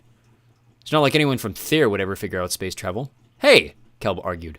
"Am I wrong?" Quark asked, before adding, "A Thayer would never find a good reason to change. A Ton would find something to fight over and argue until someone else does it first, and a Dur would be too busy planning their own statue that they'd never actually do the work." "Am I just a stereotype to you?" Kelb asked. Tayton had her wand pointed on one name in particular. "There's always been speculation that Headpole was a fricas," she said. I'd forgotten to ask anyone about the horns until now. "What's a fricas?" I asked. I was used to my questions taking the air out of the room, but something felt different this time. All 4 stared at me like I was speaking another language. "What is it, like some kind of animal?" Tayton blew a long stream of air out of her nose. "That's what the Empire will have us believing soon," she said. "Here she goes again," Kelb said, rolling his eyes. Tayton never backed down. "I'm sorry, but if you were on the receiving end the way I am, you wouldn't take kindly to that kind of rhetoric. Especially when it's 10 times worse than what we're facing. At least I'm human." I lowered my wand, getting a good glimpse at her crimson face. "I take it they aren't," I said. "Another species?" Tayton nodded. "They're a lot like humans, but," she said, considering how to phrase her description. "I've never met a nice fricas," Quark said. "Dude," Kelb added. Quark held his hands up. "What?" he asked. "I'm not the only one saying that. They've been kicked out of every society in the universe, including off of Urto. There's not a single magic school that accepts them anymore. I've heard even the Trugaria might ban their membership soon." "Stereotypes," Tayton said in reply, before turning to me. "There's an old wives' tale that ends by saying the only good fricas is a dead fricas. The Emperor's been using that to platform his propaganda against them." Quark shrugged. "More power to him," he said. "If there was a species known for being quicker to violence than a Ton in a cold shower..." Tayton shot him a look. "I'm just saying, if I had a choice between a lucky set of horns..." he said, before I interrupted him, saving him from being slapped by Tayton. "Quark," I said, "do us all a favor and stop talking." "But, hey, speaking of not talking," Kelb said, looking around. "Where's Nelson?" He was right. While we'd been arguing, Nelson hadn't said a single word. I was certain he'd been with us when we started looking at the signatures, but now he was completely gone. The 4 of us remained looking up and down the passageway, but none of us had heard so much as a footstep. "Nelson!" we called in both directions. I looked at Tayton. "You think he went further on?" I asked. She shook her head. "He'd never go somewhere new on his own," she said. "Not after..." "Hey, maybe he went that way," Quark said. "That's new." I turned to look where he was pointing, but his outstretched arm was aimed directly at the wall, angled just away from where we'd started. "Where?" Tayton asked, as confused as I was. Quark looked bothered by her question. "The other fork," he added, like he was explaining numbers to a toddler. "You're right," Kelb said. We couldn't have seen that on our way in. Maybe he got confused. Confused about what? Tayton asked. You're pointing at the wall. Cork turned and stared back, annoyed. I'm pointing at the dark cave, you idiot. What am I, stupid? Before Tayton could respond, I said, Cork, you're pointing at the wall. This only made him more frustrated. He stepped right up to the wall, turned to face us, and gestured dramatically at the stretch of rock. This cave. I turned to Tayton. Am I going crazy? I asked. No, she promised. Cork is. For Doy's sake, he said, before he turned back to the wall and walked straight through it, disappearing completely. Tayton and I both screamed. What? Kelb asked, as confused as Cork, before Cork re-emerged halfway through the stone like he was popping his face through a window. What's your problem? He asked. I looked at Kelb. Hold on, you can see it too? I asked. What, the cave? He replied. Of course I can see it. You can't? I cautiously stuck my hand out to feel a rock next to Cork's missing chest. To my surprise, my hand stopped against the stone. Tayton screamed again. Oh, something's wrong, I said, before shouting for Athropoderman. He arrived quicker than I expected for someone his size, but as soon as he reached us, we explained the situation. Oh, dear heavens, he muffled, staring at the blank wall where Cork had passed clean through. Down this passage, you think? Sir, Tayton and I can't see a passage, I said, reiterating our explanation. I can't even feel it. There's nothing there but wall. He nodded curiously. Consider yourselves lucky, he said. You both seem to be immune from its influence. What influence? Tayton asked. Just then Athro Taish popped around the corner of the fork I could actually see. What is it, Athro? She asked respectfully, joining our circle. She took one look at the wall and jumped in her boots. The Doy! Athropoderman nodded. We have a missing student, he explained. I'll send for Athro Hark and escort the students back to the school. He took out his fat leather wand and poked it through the rock, passing straight through the way Cork had. What makes you think we can handle it? Athro Taish asked nervously. He'll know if you can't, Athropoderman said confidently. Either way, Selenia's Genie found a new home. Chapter 15. I misgender an abstract concept. It took a whole 3 days for them to find Nelson and bring him home. After the few weeks he'd been through, Athro Tipperary decided it was best to send him home, back to Venmere, where he'd be safe. She and Athro Sinius explained as much as they could to us in the dormitory, making it sound more like Nelson was being expelled than he was being protected. Apparently his grades had been struggling even before the food mishap, to the point that neither was sure he would make the cut to move into second year. Still, they were giving him the benefit of the doubt, allowing him to return home for the rest of the semester and try his first year all over again in the fall. It was more likely he would transfer to a much less prestigious school. They never actually destroyed the Genie. According to Harbo, who had overheard a few of the Athros discussing what had happened, Hark had battled his way through several hallucinations before he even found Nelson, at which point he turned back to bring everyone out of the cave safely instead of pushing on to fight the thing head-on. We never learned what Nelson had seen in the Genie's lair, or even what he'd wanted or been tricked into giving up, only that he never realized so much time had passed before he was rescued. As soon as he was back, he packed up his stuff with a glazed look on his face, said goodbyes to all of us in the dorm, and left without a trace. Even his bed in the wall disappeared. It made me sad to think I might never see him again. Awkward as he was, I couldn't stop myself from feeling a small bit of responsibility for what had happened, even if there was no way any of us could have known what would happen. You could probably guess who wasn't sad about his disappearing, though. The next morning, Venner Jones was quick to shove in our faces the loss of our friend, as well as blame him for the stricter curfew imposed on our comings and goings from the school. How much of a loser do you have to be that you can't even make it in the loser team? He said, more than once while I was trying to focus on Athro Hark's demonstration of a basic combustion spell. When it came my turn to try it in front of the class, I sent the blast 3 feet to the right of the target, putting a soccer net-sized hole in the wall at the end of the arena. Athro Hark had hated me before he was forced to face the Genie, but he really didn't like me now. And he let me hear an earful in front of the entire class, making my day even worse. I told as much to Athro Sinius at our next lesson. Athro Hark doesn't hate you, he assured me. Yes, he does, I said. He picks on me in front of the entire class. It's not fair. We were practicing the same spell I'd failed in arms, with the extra pressure that if I missed in Sinius's office, I'd probably kill a bunch of his fish. This time I channeled my anger into my attack, sending the metal dummy flying in 30,000 different directions. Sinius caught every piece with a flick of his golden wand, reassembling them exactly where they'd started. "Calm down, Eric," he said, before turning his leathery face toward me. "Life is unfair." It wasn't the first time he reminded me. In the safety of his office, I had a habit of letting my complaints slip out. Sometimes it was about my life before Selenia, other times about Ganderstorm and where Drew and I and our other two brothers had ended up. Today it had mostly been about Sinius disappearing from the school. "I'm doing what needs to be done," he said, not giving me direct answers. "I move as the will of Gahlu directs me." I sulked, conjuring my own chair. On any other day I would have been proud of how far my magic had come in our private lessons. "If the will of Gahlu wants Drew back on the throne," I asked, "then why would it let us lose the throne in the first place? Why is it so wishy-washy on what's right and wrong?" Sinius shook his head. "It is not our job to question what the Gahlu determines to be right and wrong," he said. "And it's he, by the way. Even the will of Gahlu is a defined personage." I was still struggling to wrap my head around what exactly the Gahlu was.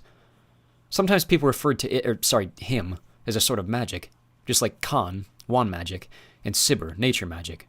But unlike those two, what exactly the Gahlu represented, or even what it did, was unclear. Sinius made it especially confusing, referring to the Gahlu and even the things that the Gahlu wanted as a person. "That doesn't make any sense," I said, like I had plenty of times before. "It will," he assured me. "I've never been an expert beyond any magic but Khan, but don't worry. You'll have plenty of experience with the Gahlu during your training with the Trugaria." That only reminded me of how long it was going to take to overthrow Ganderstorm. I was barely coming to the end of my first year at Logeets. I still had 3 more, followed by at least another 4 years with the Space Monks. The idea made my head hurt. I was still mad I'd pressed the X. "Try again," Sinius pressed. "Attack, then restore." I returned my attention to the dummy, focusing on my stance and breathing the way Athro Hark had taught us. I whipped my arm down hard toward my target. "Fluid throw!" I shouted, and just like before, the dummy exploded. Right as it did, I swung my arm over my head like a lasso, trying to keep the pieces in a circle with my mind. "Adfer!" I could feel the force of the explosion fighting back against me as I tried to repair the pieces, but every single one obeyed my command. After a few seconds of careful concentration, the dummy was back in place, exactly as it had been before. Sinius started laughing. "Very good, Eric," he said, smiling. "This does come easy to you, doesn't it?" "I wouldn't say easy, sir," I said, shaking my head. "Sometimes things just click into place." He nodded, letting the expression slowly fade from his face. "Well, consider me impressed. Not even your brother learned this quickly." I let myself absorb the compliment before Sinius added, "Don't let that give you a big head." I tried to hide my smile. Even frustrated as I was at a million other things, it was nice to know I was doing something right. May Whitewren may still have one-upped me at best in our class, but at least she wasn't giving private lessons from the head of the school. At least, I hoped she wasn't. There's something else bothering me. Something that hadn't been sitting right for months, but this was the first time I'd had the opportunity to bring it up with Sinius. "Sir, why aren't there any non-human students at Logeets?" I asked, after we had finished the practical bits of our lesson. I could tell as soon as I asked, something about it struck Sinius the wrong way. His face darkened. The little bit of joy that had been there when he teased me about my skills was gone. "That's complicated," he said uncertainly. He paced around the room for a few seconds before clearing his throat. "Why do you ask?" "Well, it's just weird to me," I said. "We have an AI teacher, and one who's literally the only non-human being in the building. What happened to the kids that were like him?" Sinius looked at me with dark eyes. "And you're wondering why he's allowed to stay when they weren't," he reasoned. He cleared his throat again. "Eric, is this about your friend, Miss Wallace?" I hadn't even thought about that. "Maybe," I said. "I know she's scared she's going to be next." He nodded. "Well, on that front, there's good news," he said. "There are schools far closer to her home planet of Rule that'll keep non-human students in their halls longer than we can." "Well, yeah, but they're not Logeets," I said. Again, Sinius nodded. "You're right," he said. "None of the others match the prestige of Logeets, but none of them are under near the amount of scrutiny we are so close to the Confederation capital. If certain members of our board have their way, it won't be long until Athro Amagretin is forced out of the school, and I imagine students like Miss Wallace won't be far behind." I stomped on the stone floor. "But why?" I asked. "What's so different about him, or even her for that matter? Can't you do anything to stop it?" If I could, I would, he said, a flood of sadness behind his words. I have no evidence beyond theories of conspiracy, but my belief is twofold. One, that restricting Khan education to humans severely decreases the numbers of those who might match the power to fight back against Ganderstorm's rule. And more importantly, two, that taking that right away won't backfire against the Empire, but instead divide those who have magic against those who don't. It felt like the air in the room fell 10 degrees colder. You mean Ganderstorm is using it as a distraction? I said, understanding. But if he's the one making those rules... It won't matter, Sinius said, shaking his head. The Empire might be the ones to take things away, but they're also the ones who give back. That's how Ganderstorm became so popular to begin with. If you create a problem but distract people by being the only one with a ready solution, all anyone seems to care about is fixing the issue. I sighed, sitting back in my chair. So even though they're the ones who are kicking the non-humans out of school, I started. They'll find a way to turn it against us, Sinius finished. And they'll be the heroes when they return the power back. But that's not fair, I shouted. Fair or not, I've seen it happen on nearly every planet on which I've set foot, he said. Ask Athro Cloyd. He's been studying the history of your own planet, as you know. Don't pretend the same thing hasn't happened on Planet H. But can't you... I'm not the one with my face on every billboard in the galaxy, he said. I grunted in frustration. Oh, Drew then, I said. He's the rightful king. Can't we make promises like that and get the people behind us? Sinius smiled when I said this, but I knew it was because I sounded like a naive little kid. Eric, this isn't an election campaign, he said, looking me directly in the eyes. They will kill both of you if they learn who you are. You do understand that, don't you? Of course I understand that, I said. But you said no, Sinius said, and I could tell he meant it. Now is far from the right time. I don't want to hear any more ridiculous ideas until you can confidently hold your own against even the least of what the Empire can offer. Your safety is our utmost priority. I sighed. So we just keep losing while we wait? Yes, he said without a shred of hesitation. That's exactly what we do. We continue to lose until the will of Gahu is confident we can win. I went to bed that night feeling angry, which was guaranteed to make my dreams into nightmares and my morning even worse. My predictions were right. As soon as I closed my eyes, I dreamt of my mother, imagining all the horrible things Ganderstorm could be doing to find us or lure us out of hiding. And when I woke up, still not used to the new arrangement of our beds with only 4 niches in the walls, I found the ceiling of our dorm dripping water all over the floor. Adfer! I shouted, but the repair charm had no effect on the drips. I sent a wand chat to Jordan, but he never answered, so I was forced to run into the hallway and get help from one of the 6th-year boys, who thankfully taught me a new spell to fix it. Adfer doesn't really work on nature, caves included, the boy said. Felton Reap was tall enough to be a professional basketball player, and had to duck below the doorway to fit into our dorm. Try Seluk. It's more specific. He let me try my luck, sending a blast of white light at the ceiling while my roommates watched. After a few seconds, the water stopped. Thanks, I mumbled. Don't mention it, Felton said. Surprised at how easily that worked for you. I didn't have the pride to brag about my magic before he left, nor did I have the energy to talk to the other boys when they started bugging me about the same thing. My head was pounding. I was in a bad mood because of my dreams, made worse by the water on the floor. But the worst of it all was the scraping noise filling my ears, like something inhuman was trying to talk to me in a language I couldn't understand. I tried to flex my jaw to make my ears pop, but nothing worked. The sound didn't stop until I left the lounge entirely. Outside, the water was finally starting to return to normal. Titania was still in the sky, but just barely. There were only a few days left before the official first day of spring. As I passed through the greenhouse on the way to breakfast, I tried to cheer myself up by trying a new nature spell on a sprouting Themthloth plant, a species we had covered in apothecary as helping to soothe headaches. My growth charm worked, and I was halfway to bringing the flower to my mouth when someone bumped me from behind. Show off, May Whiterun whispered, rushing past. Part of me wanted to whip around and curse her before she could reach the stairs, but I could hardly think with the pounding in my head. I clutched at my temple, putting the flower in my mouth and hoping things would get better, but they never did. The scraping had turned into a grinding, and by the time I reached the cafeteria, it was a full-on grumble, like I was listening to an invisible earthquake happen all around me. Drew noticed when I sat down with my food. You all right? He asked. Fine, I lied. Just a headache. Some headache to have you crumpled over like that, he said, and I realized I was hunched over my plate with one hand pressing against my forehead. I backed off, embarrassed, but stopping the pressure only made it worse. Did you try Themthoff? He asked. Of course I tried Themthoff, I snapped. So loud it felt like half the room turned to look at us. Calm down, Drew warned. You're allowed to take the day if you need to. Just send a wand chat to Athro Tipperary. I frowned. I've never missed class before, I said. Well, good, he congratulated me. You're still allowed to if you need to, just don't make a habit of it. I frowned, struggling through a bite of my morning unikick. Speaking of missing class, I said, where's Jordan? Drew shrugged, so I repeated the question to Reiser and Cork, who joined me at the table. I don't know, he's your friend, Cork said. He's not on my team, Drew added when I turned back to him.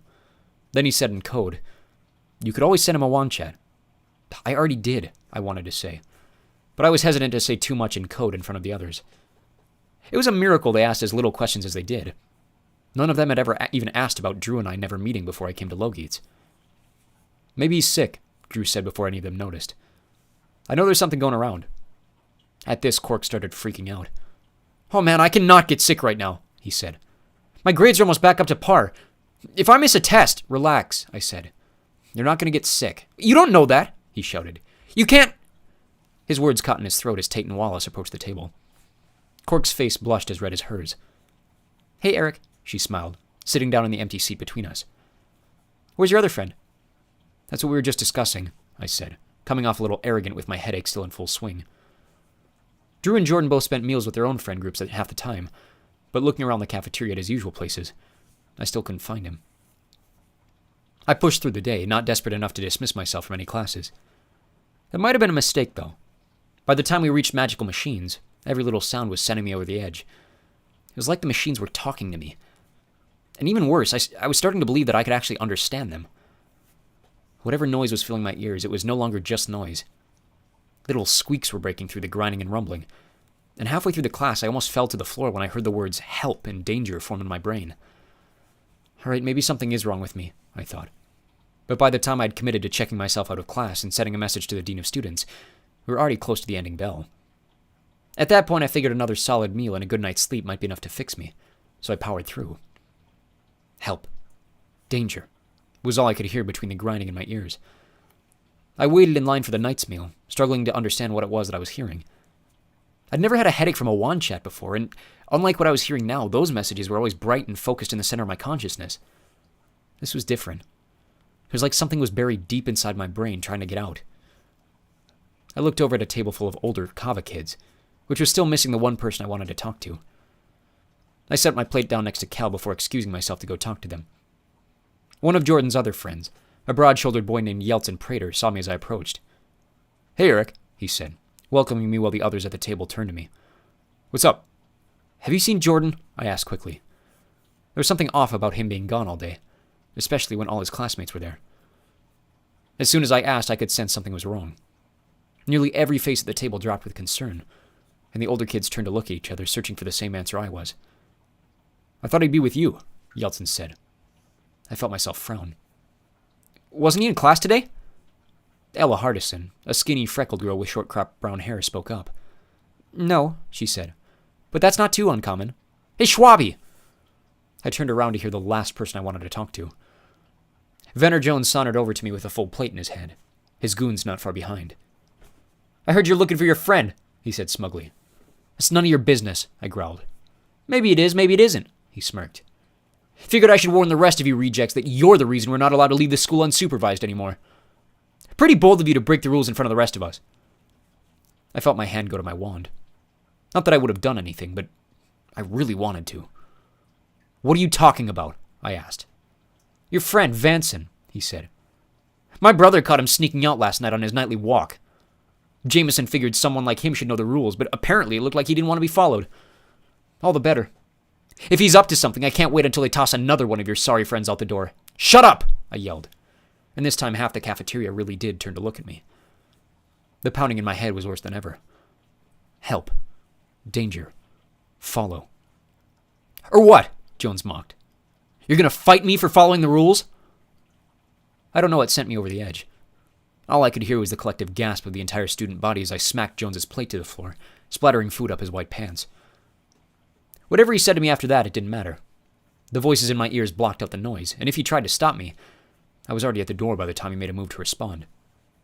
I stormed off alone, desperate for the peace and quiet of the dormitory to try and fix my head. Have you ever been on your way to something and then a certain sight or smell shocks you back to another time? That's exactly what happened to me as I was halfway through the atrium, which was when I stepped on the same spot I'd been standing during the Inquisitor's visit. Then I realized where I'd heard the voices before. They were the same sounds that had filled my head when I was face to face with Ganderstorm's lieutenant. Great, I thought in a panic. So I hear voices when I'm angry. My best friend left me behind to go look for who knows what, and now Venner Jones is never going to let me hear the end of it when he comes back. Then a horrifying thought struck me. Jordan had always walked in the direction of the Genie. It had taken them days to find Nelson after he disappeared in front of witnesses. If nobody realized Jordan was gone, that was when a completely new realization struck me. And in an instant, the pounding in my head disappeared. But the relief I'd been hoping for never came. I was too distracted by the wires that had just connected in my brain. Jordan had been sneaking out for months, always secretive about where he was going, but always returning when he failed to find it. If he hadn't come back, that could only mean two things.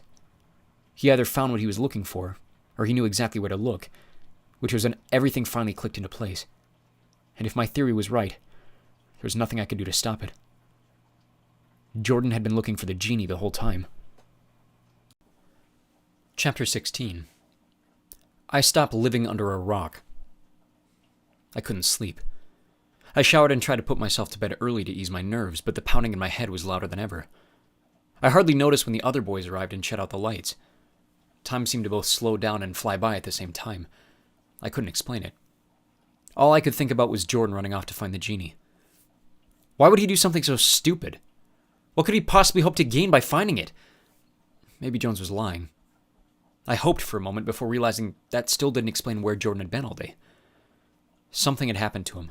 I was sure of it. And I wasn't about to sit by and let him kill himself doing something so stupid. I had to stop him before it was too late. I tried to send a wand chat to Athrosinius, but there was no one on the other end. No doubt he was off-world again, doing whatever silly errand the will of Gahlu was directing him toward this time. I thought about asking the other teachers for help, but the only ones I wasn't entirely sure would expel Jordan on the spot when they found him were Lloyd, Tyche, and Tipperary. I'd seen how Tyche reacted to the Genie, and if our local creature expert was that nervous about facing one, I didn't think the other two would be of any help. One was smart and one was kind, but neither were great fighters from what I could tell, and I worried all three of them would turn to Athro Hark for help, which would mean Jordan was screwed. Drew! I tried as a last-ditch effort. I didn't fully trust him not to turn Athro Hark either, but I was out of options. Besides, he was my brother. If I had hope in anyone, it would have to be him. Drew, wake up! His voice came back slowly through the front of my head, distracting me from the grinding voices in the background. Eric? Do you have any idea what time it is? I didn't, actually, but that wasn't important. The longer we waited, the less chance we had of stopping Jordan if we somehow reached him before he reached the Genie. Jordan's missing, I said. I need your help. Meet me in the greenhouse in 10 minutes. What do you mean Jordan's missing? He asked. He's probably just sick. I was getting more frustrated with every response. He's not sick, I said. No one knows where he is. It took a few minutes longer than normal for his next message to arrive. It's not that big of a deal, Drew said. If he wasn't in class, the teachers will already be on it. Just try to get some sleep.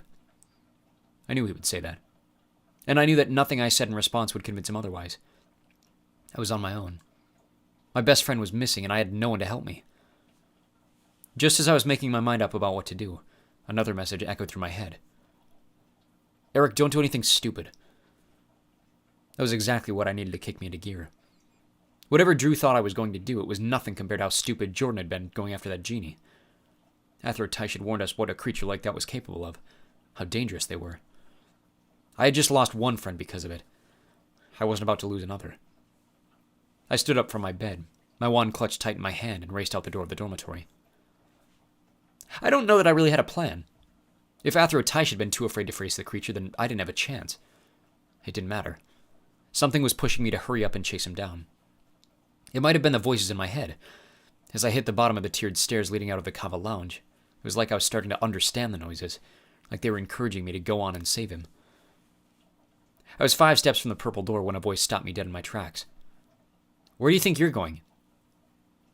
I had expected to trip 1 or 2 security measures on my way out of the school. With the lockdown in place, there certainly had to be barriers in place to stop students from breaking the rules. I just hadn't expected May Whiterun to be one of them.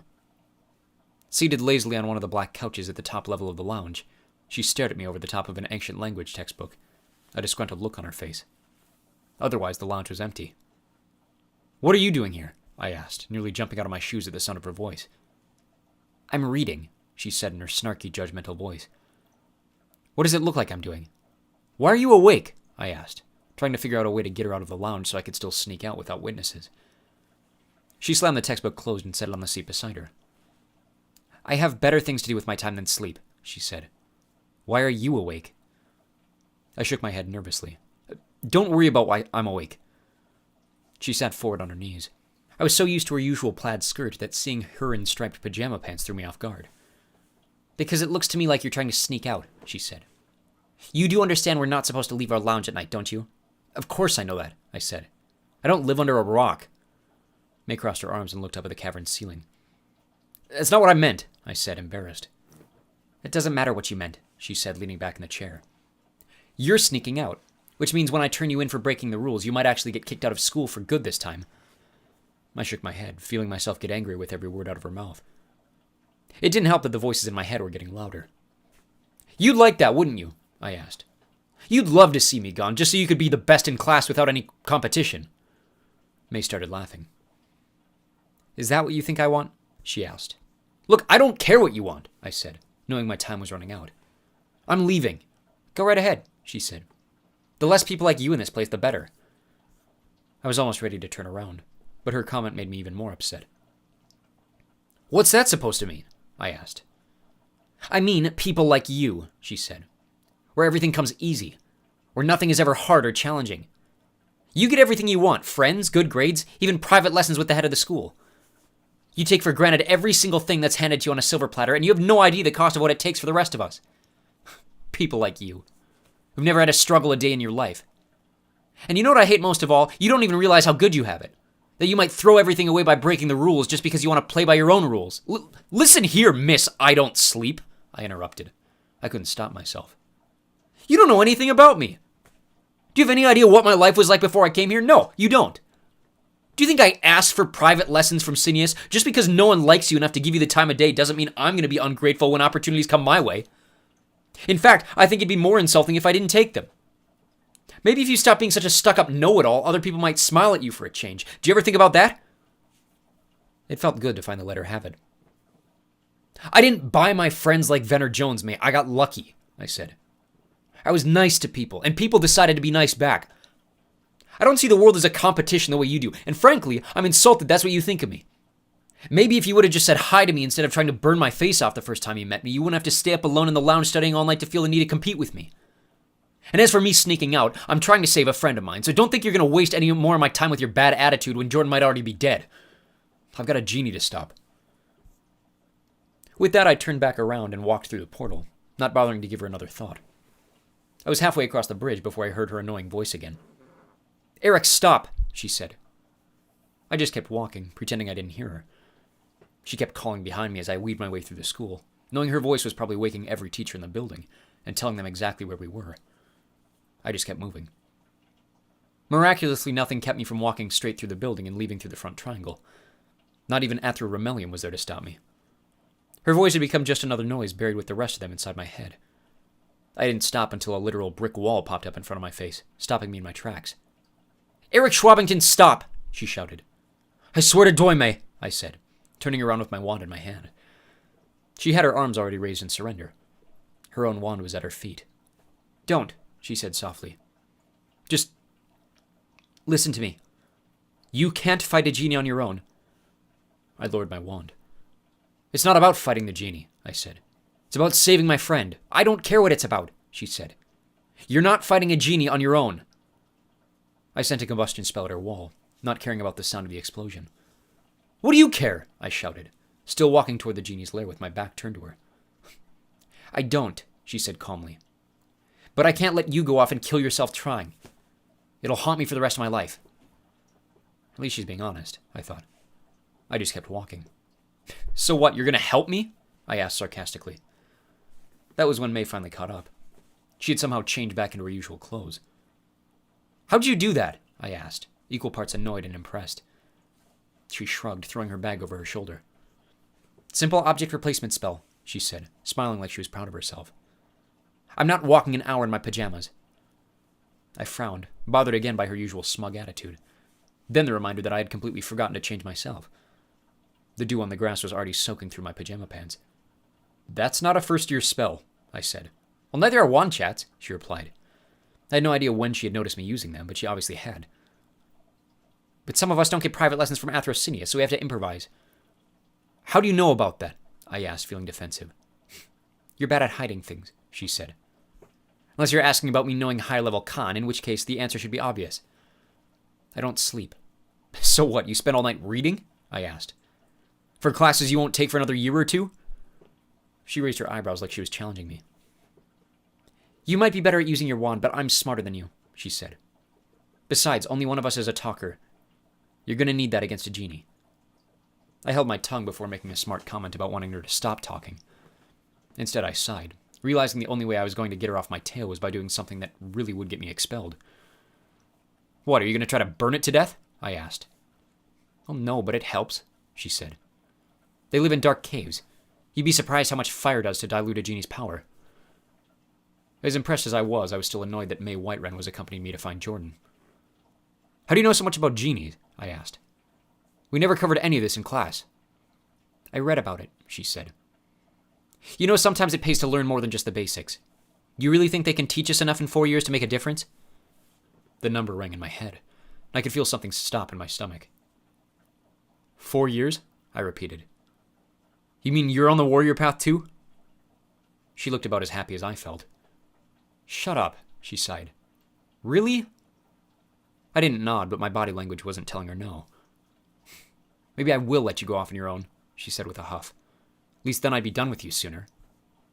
I brightened the light from my wand like I was trying to prove something. Look, if you really think there's nothing they can teach you in 4 years, why don't you just quit? I asked. There's plenty of other magic schools. May started laughing, matching her light to mine. You really don't get it, do you? She said. This isn't just about learning magic. Anyone can learn magic. Logeets is the school. Anyone who's ever been anyone has gone to Logeets. Emperors have gone to Logeets. You have no idea, I thought to myself. Then she added, Logeets is like the Vernum of con schools. If you graduate from Logeets... Through the light of her wand, I could see her eyes look up at the stars. With Titania almost gone, there were new stars in the sky I'd never seen before. And right there with them all was Urto, giving back the equivalent of moonlight to Selenia. I had no idea what Vernum was, but I assumed using the context of the conversation. Looking at the shape of Urto, I almost missed home. It's like Harvard, I said. She turned to me, and when she did, the wonder in her eyes disappeared. Like what? She snarked. It's a school back where I'm from, I explained. It's like the best of the best. Exactly, she said, turning her eyes back to the rolling grass ahead of us. You really don't know anything, do you? Where are you from again? Planet H? Yeah, I said softly, realizing I'd never learned where she was from either. Not that I really cared to know. I take it you're not from around here either. She ignored my question. Hold on, she said. I thought your brother was from Miritnev.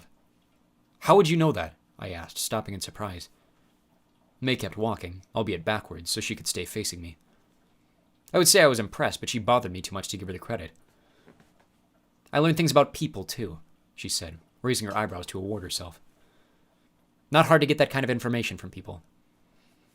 She was teetering on the edge of what I knew was okay to share. I almost mentioned something about Ted and Marcy. With how dangerous May Whiterun seemed to be with extra knowledge, one wrong word about who I was might open the floodgates on something I couldn't stop before it was too late.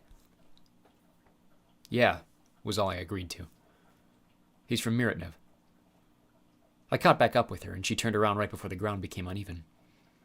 I'd been hoping she might stumble over backward and be humbled for a change. How does that work? She asked. Miritnev and Planet H are nowhere near each other. Are your parents, separated or something? Yeah, something like that, I said. I'd never met him until I came to Selenia. This time it was May who stopped walking. How's that even possible? She asked. It's pretty common where I'm from, given the right circumstances, I said. Plenty of the boys I'd grown up with had countless siblings that they only partially knew about. I'd never been given the luxury of knowing anything. I turned to start walking backwards just to prove I could. Of course, that was when I tripped over my own foot and fell into the mud. May caught up and held out a hand. "Thanks," I said, letting her pull me up. It was a few steps later that I decided to add, "If you really need to know, our parents are dead." I'm not sure what it was that made me say it, but part of me felt relieved. After all my life hoping that they were out there somewhere, even knowing that I had 3 brothers to help look after, it felt good to finally release some of that hope, even if part of it might not be entirely true. It was as true as I knew. I'd never met them. I doubted I ever would. May didn't respond. Our walk was silent for what felt like minutes, the only sound coming from our feet and the wind through the tall grass and the small lapping of waves on the lakes around us. It was a peaceful walk. If I'd been alone, or maybe even with someone else, I might have liked it. "I'm sorry," she said, to eventually break the silence. "My mom died when I was 3. I didn't let my response wait as long as hers. I could hear in her voice the need for someone to care. "I'm sorry," I said. Crazy as it was, part of me meant it. Again, May didn't respond. She just kept walking, her wan light growing slightly dimmer. "Do you have any siblings?" I asked, wondering if that might ease the pain of her loss the way having Drew had helped me in learning the truth of mine. "I doubt it," she said swiftly. Sensing my curiosity, she added, "Dad's not really the having kids type." "Well, explain you then," I said. May shot me a glance. "I shouldn't have to spell that out for you." I sighed, embarrassed. "Oh. Yeah," she agreed. The silence that followed made me miss the piece of the first one. I hadn't noticed it before, but the voices in my head had let me rest then. Now they were back. And this time they were giving me clear directions. Left, climb, hatch. Through right, 7, right. Had no idea what it meant, what any of it meant, but something had changed. The grinding and pounding was no longer noise accompanied by little words. It was all words. Something was speaking to me from all around me. It was sending literal shivers up my spine with every step. May must have noticed me shaking. "Here," she said, putting down her wand and lifting her palm. A crackling sound came from her mouth, somewhere between clicking and hissing like a cat, and a small ball of flame erupted in her hand. "This should help." I put my wand away too. The flame wasn't nearly as bright, but it was a completely new type of light, letting my eyes refresh from the white spotlight of before to this new warm glow. Unlike the wands, however, May's fire was warm. Almost too warm. I didn't have the heart to tell her I wasn't actually cold. "Where'd you learn to do that?" I asked. "I didn't," she said kindly. "You don't learn how to become a Sibber, it just happens." I shrugged my shoulders, though I doubted she could see me in the new light. "I don't understand." "It's like..." She paused, struggling for the right word before finally deciding on puberty as the best analogy. One day you can't, one day you can. "And you just knew how to make flames with your hands?" I said, pointing. "Well, probably not right away," she admitted. "You keep testing the language as the words come to you. It's not empty the way Khan is, it's manipulating nature. You interact with the language of the thing you're manipulating. Besides, every magic has a cost. I could make this flame as big as I wanted, but I would run out of energy a lot faster." I nodded along. Drew had told me something similar once when I asked about his air talking. He said one day the wind just started speaking to him, and he was able to understand it. I was jealous of their ability to do something I couldn't. The voices in my head usually just sounded like rocks. Right as that thought popped into my head, May's flame turned from red to green. "Whoa," I said. "I didn't know you could do that." Then I looked at May's face in the light. She looked like she'd just seen a ghost. "I can't," she said uncertainly. She dropped her hand and the green flame disappeared. I whipped out my wand and flashed a light to fill the darkness. 1,000 feet away, a huge mossy ridge swept from one lake to the other, breaking apart into hundreds of little caves and canyons. "Oh, that explains it," I said. "What did Athro Taish say? Always know the rules of your surroundings?" Something like that, yeah," May agreed, catching her breath. She pulled out her own wand to match my light. "Well, then we better pay attention," I said, taking my own deep breath to steady my nerves. "We're here." Chapter 17. A reptile fails the basics of video editing, In all fairness, whether I realized it or not, I was freaking out. May might have been the smartest girl in our year, but the look on Athro Taisha's face when she learned about the genie was still plastered to the insides of my eyelids every time I blinked. We were 12. Alright, May was 13, I guess, but that didn't make my point any less valid. What chance could we possibly have of facing a creature like that? I'm sure May was as nervous as I was, but she was doing a great job not letting it show. Maybe it helped that she wasn't wearing pajamas. The weather on Selenia was always so consistent. I'd never really cared before, but after walking through the wet grass all night, the caves were freezing. Even May's fire wasn't helping anymore, though she kept it going as long as she could as a deterrent to the genie. We should split up, I said as soon as we reached the first fork in the cave. We'll find him faster. May shot me the look she usually shot me when I did literally anything. That's the dumbest idea you could possibly have, she said. Haven't you ever read a horror story? That's how the monster picks you off one by one. Besides, it's easier to discern a genie's magic if there's someone with you. With that, she took the left fork before I could even open my mouth. How do you know where you're going? I asked. I don't, she said calmly. I just remember you guys went off in this direction on our field trip. She suddenly stopped again, coming to another fork in the path. How do you remember that? I asked. Why do you remember that? That was weeks ago. In the light of her fire, I could see May's face growing red. It doesn't matter why I remember it, she said, shaking her head. Which way did you go from here? In complete honesty, I have no clue which way we went. I didn't even remember which way we started until May brought it up. But the voices in my head were adamant, repeating the instructions over and over again, like my subconscious was a song being played on a loop. Left, climb, hatch, through right, 7, right. They were also sending me a new message. Jordan's still alive. How the voices knew that, I have no idea, but something else inside me told me to keep that to myself. It was weird enough that something was guiding the way beyond my memory. May already didn't seem to trust me. If things went south with my directions... Left, I said, and May continued at a quick pace down a new path, one which sloped its way down, switching back and forth like an old mountain trail. I could feel the air get heavier the deeper we went, knowing full well this was not the way my friends and I had gone before. I tried to hide my worry as much as possible. My plan to keep the truth from May collapsed when we hit the next obstacle. Nice work, genius, she pouted. It's a dead end. Sure enough, the long path ended in a sheer cliff going 9 feet up to the cave's ceiling. I know that, I said, pretending not to be concerned. The voices were determined I follow their next instruction. I pointed at the rock wall. We have to climb. I expected May to look concerned. Instead, she just looked irritated. You expect me to believe you all climbed this wall during the field trip? She raised. I didn't have a good answer. Admit it, you're lost. Oh, what difference does it make? I screamed, my voice echoing up the path. I know which way we need to go, so just trust me. You know which way to go? She laughed. What is this, some kind of shortcut? I can feel it, I said, stretching the truth. The genie moved from last time. Maybe Hark scared it out of its original hiding spot. May crossed her arms in that stupid, arrogant way she always did. You can feel it? She repeated. Really? Honestly, May, just trust me. You expect me to trust you, she pushed. I can't even see up there. How do we even know there's a gap at the top of the wall? I stomped my foot on the ground, then picked up a loose piece of rock near one of my shoes. With a deep breath, I launched the thing as hard as I could at the top of the wall. We could hear it bounce several times, like it was ricocheting off the floor and ceiling multiple times, but it never came back down. I gave May a smug look to say, See? All right, fine, she said, conceding. But you're going first. I pointed to a set of grooves in the wall above our heads, the closest thing we had to grip on our way up. Everything below was smooth and slick with moisture. No, I declined.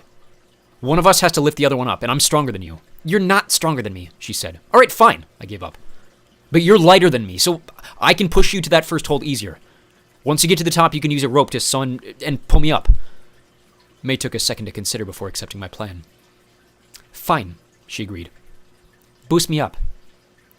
I rested my wand on the ground while her hand put out the fire, leaving barely any light for her to see where she was going. Our long shadows stretched up the cliff face like black curtains. On a count of 3, I lifted her as high as I could by her waist, though she still wasn't quite tall enough to reach the hold. I adjusted one hand, trying to boost her with the support of my shoulders. Oi! She shouted. Watch the hands! I apologized, frustrated that's what she was concerned about at a time like this. Finally, she grabbed a hold of the rock and pulled herself off my shoulders, clambering to the top with hardly any effort. Once she slid through the opening, she disappeared, coming back into view a few seconds later with her curly hair dangling over the edge. "It's barely a crawl space," she said. "Are you sure this is the right way?" "Yes, I'm sure," I said. "Now pull me up." With a line of rope shooting out of the end of her wand, I walked up the wall and pulled myself in behind her. She was right. There was hardly any room to move at the top of the wall. May had to scramble around before I reached the top to make sure she was facing ahead before moving on, but still we went. We could hear from the echoes down the space that, even though it was small, the path was long. The voices moved on with their directions, convincing me it was the right way. We crawled for maybe 5 minutes before the path really did come to an end. At this, May started to freak out. "Eric, I'm stuck," she whimpered, sounding scared for the first time all night. "You can't be," I said. "We're not there yet." "I'm stuck," she screamed. "For the love of Doy, Eric, go back the way we came." "What are you, claustrophobic?" "This isn't funny, Eric," she screamed. Just to prove her point, she kicked me in the face with the sole of her high top. "Well, relax," I said, but May wouldn't listen. She started freaking out, flopping like a fish in a net trying to worm her way backwards out of the dead end. That was when one of her feet slammed straight through a square bit of rock, shattering it like it was made of glass. "May, stop!" She didn't stop, nor did she seem to notice what she'd done, which, to be fair, she couldn't have seen if she wanted to. With the little space I had behind her, I grabbed both her ankles and held them as still as I could. "Oi!" she shouted again. "Hands off!" "May, relax," I ordered again. "I think you found something."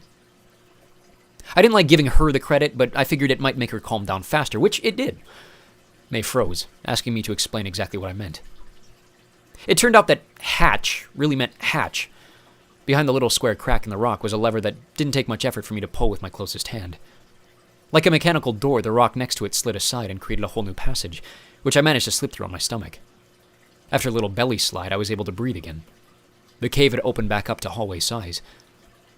May shimmied backward and fell through behind me, and once she realized we were free of the crawl space, she stood up and hugged me. It lasted approximately 2 seconds before I shoved her away. "Ew, sorry," she apologized, wiping my germs off her body. "I didn't do that on purpose." I wiped myself of the yuck too, hoping never to be that close to her again. Then the voices returned and we kept moving, walking another 5 minutes before the voices in my head turned to a shout. "Through right." I stopped May and turned to the wall next to us, suddenly remembering how Nelson had disappeared. "It's a trick," I murmured, staring at the solid wall. "What?" May questioned, uncertain. "It's a trick of the genie," I explained. "Last time we were here, some of us could see the passage, some of us couldn't." "Eric, that's a wall," May said. "You see it too, don't you?" "Yes," I said. "But this is it. This is our next path." May looked at me like I'd finally told her about the voices. "Then how could it be a trick?" she said. "Wouldn't one of us be able to see it?" I don't know," I said. "I don't really get it, but maybe the genie only shows us the truth to those who want to find it. If it can sense why we're here, maybe it's trying to push us away." May shook her head. "That doesn't make any sense," she said. "Look, it's just a wall. We should keep going forward." Sure enough, she pushed her hand against the wall and it stopped, solid as stone. "I told you." I didn't believe it, so I pushed my hand against the wall. Just like hers, it hit solid rock. The voices in my head kept screaming. "I told you," she said again. "This happened last time too," I explained. "Tayton and I couldn't get through, but Nelson and Cork..." I was so confused, desperate for the voices to stop shouting. I shut my eyes and covered my ears with my hands. "Oh, shut up!" I shouted. May must have stepped back at my outburst. "I didn't say anything." "Not you!" I shouted again, desperate for some quiet time to think. Don't ask me how or why, but I kept my eyes shut and leaned forward against the wall. Which, of course, is when I fell right through. I stumbled flat on my face, finding myself in a completely new hallway. Behind me was another dead end, but behind the rock, I could hear May's muffled screaming. It was like a light bulb went off above my head. As soon as I realized what had happened, I closed my eyes and walked back through the wall, bumping into May again. "It's a mental trick," I explained. "Close your eyes and walk straight through." "Are you crazy?" she shrieked, still not over me disappearing and reappearing through a solid wall. "It's stopping us from seeing truth," I said. "Our eyes are tricking us." "Our hands aren't tricking us," she argued. "Explain that. Rules of physics, Eric, remember?" I had no idea how to argue against what Athro-Tyche had taught us, but I had no better explanation. It was like I just knew what was right and what was wrong. "The genie's affecting our senses," I said. "Just trust me. Close your eyes and trust that the path is there. It's the only way you'll get through." She argued for a few more seconds before I left her behind again. Like I had said, as soon as I imagined the path was there, it was, and I was able to walk straight through the wall. May fell in behind me. "Don't leave me behind again," she demanded, shoving an angry hand in my chest before storming on ahead. "Fine," I shrugged, though I smiled when she had her back turned. Part of me was enjoying being right. Of course, as soon as that thought passed through my brain, things fell apart again. I should have known something was off as soon as I saw the second cliff. It was only a fraction the height of the first one, so low I could see the path continuing at the top of it until I was standing right in front of the rock, but it still surprised me. The voices didn't scream at me this time. May was halfway to the top before I said anything. "May, wait," I started. "What?" she said, reaching the top and sitting on the edge. Her feet were the perfect height to kick me in the face again. "I don't think we should go this way," I said. For the first time, May seemed to take my advice. She hopped straight down and landed beside me, curious for the next direction. "All right," she said. "Which way is it then? Another secret passage?" I shook my head. "I don't know." "What do you mean you don't know?" she questioned. "I mean, I'm not sure where to go next," I said. May's look of expecting me to know the answer didn't live long. Just like that, she returned to her usual Eric's an idiot face. "Great," she said. "Well, the path continues up that way." "I don't know that we should take it," I said. "All right, well, what should we take?" she asked. Again, I didn't have an answer. "I don't know," I said. "Great," she repeated.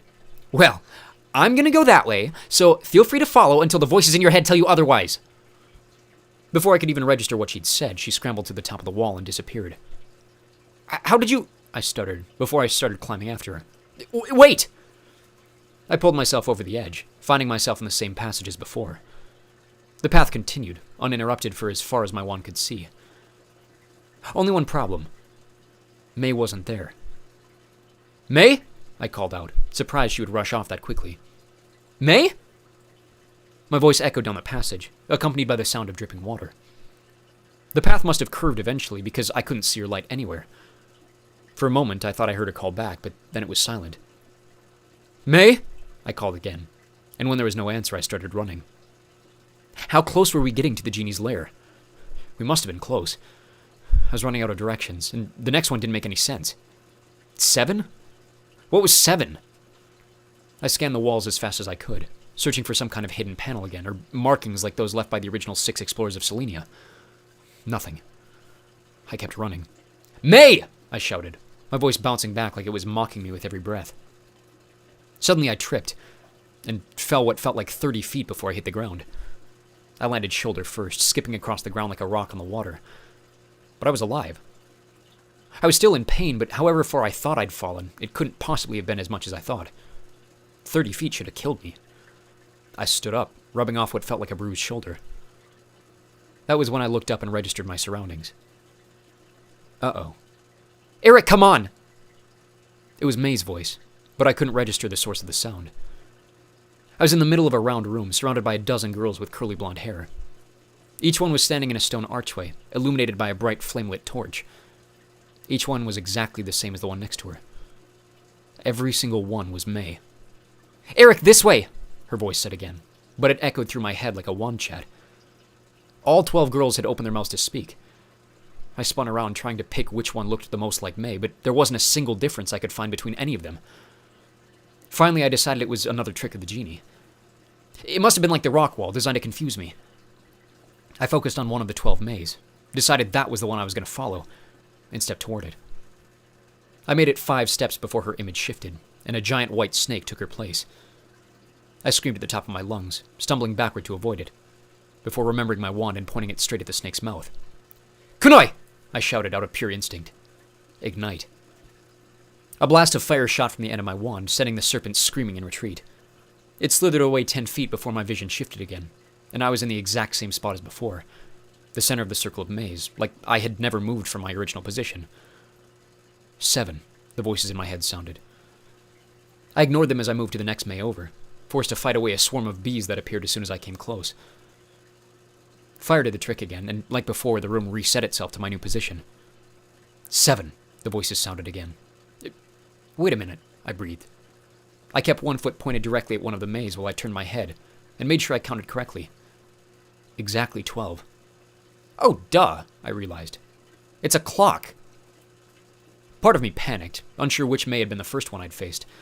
That must have been my 12 o'clock, but which one was the right one? The room had already reset twice. I was probably too confused to find it again. Then I remembered the rock wall, and this time a new realization clicked in my head. It didn't matter. Whichever illusion I was facing, that was my 12 o'clock. At least, I hoped I was right. With a deep breath, I closed my eyes and opened them on one of the 12 versions of May, and looked directly to the right. 1 o'clock. I didn't let my vision change as I walked diagonally towards 7. If I was wrong, and I was walking directly into the jaws of another creature, I'd be dead before I knew it. But trusting my instincts was all I had. 20 feet later, without so much as blinking, I felt my foot slip again, and I fell backward to the floor, letting the illusion disappear. When I opened my eyes again, a familiar hand was reaching down to help me up. Not thinking twice, I took it, climbing to my feet and looking square into the brown eyes of Tayton Wallace. Tayton? I breathed, not believing my luck. What are you doing here? She wrapped me in a tight hug. This one I was happy to receive. Oh, Eric, I can't believe we found you, she grinned, her red face brightening from ear to ear. Found me? I questioned. What? You've been gone for days, she said. Don't worry, Hark found the genie. It's gone. I felt my stomach do a little twist. First worried about the me being gone for days thing, then about the Hark finding the genie part, before finally feeling a bit of relief at her saying the genie was gone. What? I stuttered, struggling to find the right words. I looked past her shoulder and saw the cave opening up around the corner to the left, lit up by something outside my view. What do you mean? Don't worry, you're safe, she said, wrapping me in another really nice hug. So's Jordan. They found him too. It was like every nerve in my body just melted away. The first sense of relaxation in days washed over me as I looked back down the passage toward the light. Were we near the cave entrance? Had I really been here that long? She stuttered, blushing when she realized she had been holding my hand. It's so good to see you safe. I probably looked like a complete idiot. Thanks, I said. Then Tayton leaned in to kiss me.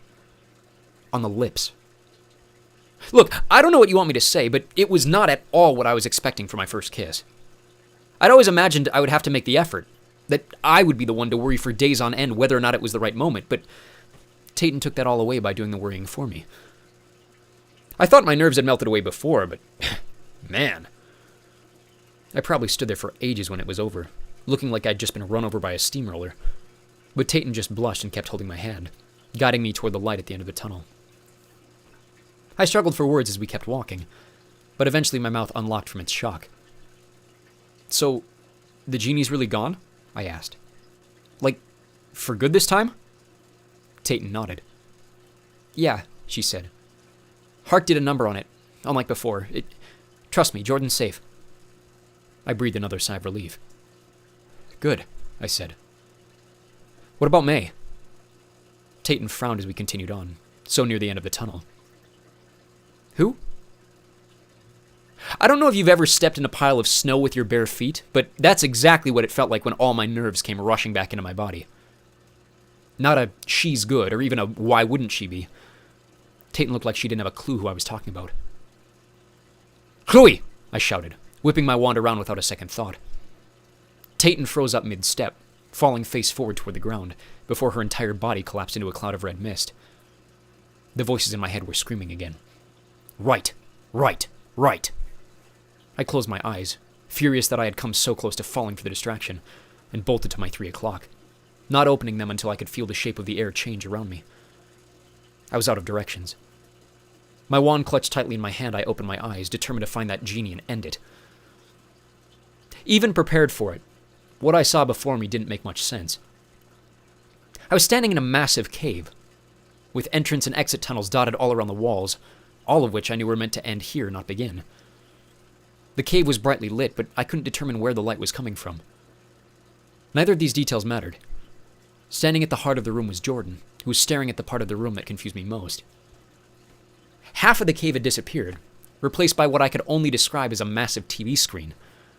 It was like someone had covered half of the room in a green screen, projecting onto it a bizarrely flat scene, not bothering to worry about things like shadows or depth. Even then, the images were mesmerizing. And I found myself distracted by the projections just like the other two beings in the room. Standing beside the real Jordan was a scaly red creature covered in horns and spines, somewhere between a frog and a lizard. I say the real Jordan because in the projection was another Jordan, almost identical to the one I knew, with one glaring exception. He looked 3 years younger. Both me and the real Jordan stared up at the projected one as a set of glowing letters appeared before him, asking him the question that every student at Logites had been asked ahead of their first year. Duin ex Refeller. Only something was off. The question in front of the projected Jordan didn't read wizard and or warrior. It read Queer ex fria. Honest and free. I had no idea what it meant, but the look on the projected Jordan's face said it meant an awful lot to him. The real Jordan was in tears. The projected Jordan pressed the X and the scene disappeared. The colors reformed into a new image. Flat again. This time Jordan was no longer 3 years younger, but maybe 3 years older. Things flashed by in a montage. He was graduating from Logites as Priv Fachen with Ella Hardison standing next to him, holding his hand. Then he was receiving a glowing sash as one of the Trugaria, a whole crowd of people in robes bowing before him. And finally, Ella was back, dressed in a bizarre but beautiful gown, the brightest blue I'd ever seen. When an even older Jordan appeared in the frame, I realized it was a wedding. Their wedding.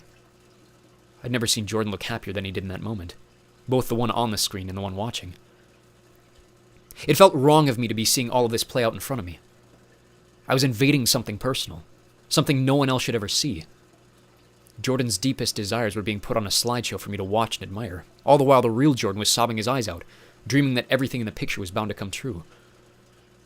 The image collapsed then, the light disappearing into a single bright red gem in one of the genie's scaly claws. It held the stone down in front of Jordan and growled something in a language I couldn't understand, somewhere between a cat and an alligator. Then something changed, and I was suddenly glad I'd seen Jordan's dream. If I hadn't, no one could have stopped him from taking the bait. "Don't do it!" I screamed. "Jordan, don't take it!" Whatever the gem would cost him, I knew it was way too great to be worth those dreams coming true. If the genie even had that power. Jordan snapped out of it as soon as he heard my voice, turning to see me on the other end of the room. So had the genie. It hissed before shoving Jordan aside and lifting one of its claws. Before I could even think to react, a blast of air whipped me off my feet, and I went flying into the rock behind me. It only took me a second to catch my breath before I shot another blast of fire in the genie's direction, thankfully away from Jordan's reach. This time the genie shrieked, jolting out of the way and climbing up the cavern wall toward one of the tunnels. "Oh, no you don't!" I shouted, whipping my wand around my head like a lasso. "Kavos!" A white beam of light shot from my wand, grabbing hold of the creature like it was caught by a magnet. It squealed louder than ever, struggling to keep itself upright as it floated through the air. Unfortunately for me, the beam didn't stop its ability to control things around it. The ground underneath me suddenly turned to ice. I doubt it was ever really ice, but it surprised me enough to believe it. And just for that split second, what I believed became real, and I slipped square onto my back.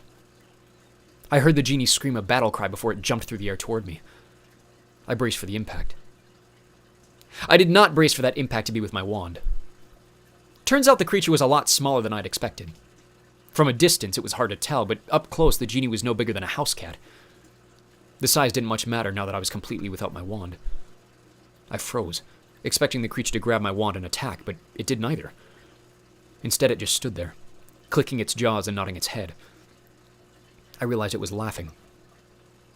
Then it spoke to me with that same gravelly roar as before, but this time I could understand it.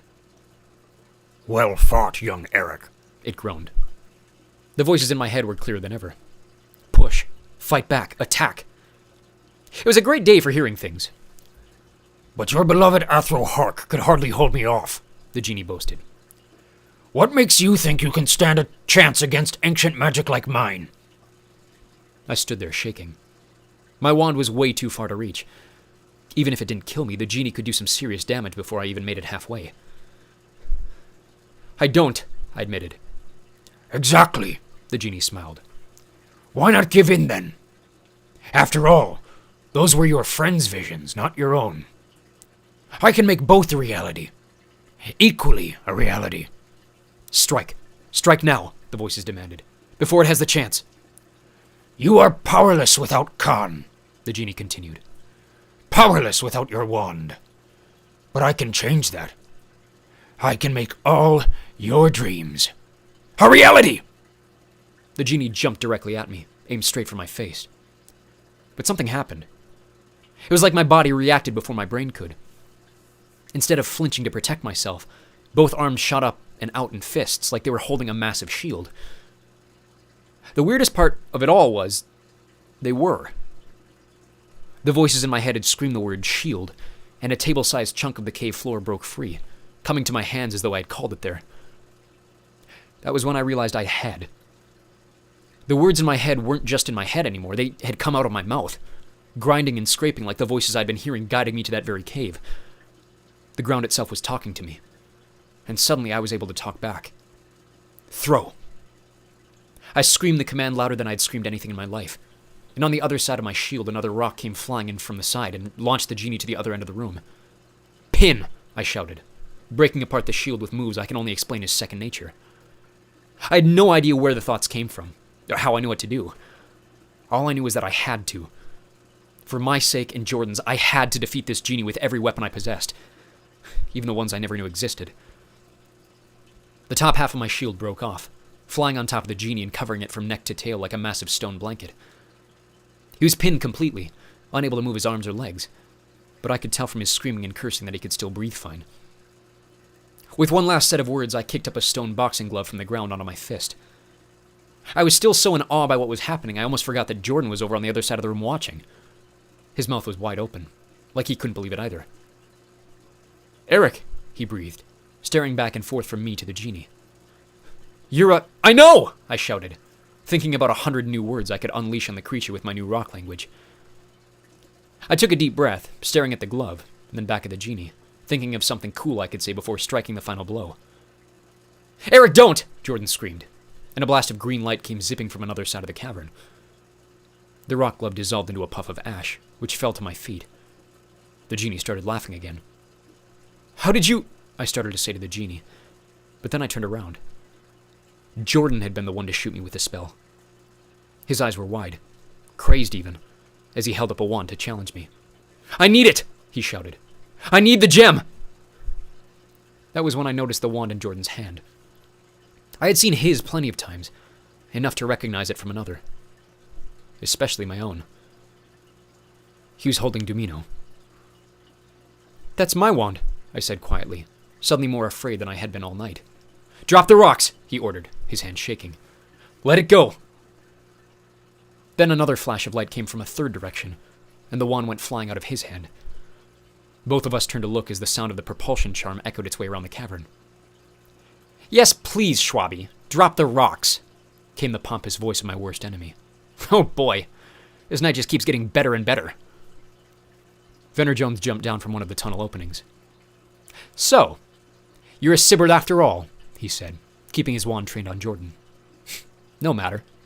Once I expose Vanson for what he truly is and turn you in for breaking curfew, I don't have to worry about you anymore." My breath caught in my throat. "Now listen to your half-breed friend, Schwabby," he commanded. "Let the genie go. If the frickus gets his wish, so do I." Chapter 18. Trophy, wife, not necessarily in that order. I stared at Jordan. "Nice pajamas, by the way," I heard Jones' voice continue over my shoulder. "Frickus," I said softly, looking at my friend, who looked straight back at me with a look of terror on his face. "What does he—" "Oh, come on," Jones said, rolling his eyes. "Was I the only one paying attention to the slideshow? Your friend's a mutt. He shouldn't even be allowed on this moon." "Jordan," I said, feeling my breathing get even heavier. The look on his face told me everything I needed to know. Suddenly, everything made sense. Jordan sneaking out at night looking for the genie. His Yule present. The way he'd reacted to mine. "I need it, Eric," he said anxiously. "I need the gem." "So what?" I asked. "So you can keep lying to the people around you about who you really are? It's not like that," he shouted. "Eric, you know who I am. You don't understand. We're just people. We're being exterminated under Ganderstorm. I hid what I was to survive." I knew he was right, and I knew being upset was nothing compared to how scared he must have felt knowing what Jones was about to do. Still, I couldn't help but feel hurt. My best friend had lied to me, even when he had known my biggest secret all along. If Jones wasn't standing in the cave with us, I would have said exactly that. You're not even from Greel, are you? I asked. Jordan looked like he was about to cry, but before he could respond, Jones issued another spell, and both Jordan and I went flying across the rocks, bound to the wall by invisible force fields. I think you two will have plenty of time to catch up after you're both expelled, Jones laughed. But now it's my turn. Thanks for leading me here, Schwabby. Your dirty work saved me a load of time and energy. He pointed his wand at the rock I had laid over the genie, who had stopped struggling to watch us argue. Llyweragrach, he shouted, and the stone cracked into a million pieces, falling apart so the genie could break free. The creature grinned, shaking the dust off its scales before jumping to its hind legs like an old little troll. Again it spoke in that grumbling voice, but like when it spoke directly to Jordan, I could no longer understand what it was saying to Jones. With each sentence, a new emotion spread over Jones's face, giving me only the slightest clue what was being said. Excitement, fear, worry, envy. The speech went on for 5 minutes. Venner Jones never even said a word. Suddenly the room lit up like before, half of it disappearing into that comic book style visual that had tempted Jordan. At first I was confused. The genie was showing us what looked like 12 different Venner Joneses all at once, bickering with each other and trying to get the attention of the Lord Jones and a bunch of blonde women, one of which I assume must be his wife. The different Venners were all different ages, like I was looking at him arguing with himself as a toddler, a 6-year-old, a 10-year-old, all the way into adulthood.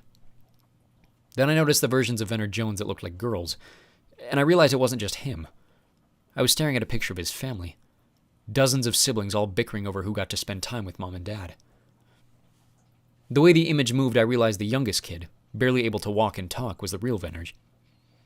The image fast-forwarded through moments of his childhood, all of which centered around feeling alone and left out.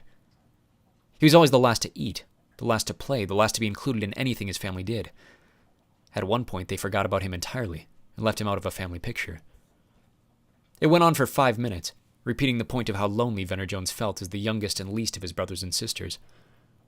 I almost felt bad for him. It didn't excuse what he had done to me and my friends, especially the way he treated Tayton and Nelson, but I could partially understand why he had done it. Logeets was the first place he had ever been given the freedom to be the center of attention, to use his family's name to stand out amongst his peers. That was when things changed. I expected the genie to show Jones a version of the world where things were like that all the time, but it wasn't that simple. A planet appeared on the screen, full of wide-open fields and lakes and oceans, not too different from Selenia, with a massive black castle surrounded by the largest city I'd ever seen. Venner Jones was older, alone, seated on top of a throne while hundreds of people filled his hall and bowed before him. His father was there, as were his siblings, even me and my friends and every other person I knew at Logeets, all bowing down before the king of this unknown planet. Then I saw something that took my breath away, scared and confused by what it meant. A prisoner was brought in before the throne, and the adult Venner Jones stood and walked down the steps to remove the prisoner's black hood. Staring at him with emotionless eyes was the oily, waxy face of the Emperor. Before I even understood what was happening, the adult Venner took a sword and struck down Ganderstrom with a single swipe. The crowd in the vision went nuts. Everyone rose from their knees and cheered, chanting Venner's name as they lifted him into the sky. But if I thought Jones taking down Ganderstrom was a good thing, I was quickly shown otherwise. The scene shifted to an even older version of the new king, walking through his castle with all of his siblings behind him. Every one of them walked with a chained leash in their hands. At the end of every leash was a different creature. Athro Amagretin and Jordan were both amongst them, and though she wasn't in chains, so was Tayton Wallace, bowing before the Jones family and serving them alongside a dozen other servants with colored skin. The real Venner Jones stared up at the image in awe, his mouth practically drooling by what he saw, desperate to have it come true like he was waiting for a juicy steak.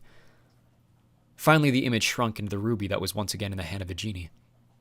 The creature grumbled a few final words before offering the gem to Jones. "Is it real?" he asked, more anxious than I'd ever heard him before. "Can you really make that happen?" The genie growled an affirmative yes. "Don't listen to him!" I shouted, desperate to stop whatever was going to happen. "You have no idea what it'll cost!"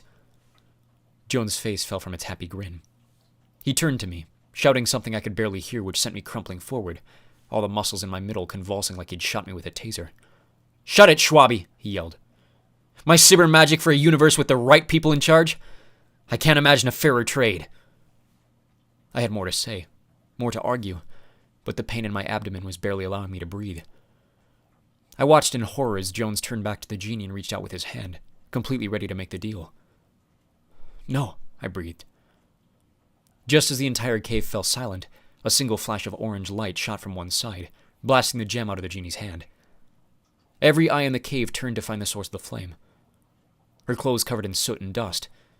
May Whiterun had finally found the rest of us. "You little—" Jones started, whipping his hand over his head and speaking to all the water in the cave. Out of one of the tunnels behind him, a gigantic wave splashed to the ground, sending the genie scampering for cover. Jones sent the wave rippling across the cave floor toward May, but she blasted through it with a wave of her wand. A flurry of spells followed from both wands, spells I'd never even heard before. There were colors I'd never imagined lighting up the cave as one spell collided with the other, sending rocks and debris shooting off in every direction. Every few spells, one of them would switch to Sibber, and a flood of water would hiss as it collided with fire, only to be swallowed in another flurry of spells.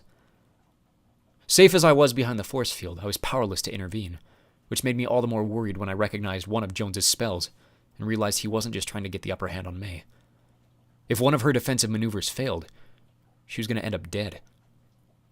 It was the most beautiful, most terrifying, most breathtaking thing I'd ever seen, but I was desperate for it to end, to make sure everyone came out of this alive.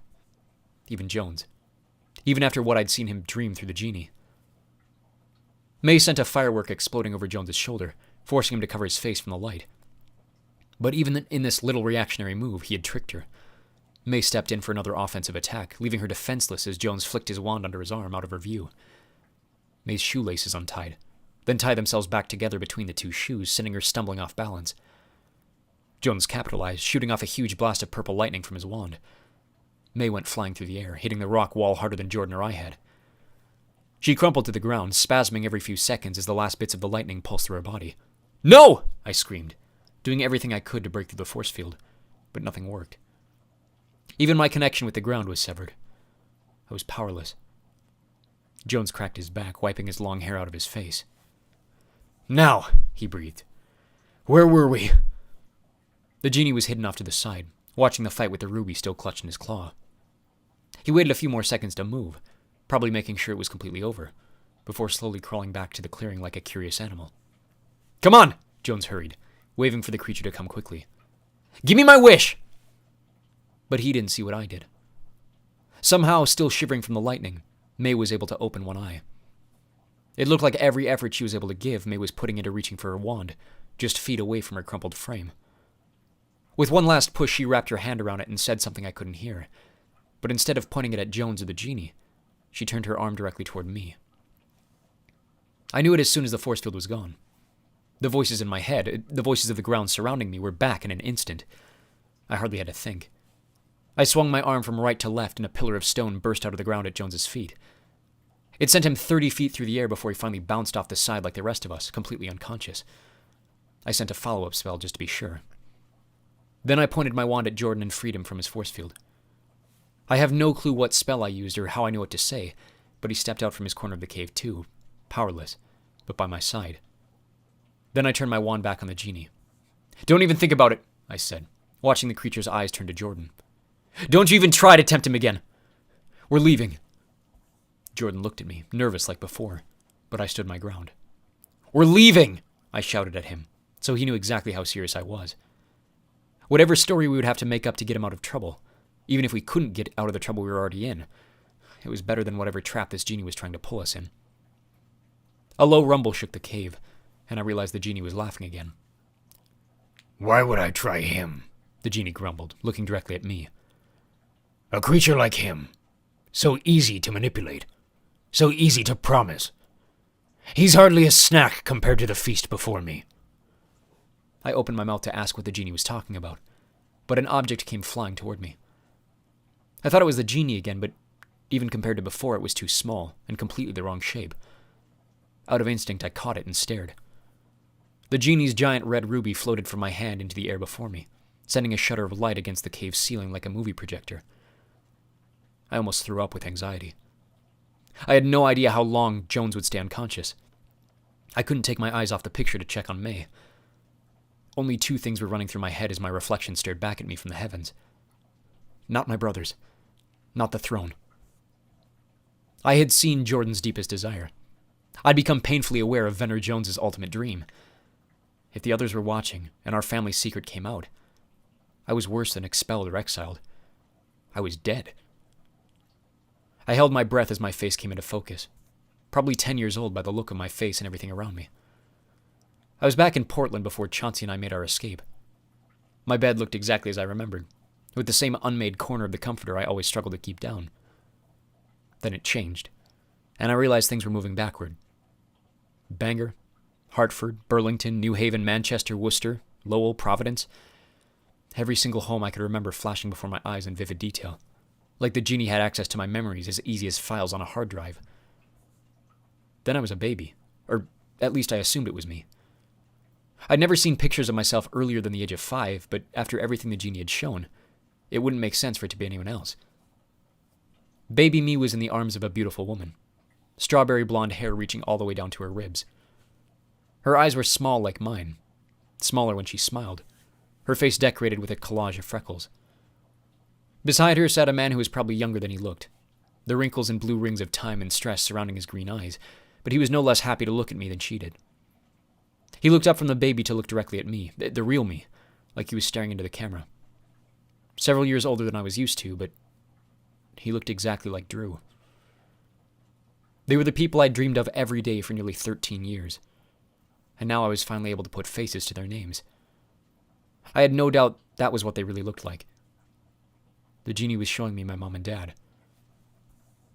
Thankfully, the Genie also stayed true to my thoughts before, and never showed me my brothers or the throne.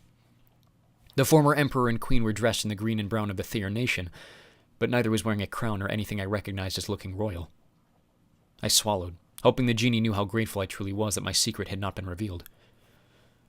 The image changed, and suddenly time spun in the opposite direction. I was well into my 20s, judging by the beard that framed my face. I was dressed exactly the same as my father had been. Only this time a woman I had never seen stood by my side, long brown hair stretching into a braid at her chest. She was beautiful, don't get me wrong, but I wouldn't exactly think of her as my type. Either way, it was obvious she was my wife in this vision. On both our ring fingers were matching green emeralds, and she stared at me like she had never seen anything more beautiful in her life. I was more distracted by the baby in her arms. Just like my mother had been with me, my future wife was holding the biggest smiling baby I'd ever seen, with a big poof of brown hair right in the center of his head. I felt tears well in my real eyes. Whoever this woman was, whoever she was going to be, it was obvious she loved me. And she had given me the one thing I'd always dreamed of having. A family. As soon as that word popped into my head, the Genie made its one fatal mistake. My mother reappeared in the picture behind my wife. She was decades older than before, worn out by time and what must have been her imprisonment still in this vision. Even then, she looked even happier than before to see me grown and fulfilled. That was fine. As far as I knew, my mom was still alive, and all that the Genie was showing me was still possible. But then my father showed up in the frame. I don't know about you, but as tempting as it was to have my parents back in my life, something inside me was not okay with changing the past. I'd seen enough shows and movies where messing with fate royally screws up people's lives, a pun definitely intended. What the Genie was showing me was impossible. My dad was dead. Everyone knew it, even the people who didn't know who my father was. There was no way in Ufern I was going to take the deal now, even before I knew what it would take to get them back. No, I said softly. No, I won't do it. It was like the Genie grew 3 sizes larger, staring at me over the light of the ruby. Come on, Eric, it growled. It's what you've always wanted. It's not right, I shouted. You can't bring him back! The Genie changed then, its voice no longer the gruff hiss like before. Its face disappeared into the shadows as a woman spoke to me. My wife in the projection, speaking to me with the softest voice I could imagine. Nothing's impossible, Eric, she said. You have no idea how good it felt to hear my name come out of her mouth. You have no idea what your desire can do when combined with the power of a Genie. All you need to do is take the gem. I struggled. I can't. It's not right. Right and wrong are just points of view, she said. Then her voice tripled into a chorus of temptation. Just take it, Eric. Nothing's impossible. Your mother, your father, a future, all for the small asking price of your Khan. I can't. You still have the Trugaria, she said, hypnotizing me. You'll still be a Sibbard. Her voice kept doubling in my head until it was echoing through my ears like another new power. The image of my family had faded. Only she was visible, surrounding me every direction I looked. "Just take it, Eric. Nothing is impossible." "I can't," I said, tears streaming down my cheeks. "Just take it, Eric. Nothing is impossible." "No," I cried. Please, I can't." The gem descended before me, just inches from my face. "Just take it, Eric. Nothing— No!" It wasn't my voice that answered this time. A flash of brown and black came hurtling through the image, tackling the genie away. The picture of my future disappeared.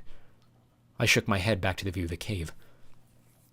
Jordan scrambled on the ground, lunging a second time at the creature, who struggled to get a grip with his claws like a cat on a hardwood floor. He managed to grab hold of one of the genie's legs and threw it across the room in a bid for Selenia's best hammer throw. The red thing hit the far wall and lay motionless for only a second, rising back to its feet and hissing at Jordan, putting me right in the center of their match. I wasn't the only thing between them, though. Jordan may have wrestled away the genie, but the creature had dropped the gem directly at my feet. Both of them looked at me with curious eyes. Then the creature smiled. "Take it," it ordered, its voice back to normal. "Eric, don't!" Jordan screamed. Of course I was going to listen to my friend, but a shiver ran down my spine when I saw his eyes connect with the ruby. I'd been so certain he had tackled the genie to save me, to stop me from making such a stupid decision. Part of me still believed that. But part of me also realized he might still be desperate for the gem. After everything we'd seen, how did I know if Jordan would still make the deal? I didn't even think about it. I put my foot over the gem and kicked it behind me, far across the room in a third direction, away from them both. Immediately I realized how stupid that decision was. My eyes raced to Venner Jones, who was thankfully still unconscious. Then I turned to find where the gem had landed, directly in front of May Whitewren. She had risen to one knee now, her wand clutched tight in one hand. She stared at the ruby harder than I'd seen her stare at any textbook. The genie let out another laugh. "May, don't!" I warned. Then she smiled too. With the grunt of an effort, she pushed herself onto both knees. "I told you," she said, looking directly at me as she did it. "I'm smarter than you." With her free hand, she grabbed the gem, and the genie spoke directly to her, bolting toward her with the enthusiasm of a salesman desperate to make quota. It was halfway there when May whipped out her wand and flashed a spell at the genie, freezing it in place. "Huey!" she screamed, stopping the creature mid-stride. She was breathing harder than I'd ever seen her breathe, shaking so hard I worried the lightning was still zapping through her body. Maybe it was. Either way, she stood to her feet with more confidence than any 12-year-old I knew. "Don't you even think about showing them," she ordered. The greatest karate master in the world couldn't have matched the kick she did next, sending a fireball hurtling toward the genie who was powerless to stop it. I almost felt bad for the thing as it screamed and writhed in place, unable to free itself from the position she had locked it into the air. Then its scaly skin turned from red to purple, a demonic glow in its eyes as its words became audible for everyone in the room. I'd never heard anything so small swear so much. May let out a deep, shivering sigh as she raised her wand again. I had no idea what the words meant, but I'll never forget what came out of her mouth. "Do with goddess Ichtwilf!" A beam of yellow sunshine burst from her wand no fewer than 5 seconds, burning straight through the genie. I shielded my eyes from the blast, only looking back when the heat from the spell faded. When I did, the genie was gone. May still had her wand up, her hair a sweaty, curly mess around her face. Tired as she clearly was, a smile spread across her face. To say I was impressed was an understatement. I looked around the room to make sure the genie hadn't somehow escaped up the walls, but the look on May's face told me I actually had seen what I'd thought I'd seen. After nearly a minute of silence, it was Jordan who spoke first. I can't actually tell you what he said, though. I don't typically use that language. "You just killed a genie," I repeated in a friendlier word. May was still staring at where the creature had been. "Yeah," she nodded. Jordan rushed forward. "Does it still work?" he cried. I realized he was talking about the gem. He dove to grab it from May's hand, but she snapped out of her success, pulling it out of his reach. "Of course not," she said, slapping his hand away. "It relies on a genie's magic to create illusions. Now it's just a trophy." Jordan sighed, knowing she was right. Even when it wasn't in projector mode, the ruby had been bright red before, almost alive. Now it was like the spirit of the stone had died with the genie, its color fading to a deep maroon. Either way, it's worth a fortune, she grinned, stuffing it into a hidden pocket in her skirt. You just, I repeated, still not entirely believing my eyes. You just killed a genie. May nodded. Yeah, she said, like I had asked her if the Pope was Catholic. And, I started, but I couldn't find anything else to say unless I repeated Jordan's first response. And I had to, she said. I wasn't going to let either of you idiots take the bait. That finally snapped me back to normal. Whoa, I said. Excuse me, miss, I'm smarter than you. I am. Just because the rest of us had to show off our wishes doesn't mean we were going to take them. May nodded, her face a happy red. Uh-huh, she said. Sure, Shwabbington. Just because, I said, but I had no idea what to say next. May's smile was infuriating. For some reason, I started blushing. Luckily, Jordan took the attention away from me. You can't tell anyone, he said quickly. Please, they'll send me away. They'll... Relax, I said, putting my hand on his shoulder. We're not going to tell anyone. I was still hurt that he never told me, but I realized if I were in his shoes, I probably wouldn't have told anyone either. Another awkward silence fell between us as I realized Jordan was looking at May. We're not going to tell anyone, I repeated, giving her a hard nudge with my elbow. Right? Ow, she complained, before looking up at Jordan and shaking her head. No, of course not. Good, I said, turning my attention to the only living thing left in the room besides us. What do we do about him? Based on their reactions, I'd guess the other two forgot about Venner Jones. He was sprawled on the ground so still I worried I might have accidentally killed him. Thankfully, Jordan rushed over and made sure he was still breathing. We could always assume the best, he shrugged. Which is what? I asked. That he doesn't remember any of it? No, May rejected, understanding Jordan better than I was. Mutually assured silence. If we get back to the school undetected, no one talks. He can't expose us without exposing himself. If he says I attacked him, I'll say he attacked me first. It sounded like a decent plan. You're forgetting he's Venner Jones, I argued. The first chance he gets, he's going to find a way to frame us and keep himself out of it. Do either of you know a memory spell? I'm not casting a spell on another student, Jordan said, turning to May. Even if it works somehow. I'm not risking the proof that we did something to him. That'll just prove Eric's point. May shrugged. Well, my plan it is then, she said confidently. Maybe you should listen to the girl who killed the genie. I stepped up. Oh, you're really going to milk that for the rest of... Guys, knock it off, Jordan ordered. We've been through enough tonight. Who knows how long we've actually been gone? Let's just get him up and get back as quickly and quietly as we can. I gave one last harsh look at May, who gave me a bragging smile in return. Jordan whispered a revive spell over Venner Jones. His moans and groans filled the cave as he slowly came back to life. Hey, Jordan ordered. Wake up. A flurry of, huh? And what? Came rolling out of Jones's mouth. It's over, I said. We're going home. Jones kept his mouth open, staring around the room like he had no idea where he was. May killed the genie, I added. Thank you. Stop bragging, I said, rolling my eyes. We've got to go, Jordan urged, putting an arm under Jones's shoulder. Come on. Jordan pulled, trying to stand to his full height, but Venner Jones stayed put, leaving his body in a horizontal ragdoll which sent Jordan collapsing to the ground below him. Dude, what's your issue? Jordan shouted. Come on, I ordered again, moving to the boys to help them out. We've got to go. Move your feet. I grabbed his other shoulder, and Jordan and I pulled Jones upright. He started shaking, completely wailing his body in a fit of panic, but his feet wouldn't move. All right, I get you just woke up, I said, but we need you to help, otherwise we're going to leave you here. I tried to catch May's eye to assure her I wasn't being serious, but she was staring directly at Venner Jones. Her face had turned white. I can't, he shouted, his voice breaking. I didn't even need to see his face to hear how terrified he was. Just stand up, Jordan urged, trying to position Jones's legs well enough to balance on his own. When he let go, Jones fell from my shoulder and collapsed to the ground. I'd been scared before. Heck, I was scared now, maybe more than I'd ever been in my life. But I was nowhere close to how scared Venner Jones looked as he stared up at all three of us, trembling from his chest up. I can't, he said. I can't feel my legs. Chapter 19. A walrus tells me to do better on my propaganda lessons. I want you to think back to when I first began telling you my story. I'm a pretty happy guy normally. I've never been one to miss out on a joke or two, even in uncomfortable moments, to make the people around me smile, But as soon as those words escaped Venner Jones' mouth, that version of me ceased to exist. It was like all the color in the world faded in front of me. I stared at the boy who only minutes before I would have given everything to hurt, or even destroy. The terror in his eyes was contagious. My insides turned to stone. "No," I said. "No, that's not true." He didn't argue.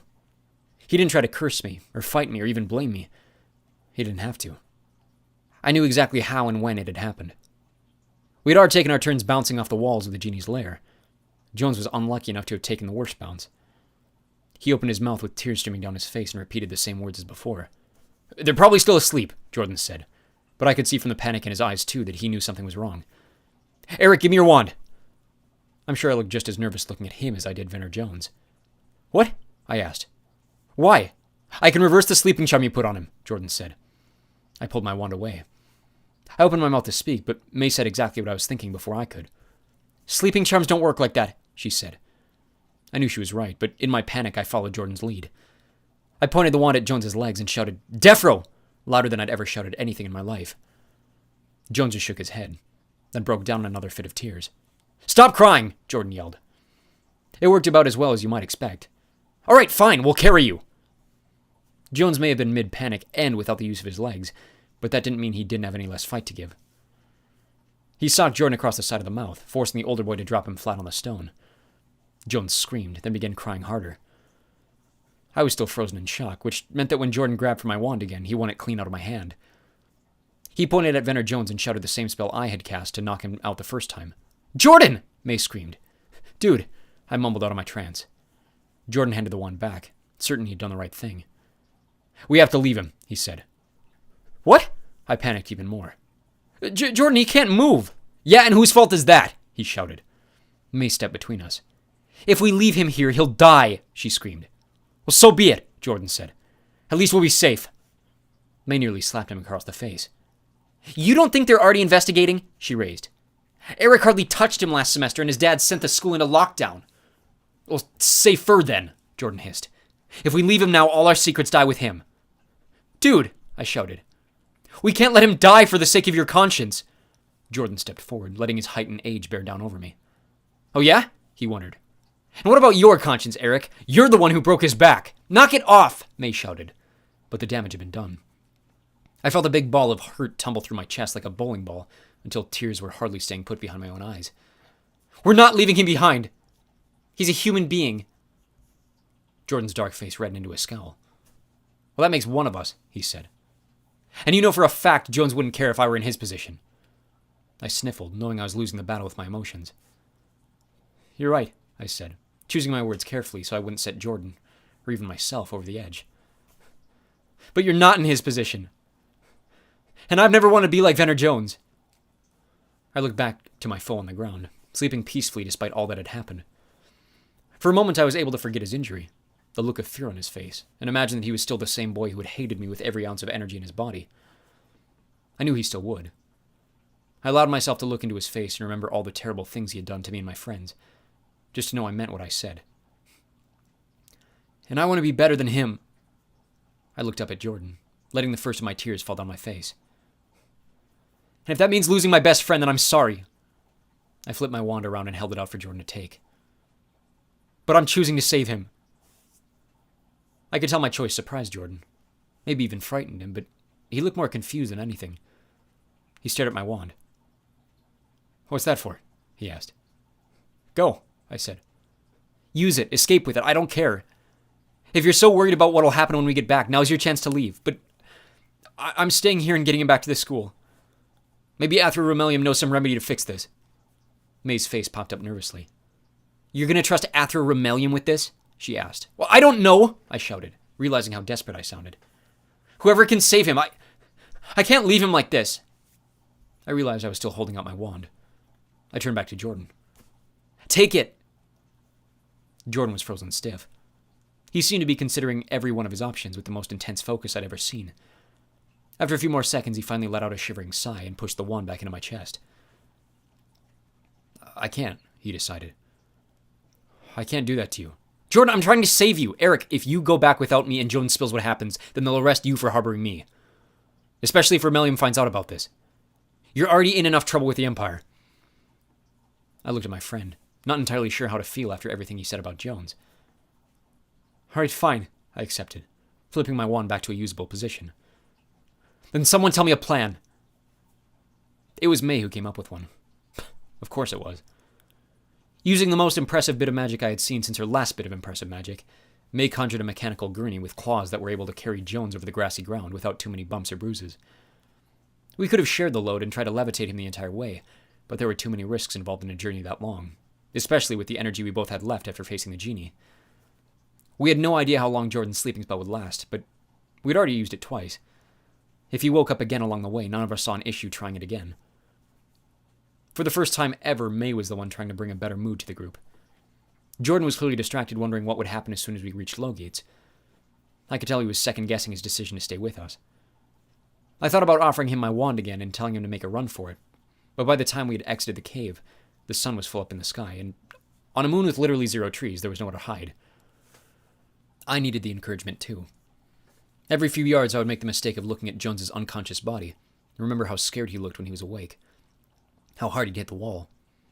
Jordan telling me it was my fault. I struggled to stop myself from crying in front of the others more times than I could count. Here, May said after one of these times. She snapped me out of it by holding something in front of me. When I wiped my eyes, the red blur turned to the gem she had taken from the Genie's lair. Take it. I didn't have much of a choice when she tossed it into my stomach. What? I hesitated. Why? May took a deep breath, like it was painful to give the thing away. Because I know you don't have anything, she said softly. This could change that. It's probably worth a few £1,000s. It was like the thing got heavier as soon as she said it. You beat the Genie, I said, holding the thing back to her. It's yours. Like Jordan with my wand, she refused to take it. She hesitated, staring at the thing like the most valuable treasure ever. I don't need it. Something about her face told me that wasn't entirely true. I'm a white wren, she said, hesitating again. I don't need the money. I sighed, finally understanding that she was trying to be generous. But the way she said it, the way she looked at the thing like she wasn't sure of herself, made it a lot harder to realize that. And it wasn't like I needed the money. Drew and I had that hidden trust. Plus, I didn't want any extra attention to come my way from the Empire if my bank account suddenly had a lot more zeros. I couldn't admit that to her, though, so I thought of another way out. You sure you don't want it as a trophy? I asked. You did defeat a Genie, after all. Maybe you... Guys! Before May and I had the chance to answer, Jordan pointed way ahead in the distance. 2 figures were coming our way on the horizon. I couldn't see who they were from that far away, only that one wore black, the other orange. It took 10 minutes of walking before I recognized the faces of Drew and Athro Hark. Where have you been? He screamed as soon as we were in earshot. Not my least favorite teacher, mind you. My brother. None of us could figure out the first words. That was when Athro Hark shot a spell at May's device, freezing the gurney in its tracks. Don't tell me he's dead, he raged, seeing the boy out cold on top. No, sir, May hurried, trying everything in her power to delay the inevitable. Defro, Hark shouted, hitting Jones with the spell to wake him up. All 3 of us froze, knowing what might happen next. You've been gone 3 weeks, Drew shouted. We thought you were dead. My eyes were locked on Venner Jones, who was slowly and groggily opening his. Jordan broke out of the trance first, rushing past me and grabbing the ruby from my hand on the way. I don't know if he meant to offer it to Athro Hark or to buy his silence or what, but he just sort of held it out awkwardly. Everyone not named Venner Jones stared at the gem, the 2 newcomers dropping their jaws in disbelief when they realized what it was. When Athro Hark closed his mouth, he looked up at Jordan with the same look of snarky arrogance he always gave me. You expect me to believe the 3 of you defeated a Genie? He asked. I shook my head nervously. No, I said, pointing at May. Just her. Both Athro Hark and Drew looked at me like I just said a mouthful of curse words. What? They said at the same time. It's true, Jordan hurried, shoving the gem in Athro Hark's chest. You should have seen it. I've never seen anyone like her. Even in the panic of the situation, May blushed. Athro Hark took a moment to stare at her, studying her face before studying the stone now clutched in his hand. Then he turned his attention over my shoulder. Is that true, Jones? He asked. I could feel my stomach turn to stone again. When I turned around, Venner Jones was struggling to sit upright on the edge of the gurney.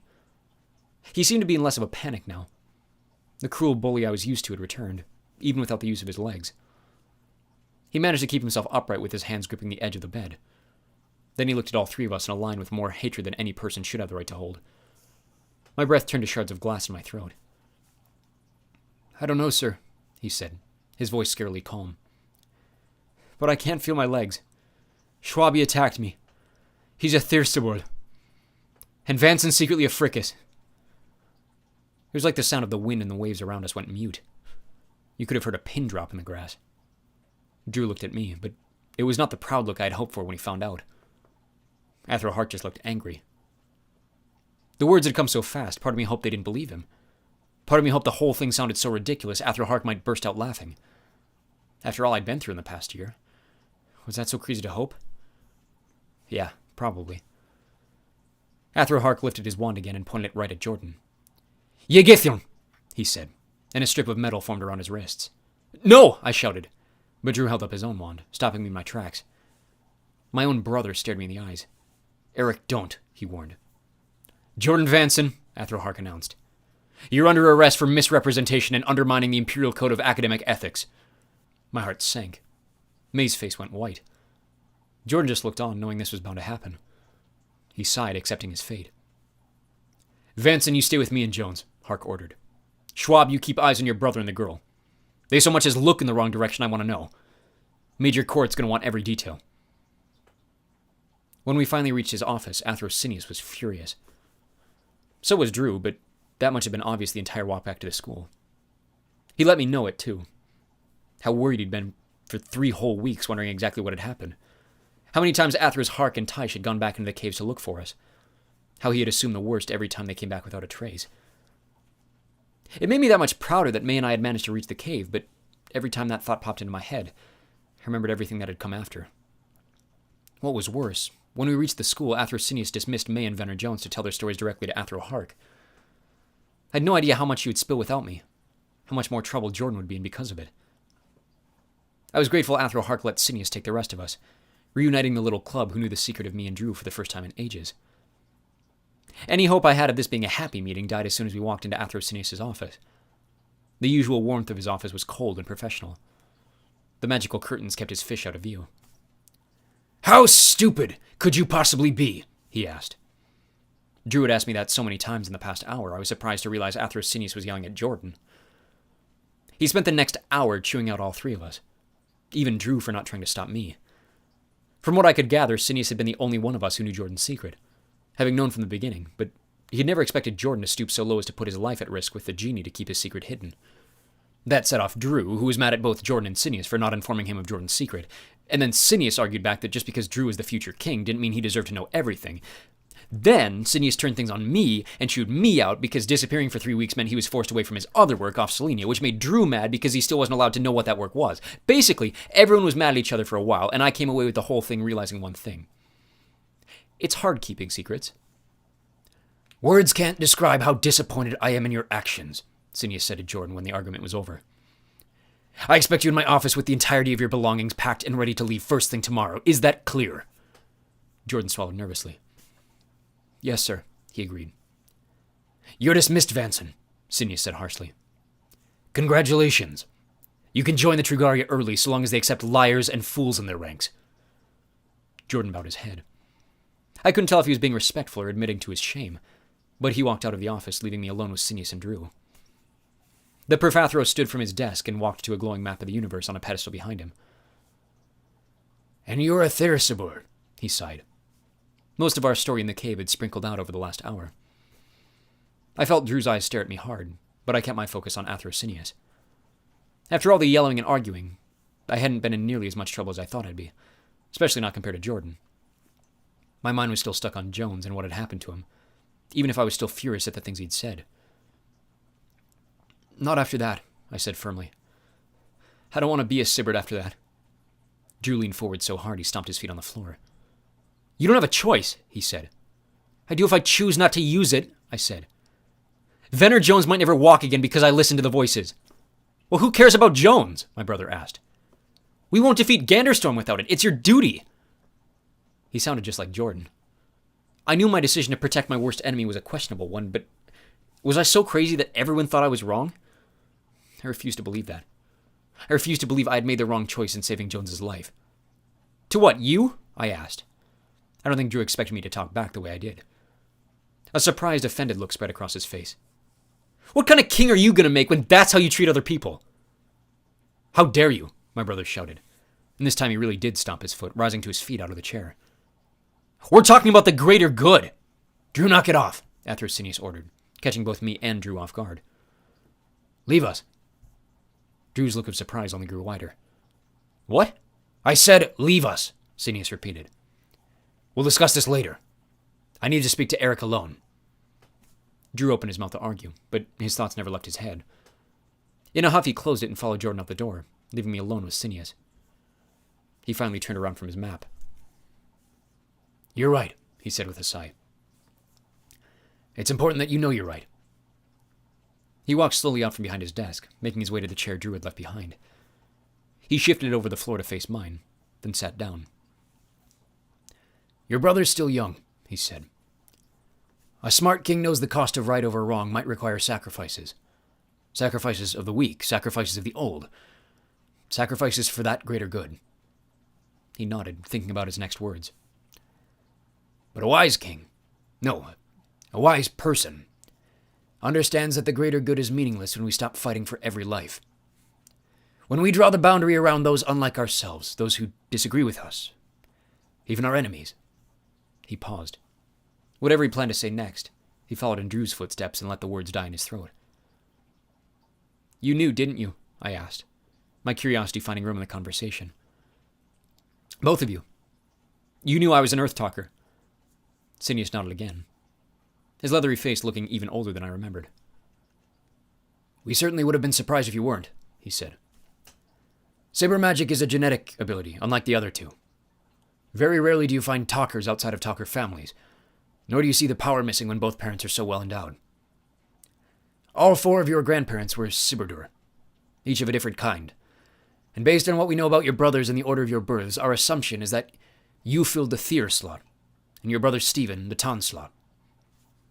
I remembered something Drew had said when we first met.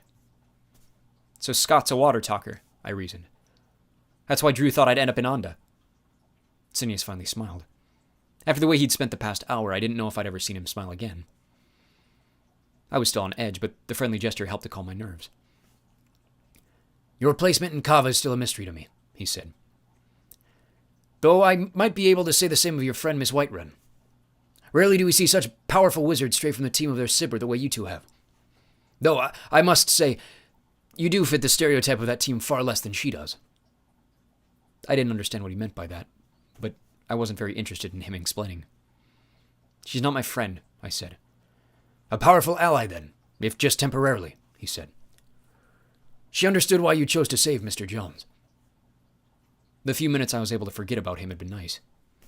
I didn't choose to save him, I said. My eyes fell to the floor. I felt like crying again. Is he going to be all right? I asked, my voice barely more than a whisper. Sinius leaned forward, setting a strong hand on my shoulder. I could lie to you and erase your worries, but that would be as fleeting as a genie's wish, he said. Based on what I saw and what I understand from the things you've described, no. I don't think Mr. Jones will ever walk again. I couldn't stop it. I felt like a little kid constantly crying over the same thing. There was nothing I could do. Eric, listen to me, he said. If your story is true, as you have described it to me, then what you did to protect your friends. You obviously didn't mean for things to play out the way they did. Of course not, I shouted. Then there's nothing you could have done. I could have let him take it, I interrupted. I could have done anything else than what I did, and he'd be fine. Eric, hindsight is a clearer gift than the present, Sinius said. You could never have known the actions you took would result in the damage they did. You can't blame yourself. I jumped to my feet as soon as he said it. Well, who else can I blame? I cried, not caring that the tears were flowing down my cheeks again. He's going to blame me. Anyone who knows what happened is going to blame me. I'm responsible. How can I not blame myself? I stared at the floor, breathing harder than I think I'd ever breathed in my life. I wanted to punch something. I wanted to scream as loud as I possibly could. Maybe then someone could understand why I felt the way I did over Jones's legs. I didn't entirely understand it either. He was my worst enemy. He was the epitome of everything I despised about other people. Of all the great and wonderful things about Logites, seeing him every day was the first thing I would change. He was rude, he was hateful, he was arrogant, selfish, stuck up, snobby, spiteful, violent. Jordan had been right. Venner Jones would have left me behind and laughed at me if I were in his shoes. I should have been celebrating the fact he finally got what was coming to him. But I didn't feel that way at all. I felt sick to my stomach thinking of how scared he looked in that cave. And the worst part was, I knew I would have felt that way even if it wasn't my fault. "Eric," Sinius said slowly. Still seated in his chair, his hands were folded in his lap like he was about to pray. "Sometimes bad things just happen. Mr. Jones's injury, your father's death. Sometimes the will of Gahu..." I rolled my eyes. "The will of Gahu?" I repeated. "The will of Gahu. I'm not listening to another one of your stupid speeches on the will of Gahu again. I'm leaving." I stood up, barely noticing that the fish were once again swimming between the walls. I think Sinius may have tried to stop me, but I wasn't going to turn around unless he forced me to with magic. My face was so hot with anger I thought my tears might start steaming against my cheeks. After all that had happened, it would be just my luck to be a fire talker, too. I really did punch the wall on my way out the door. Drew was standing there, waiting, surprised to see me storming out past him. "I'm sure he's ready for you now," I said loudly, not meaning to sound as sarcastic as I did. I didn't think things could feel any worse, but the weeks that followed made me seriously consider leaving Logites for good, and never coming back. The story of our trip to the Genie's lair spread like wildfire, and even though the official story about Venner Jones had been addressed to the student body by Athro Tipperary herself, having him miss a fourth week after being gone for 3 already made some kids forget what they'd been told.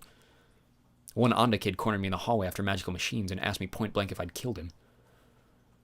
I was forced to see May every day for the rest of the school year, spending our dinner hour in detention with Athro Hark. We weren't allowed to talk to each other, which was fine by me, but May always stared at me nervously in her chair like she wanted to talk about something. Even with the extra time to do my homework, I was struggling in my classes again. Maybe she wanted to brag about her lead getting bigger. Maybe she wanted me to set the record straight about the Genie to the whole school again. It had taken less than a week for the story of her being the one to defeat the creature turning into me having done it. Every night in the Kava Lounge, other students were coming up to me asking me how I'd managed it. I didn't blame them. Even after accomplishing something that half the teachers still thought was impossible, May slipped back into the shadows. I doubted more than 10 people outside our grade even knew her name. Of course everyone thought I had done it. She probably wanted the credit back. A week after we returned, Venner Jones came back to the school from a hospital down on Urto. As I had feared, he was committed to a magical wheelchair, which brought him plenty of attention.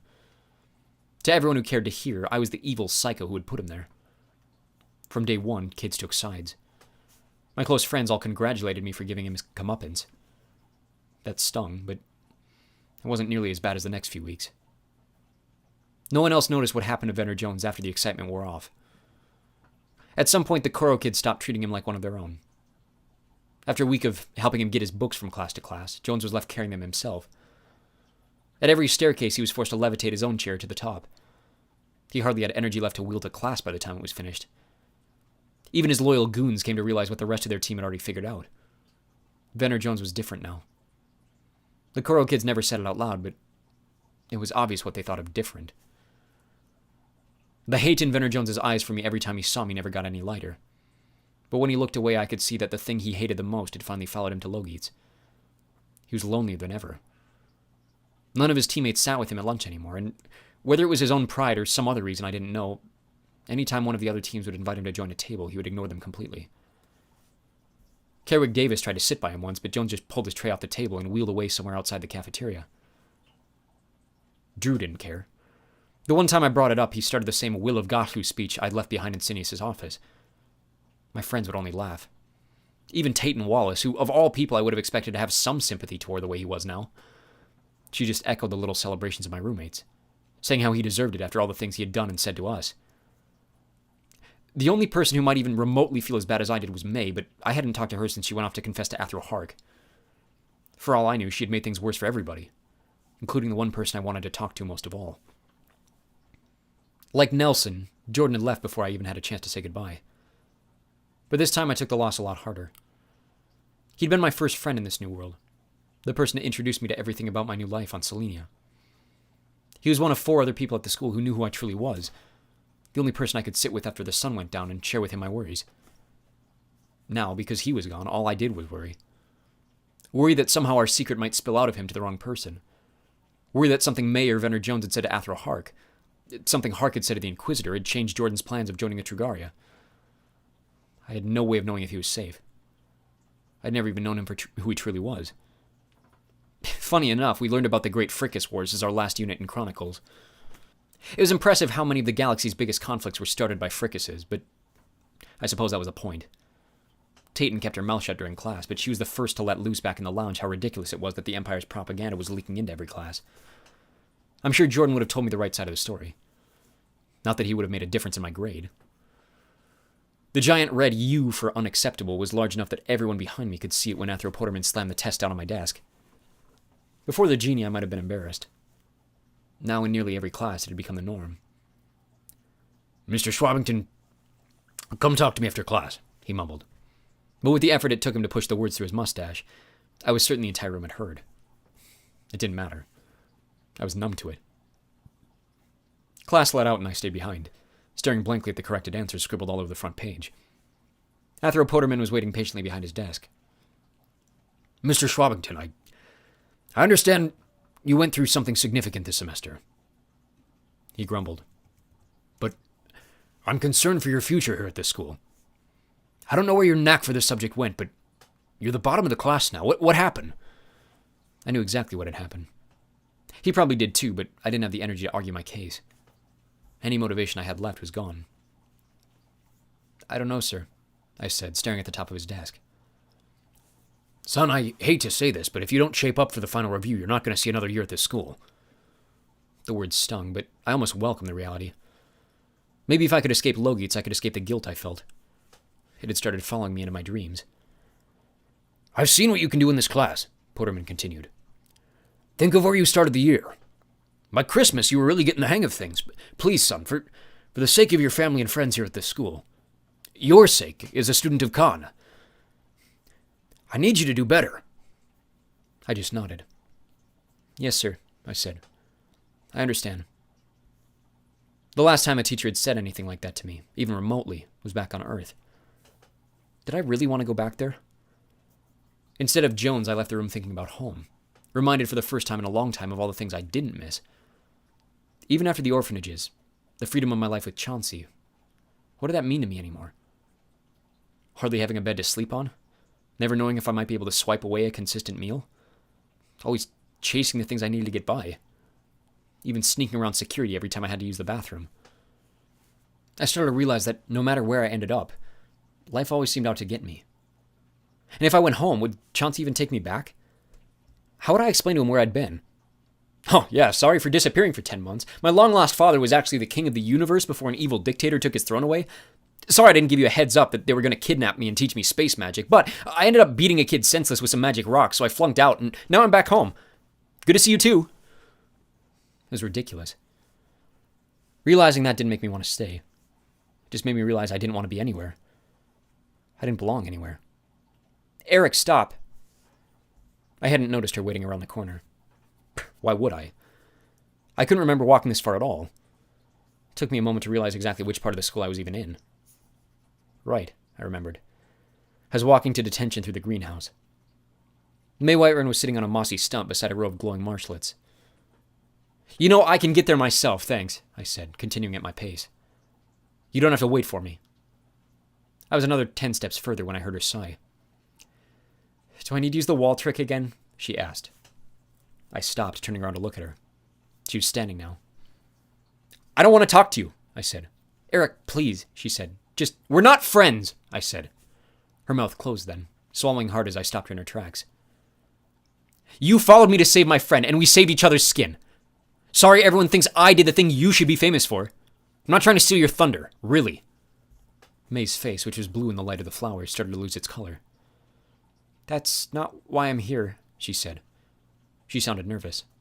Well then please, enlighten me, I said. And while you're at it, maybe you can also take the credit for making us late to detention. I hope it doesn't ruin the stellar opinion Athro Hark has of me. May winced. I couldn't tell if she was holding back a laugh or a comment equally as sarcastic as mine. We're not going to detention tonight, she said. That was news to me. Really? I asked. According to me, she said confidently, opening her eyes from before. What's the worst they can do, expel us? I actually let myself laugh. Well, I'm already on the chopping block, I admitted, thinking about all the classes that matched my Chronicles grade. Congratulations. You finally got what you wanted. Maybe I'll do better waiting for you with Jordan at the Trugaria. Eric, no, seriously, May, congratulations, I said, unable to keep my anger and irritation from turning to sarcasm. Congratulations on being the most impressive wizard I've ever seen. Is that what you want to hear? That you're better than me? Because in a month's time, that debate's over. You won. You're the best in class. Here's me finally admitting it. May's face dropped, which made me even more confused. She looked hurt by my compliment. I'd meant every word of it, even if my delivery was harsh. I had no reason to deny her that anymore. She took a soft step toward from the stump. That's not why I'm here, she said. Well then, enlighten me, I said, throwing my hands up in anticipation. I didn't really care. I just wanted to get it over with so I could go back to my routine. It was the only thing I had left at this school I even slightly looked forward to. May took a shaky breath. She looked down at her shoes, then at mine, before finally meeting my eyes again. I wanted to tell you it wasn't your fault, she said. Somewhere behind me, a sprinkler started going off to water the plants. It was the only thing I could hear. Both my breath and my heartbeat disappeared. What? I asked. She kept her eyes locked on mine. Venner Jones, she said. It's not your fault. I don't know what it was. Maybe it was the look in her eyes. Maybe it was the tone in her voice. Maybe it was the fact that so many people I knew and trusted had told me the same thing. Now that it was someone I doubted and disliked, it finally made me start to believe it. Whatever it was, I could feel tears bubbling to the surface again. Don't say that, I said, turning away to hide my face. Don't tell me that. You know exactly what happened. If you hadn't done what you did, she argued, Venner Jones would have killed me, Eric. Didn't you hear the spells he was sending at me? He should be in prison for the things he tried. You saved me. She was right. Deep down, I knew she was right. I'd been trying to justify it for weeks, but hearing her admit that to me made it feel different. Still, my guilt overwhelmed my feelings. At what cost? I asked, not caring anymore that I was crying in front of her. She'd seen it before. The chance to change him? To give him another shot? I ruined his life, May. May stepped toward me so aggressively I actually tensed up, afraid of her. At what cost? She repeated, laughing as she said it. Eric, you saw what he would have done with the stone. And who's to say the genie would have kept true to his deal? That's not always a guarantee, you know. That's why they're so dangerous. You stopped him. You saved him. She held up her hands like she couldn't believe she had to explain it to me. One accident doesn't change how much you did in those caves, Eric. You saved all of us more times than I think you realize. Jordan would have taken the deal too. You know that. You saved him. I wiped my eyes with one hand. Yeah? Look how that turned out, I cried. May took another step closer. She could have reached out and touched me if she wanted. Jordan made a dumb mistake breaking the rules. She held up a hand to stop me from arguing. You know that's true. If you really want someone to blame for all this, maybe you should be upset with him for putting you in that position. Even when she was trying to cheer me up, May really had a knack for pushing the wrong buttons. Don't say that about him, I challenged. I'm just saying, she said. I know you made the move, but Jordan was the reason you were there. And Venner Jones was the reason you had to strike back. Eric, what happened in that cave isn't your fault. And if you need someone to remind you of that every day for the rest of your time at Logates, then fine. Let me be the one to do it. I wouldn't be standing here if it weren't for what you did. I didn't know what to say.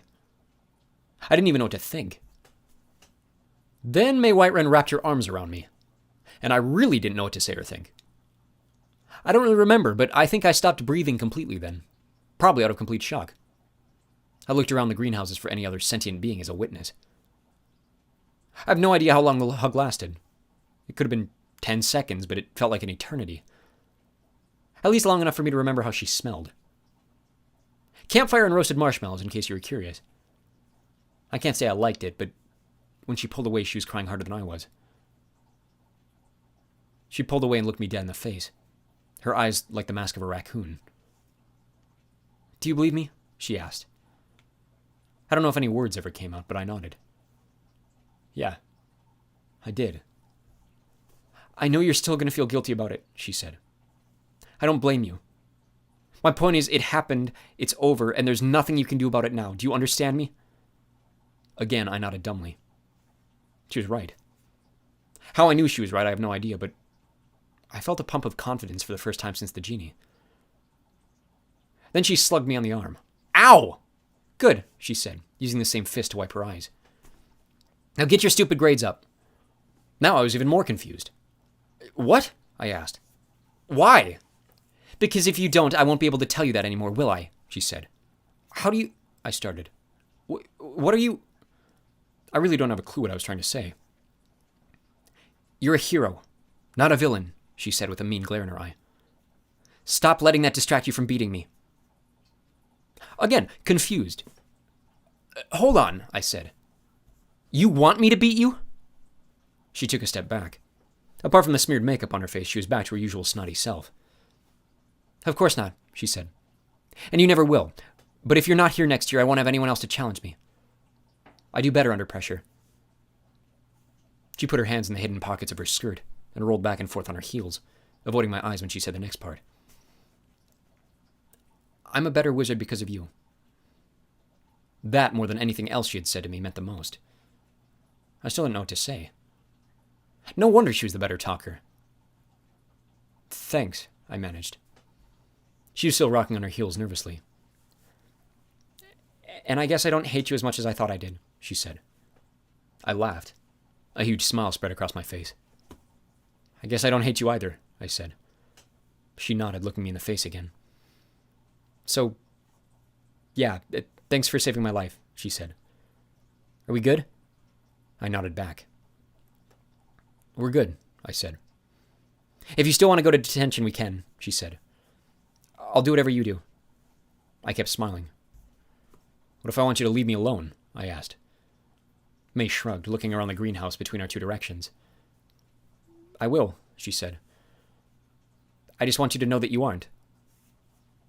I looked in the direction I'd been walking before she stopped me. Might as well just be late to detention, I said. After all, it gives me time to do more homework. She smiled as big as I did. Then we both started walking toward Athelhark's office. We didn't say much else on the way, but I stopped before we walked through the door, knowing I wouldn't get the chance to say it after. Hey, May? I said, making sure she knew I meant it as I said it. Thanks. For everything. Chapter 20. Space Train. Booyah. I aced my finals, by the way. Well, actually, let me back up.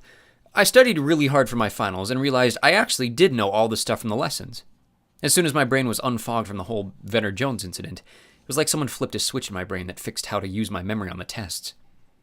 Athrosinius' lessons came in handy. It was a bit awkward how he left things after the Genie incident, but he jumped back into things like nothing had happened.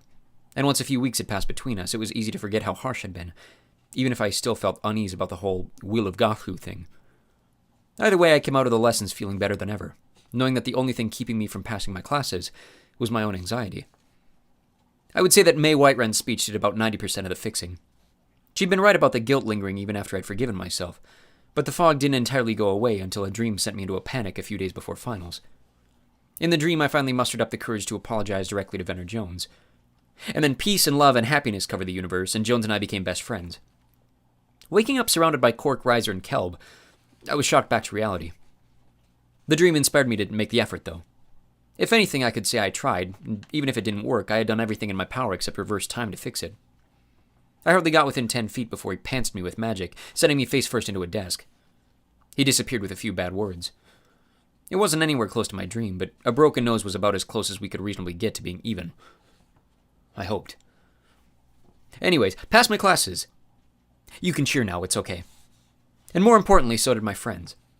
Turns out all the teachers' threats were for something that didn't happen very often, although Hanneke Raleigh, one of the Blazo girls in our year, gave the warning some merit. According to Cork, who had become a bit of a rumor expert, at least with the girls in our grade, Hanneke had known for months that she wasn't meeting expectations. It made me sad to think of how many people weren't going to be returning next year. 2 in our year and 2 in our team was a lot for a school like Logate's. I hoped the new batch of students would be bigger than ours.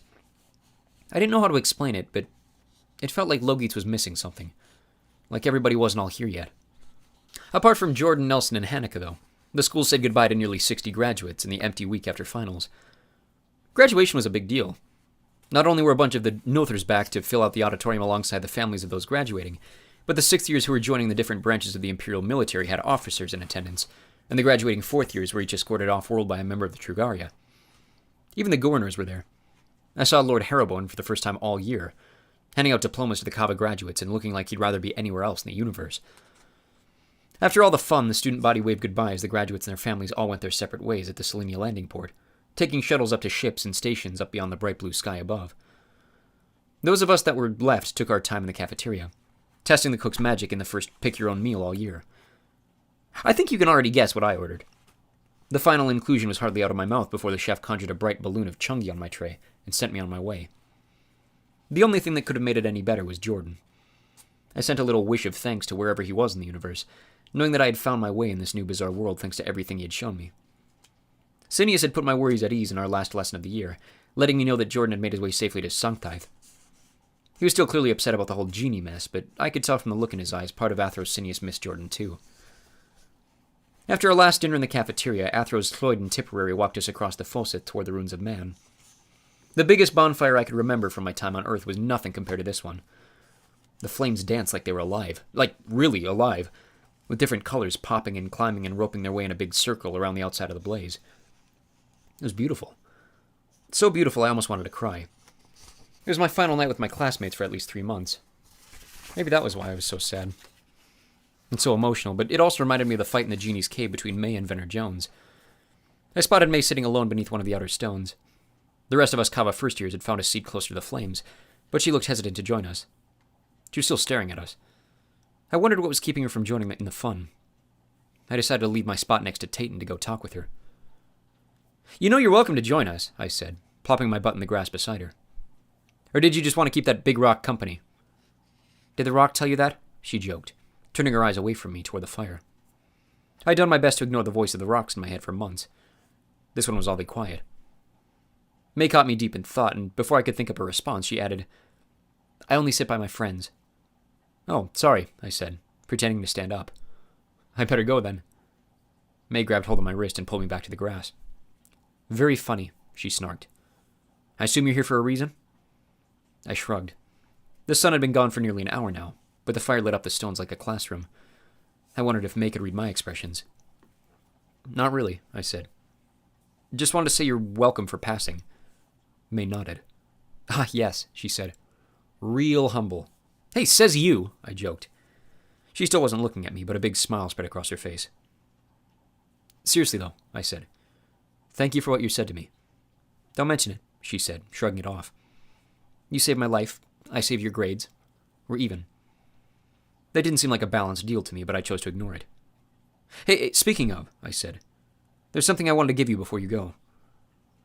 May was so confused she finally looked at me. I recognized her face as soon as the words popped out of my mouth. It was the same face I made anytime someone gave me a gift, something I had learned to hide since coming to Selenia. It told me May wasn't used to receiving much of anything either, which made me feel that much better about my decision. I pulled out the Genie's gem from my pocket. "Athrosinius gave this back to me a few weeks ago," I said. "He said Athroharg double-checked it to make sure it's real. You and I both know it is." May's mouth opened the slightest bit, trying to figure out what to say. "I know you said I should keep it," I said, "but I don't really want it. It's yours. By all reasonable measures, it's yours." Her brown eyes shone brighter than the ruby. "Eric, it's non-negotiable," I said. "And what I mean by that is you're taking it, no matter what." I grabbed her hand and placed the thing in her palm. She spent half a minute looking between the thing and me. "Eric," she said again, "this is worth a fortune. You can't... You need it more than I do." I shrugged, knowing that's what she would argue. "Well, that's the thing," I said. "I don't really care about money. And if it sits on your shelf for the rest of time, that's fine by me too. You were the one that defeated the Genie. You should have it. Maybe I'll drop out next year instead. Then you can use that as your motivation." Again, May's big eyes jumped back and forth between my face and her hand. It was almost funny how long it took her to say anything. No one wasted time the way she could. I let my eyes return to the fire while I waited. "Eric, I don't know what to say," she managed. "Good," I said. "You don't have to..." Maybe I should have expected it after the first one, but May practically tackled me, in the tightest hug a person of her size could muster. I didn't really understand why, but it was obvious the gem meant something to her. The hug didn't last nearly as long as her silence, and like usual, once she realized what she was doing, May pulled away and wiped the tears off her face, looking as prickly as usual. "Sorry," she said, turning her red cheeks back to the fire. "I meant thank you." "Don't mention it," I said. "Like I said, I don't care if it sits on a shelf back home for the rest of your life, just so long as you get the credit." A curious thought crossed my mind. "Hey, speaking of home," I said, "where is home for you anyway?" May looked at me, taking her sweet time with her response. I was tempted to start keeping track of the time between my words and hers. Her eyes looked down, away from the fire, pondering something in the grass. It was like she wasn't sure of the answer she wanted to give me. When she finally answered, she started with a deep breath. "Destinine," she said. I watched her eyes return up to the fire, then turn toward me when I took my own time to respond. "Is that really true, or are you lying to me like Jordan did?" May didn't expect me to notice her hesitation, but she shook her head, like she was determined I knew she was telling the truth. "No, that's," she said. I grew up on Destinine." I nodded. Like most things in this universe, I didn't have a clue what that meant. "Huh," I said. "What's it like?" May sank back into her snarky persona. "What, are you interrogating me now?" "Hey, I'm just trying to be friendly," I said. "I don't have friends," she grinned. "Remember?" That brought a smile on my face. "Right," I said. "Well, are you planning on returning to Destinine all summer?" May shook her head. "No," she said. "There's a summer honors program here. Invite only from Athrosinius. I'm not entirely sure what he's going to have us do, but I think it's related to the stuff he goes off to do all the time during the school year. At a school like Logates, if you stick close to the Profathro, then by the time you graduate, it's pretty much a guarantee you'll get whatever job you want straight out of class." She bent her head diagonally, then narrowed her eyes. "But I don't have to tell you that, do I?" she asked. "Mr. Private Lessons." I smiled, not able to play dumb. "Huh," I said. "Well, speaking of..." May was struggling to hide her own smile. "I'll see you tomorrow morning." I stood up from the grass again, and this time May didn't stop me. She would see plenty of me over the summer anyways, whether I liked it or not. I figured that was as fitting a way as any to head back to my friends. I left her staring at the gem without any other cares in the world, walking back to Tate and thinking about how awkward my final lesson with Sinius had been, when he asked me to be a part of that team. I shouldn't have been surprised. After private lessons during the school year, I should have assumed Sinius would want to keep things going over the summer. Up until then, I hadn't been entirely sure where I would go in the 3 months off. The idea of heading home terrified me, and I didn't even know if that was an option. A hand grabbed me hard over the shoulder. "Hey," Drew said, looking at me with a nervous look in his eye. "Mind if I talk to you for a sec?" Call me stupid, but it was the first time I even considered that I might not be seeing my brother for 3 whole months. After 12 whole years without him, I never wanted our family to be separated again, even if I was still mad at him over the whole Venner Jones thing. "What's up?" I asked, faking a smile. Tayton was staring back at me to come join her. Drew was not very good at apologizing. "Oh, well," he started, stuttering through a few more ums before finally getting to the point. "I guess what I said about you in that Genie cave last month." His eyes darted everywhere except my face. "Sinius told me you're still pretty bent about that," he added. "And I suppose I was pretty out of pocket, and you were right. I should be more compassionate. So anyways," he held his hand out for me, which might have been the perfect way to end whatever it was he was trying to do. I shook it awkwardly. "So, yeah," he said. "I'm sorry." Better last minute than never, I suppose. "All good," I said. "Thanks. Is that it, or can I go back to my friends?" Drew flipped back to normal as soon as the apology was over, looking like his confident, too-smart self. Though it was hard not to look at him without feeling a little sad, remembering how much he looked like our dad. "One more thing, just real quick," he said. "I'm heading back to Ted and Marcy's tomorrow." I must have looked like a deer staring at headlights as soon as he said it. "Oh," I said. I'd expected him to stay. I figured if Sinius wanted me on his honor roll, then the future king of the universe was obviously going to be there too. Or maybe that was why Drew didn't need the help that May did. He wasn't looking for a future job.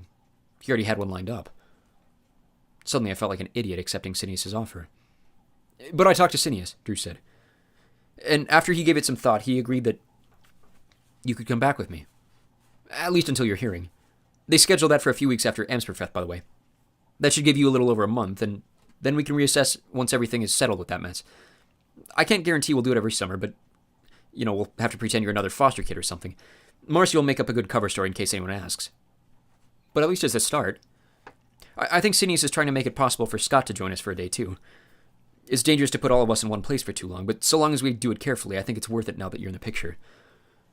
What do you think? I probably blinked close to a dozen times. Whatever had been running through my head before Drew started his paragraph disappeared by the end. Now my heart was racing, my brain coming to realize exactly what he'd said. Hold on, I said. You want me to go with you? He nodded, a concerned look on his face like he didn't know if I'd heard him correctly. Yeah, he said. I figured you weren't planning on going back to the streets of Portsmouth. Portland, I corrected. And no, I wasn't. But I told Stinius I would stay here and be part of his honors thingy. The Ditholiad? Drew asked. Oh, don't worry, I already talked with him. It's not a big deal. It's not like he's going to uninvite you. You're Eric Sherb Parkland, third in line to the Obsidianic throne. He'll take your help wherever he can get it. He switched to code for that last bit. Wait, I said. I'm confused. Does he want me to stay here and help him or not? Drew nodded. Oh, he does, he clarified. He just figured you might like to spend time with your family more. Yeah, I did. So I can come with you? I asked, hardly believing the offer was real. I thought back to the first time Drew had mentioned having real parents, or guardians, at least. How jealous I'd been. Now he was offering me the chance to share that. To have a loving family and a home around me for the first time in my life. Even if it was only temporarily. For a few weeks, yeah, he nodded. I pulled a move right out of May Whiterun's playbook. I hugged him so hard he nearly stopped breathing, which for an air talker is kind of impressive. All right, he laughed, pushing me off. Glad to know I'm forgiven. He took a second to look me in the eyes before letting go. I know I've said this before, he said. But it really is good to have you back. Thanks, Drew. Now get back to your friends, he ordered. I'll see you in the morning. It was my last time crying at Logeet's. I wiped them away before I took my seat at Tayton's side. For the first time in months, I felt happy in a way I didn't know how to describe. As I stared at the colorful flames, my friends surrounding me arguing about the difficulty of our final tests, the word finally came to me. I felt secure. This is where I belonged. Maybe I'd be setting it aside for a few months to be with my brothers. It was something I'd always dreamed of. Summer would come to pass and I'd be right back at Logeet, surrounded by the rest of my family. My new family, that I'd come to love just as much as my real one. I took my eyes away for a few seconds just to take it all in. Jumping through the grass between me and the person seated in front of me was a purple frog. We spent the rest of the night in the lounge watching the Urto League Tycho final by way of a projection coming from Kelb's wand. The Thandrodelka Flames were taking on the Udamir Tunnelers, who were defending their title from last year's final. Neither of those names meant anything to me, but Kelb dumbed it down, explaining that one was the Ton team and one was the Thyr team.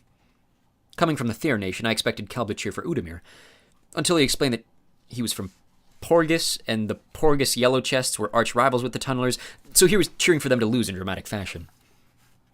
I really didn't care who won, and neither did my roommates. I was more impressed with the speed of the Tycho players, even compared to how good some people were at it here at Logeet's. Even without Nelson, it was nice to just spend time with the boys one last time without the chaos of the rest of the school keeping us company. I hoped he might be able to find a way back to school next year, even if he had to repeat first year, but his loss helped me remember not to take for granted the friends I still had here. The next morning, all our things were magically packed and ready to go by the cleaning gnomes. Our wardrobes were still full of our uniforms, which meant that we had permission to wear normal clothes for the rest of our breakfast. Gigantic blue Reeker egg omelets, which tasted almost as good as the chungi from the night before. I never got the chance to say goodbye to May Whiterun.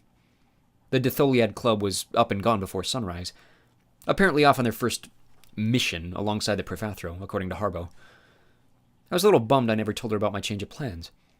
But she would have figured it out by now, and she didn't strike me as the kind of person who would be too bothered by one less not friend. The rest of my friends saved our goodbyes for the train. Oh, yeah, there was a train. I don't know what I expected. Maybe that the Carnarvon would come back and drop us off at local space stations, and then we'd shuttle down to our different home planets. But leaving from Logeet saw us take shuttles from the port up into space, where a giant metal worm was just hovering, waiting to weave its way through the stars. It was the dumbest thing I'd ever seen. I couldn't help but laugh. Clearly my friends hadn't known what to expect either. Space train? Quark shouted as soon as the sky shifted from blue to black. Booyah! Drew was laughing at us on the shuttle. It's called the Thui train, he explained. It only travels in one direction, and only stops by Urta once a year. Oh, that's clever, I laughed, recognizing the pun. Thui rain was the word for east in the ancient language. Drew and I found our own compartment close to the others, and I took my time staring out at the stars, something I'd been too nervous and distracted to do on my way in with Jordan. It was beautiful. One by one, we jumped from planet to planet, dropping students off on our path eastward through the three-dimensional space of the universe. Don't ask. I have no idea how that works. A few hours into our journey, we finally pulled into the bright silver glow of Miritnev. Tayton, who by that point was my last friend on the train, made sure to give me a huge hug before we left, along with her usual kiss on the cheek that made Drew smirk the entire walk from our cabin to the exit door. I was glad Quark had gone early. If he knew how Tayton Wallace sent me off on my summer vacation, he would have thrown a fit. Whatever those feelings were, I left them in the train. We were the only students from Logites headed down to Miritnev, accompanied only by a few adults we had picked up along the journey, and so the glass shuttle that dropped us down to the planet gave me plenty of room to take in the whole view. I'd been impressed by Selenia, but that was nothing compared to my first real foreign planet. Beneath the wispy white clouds, Miritnev was covered with massive gray mountains, speckled with black and white like someone had sprinkled them with salt and pepper. They almost looked alive. Every single one glowed like someone had thrown a flashlight beneath a big see-through cone.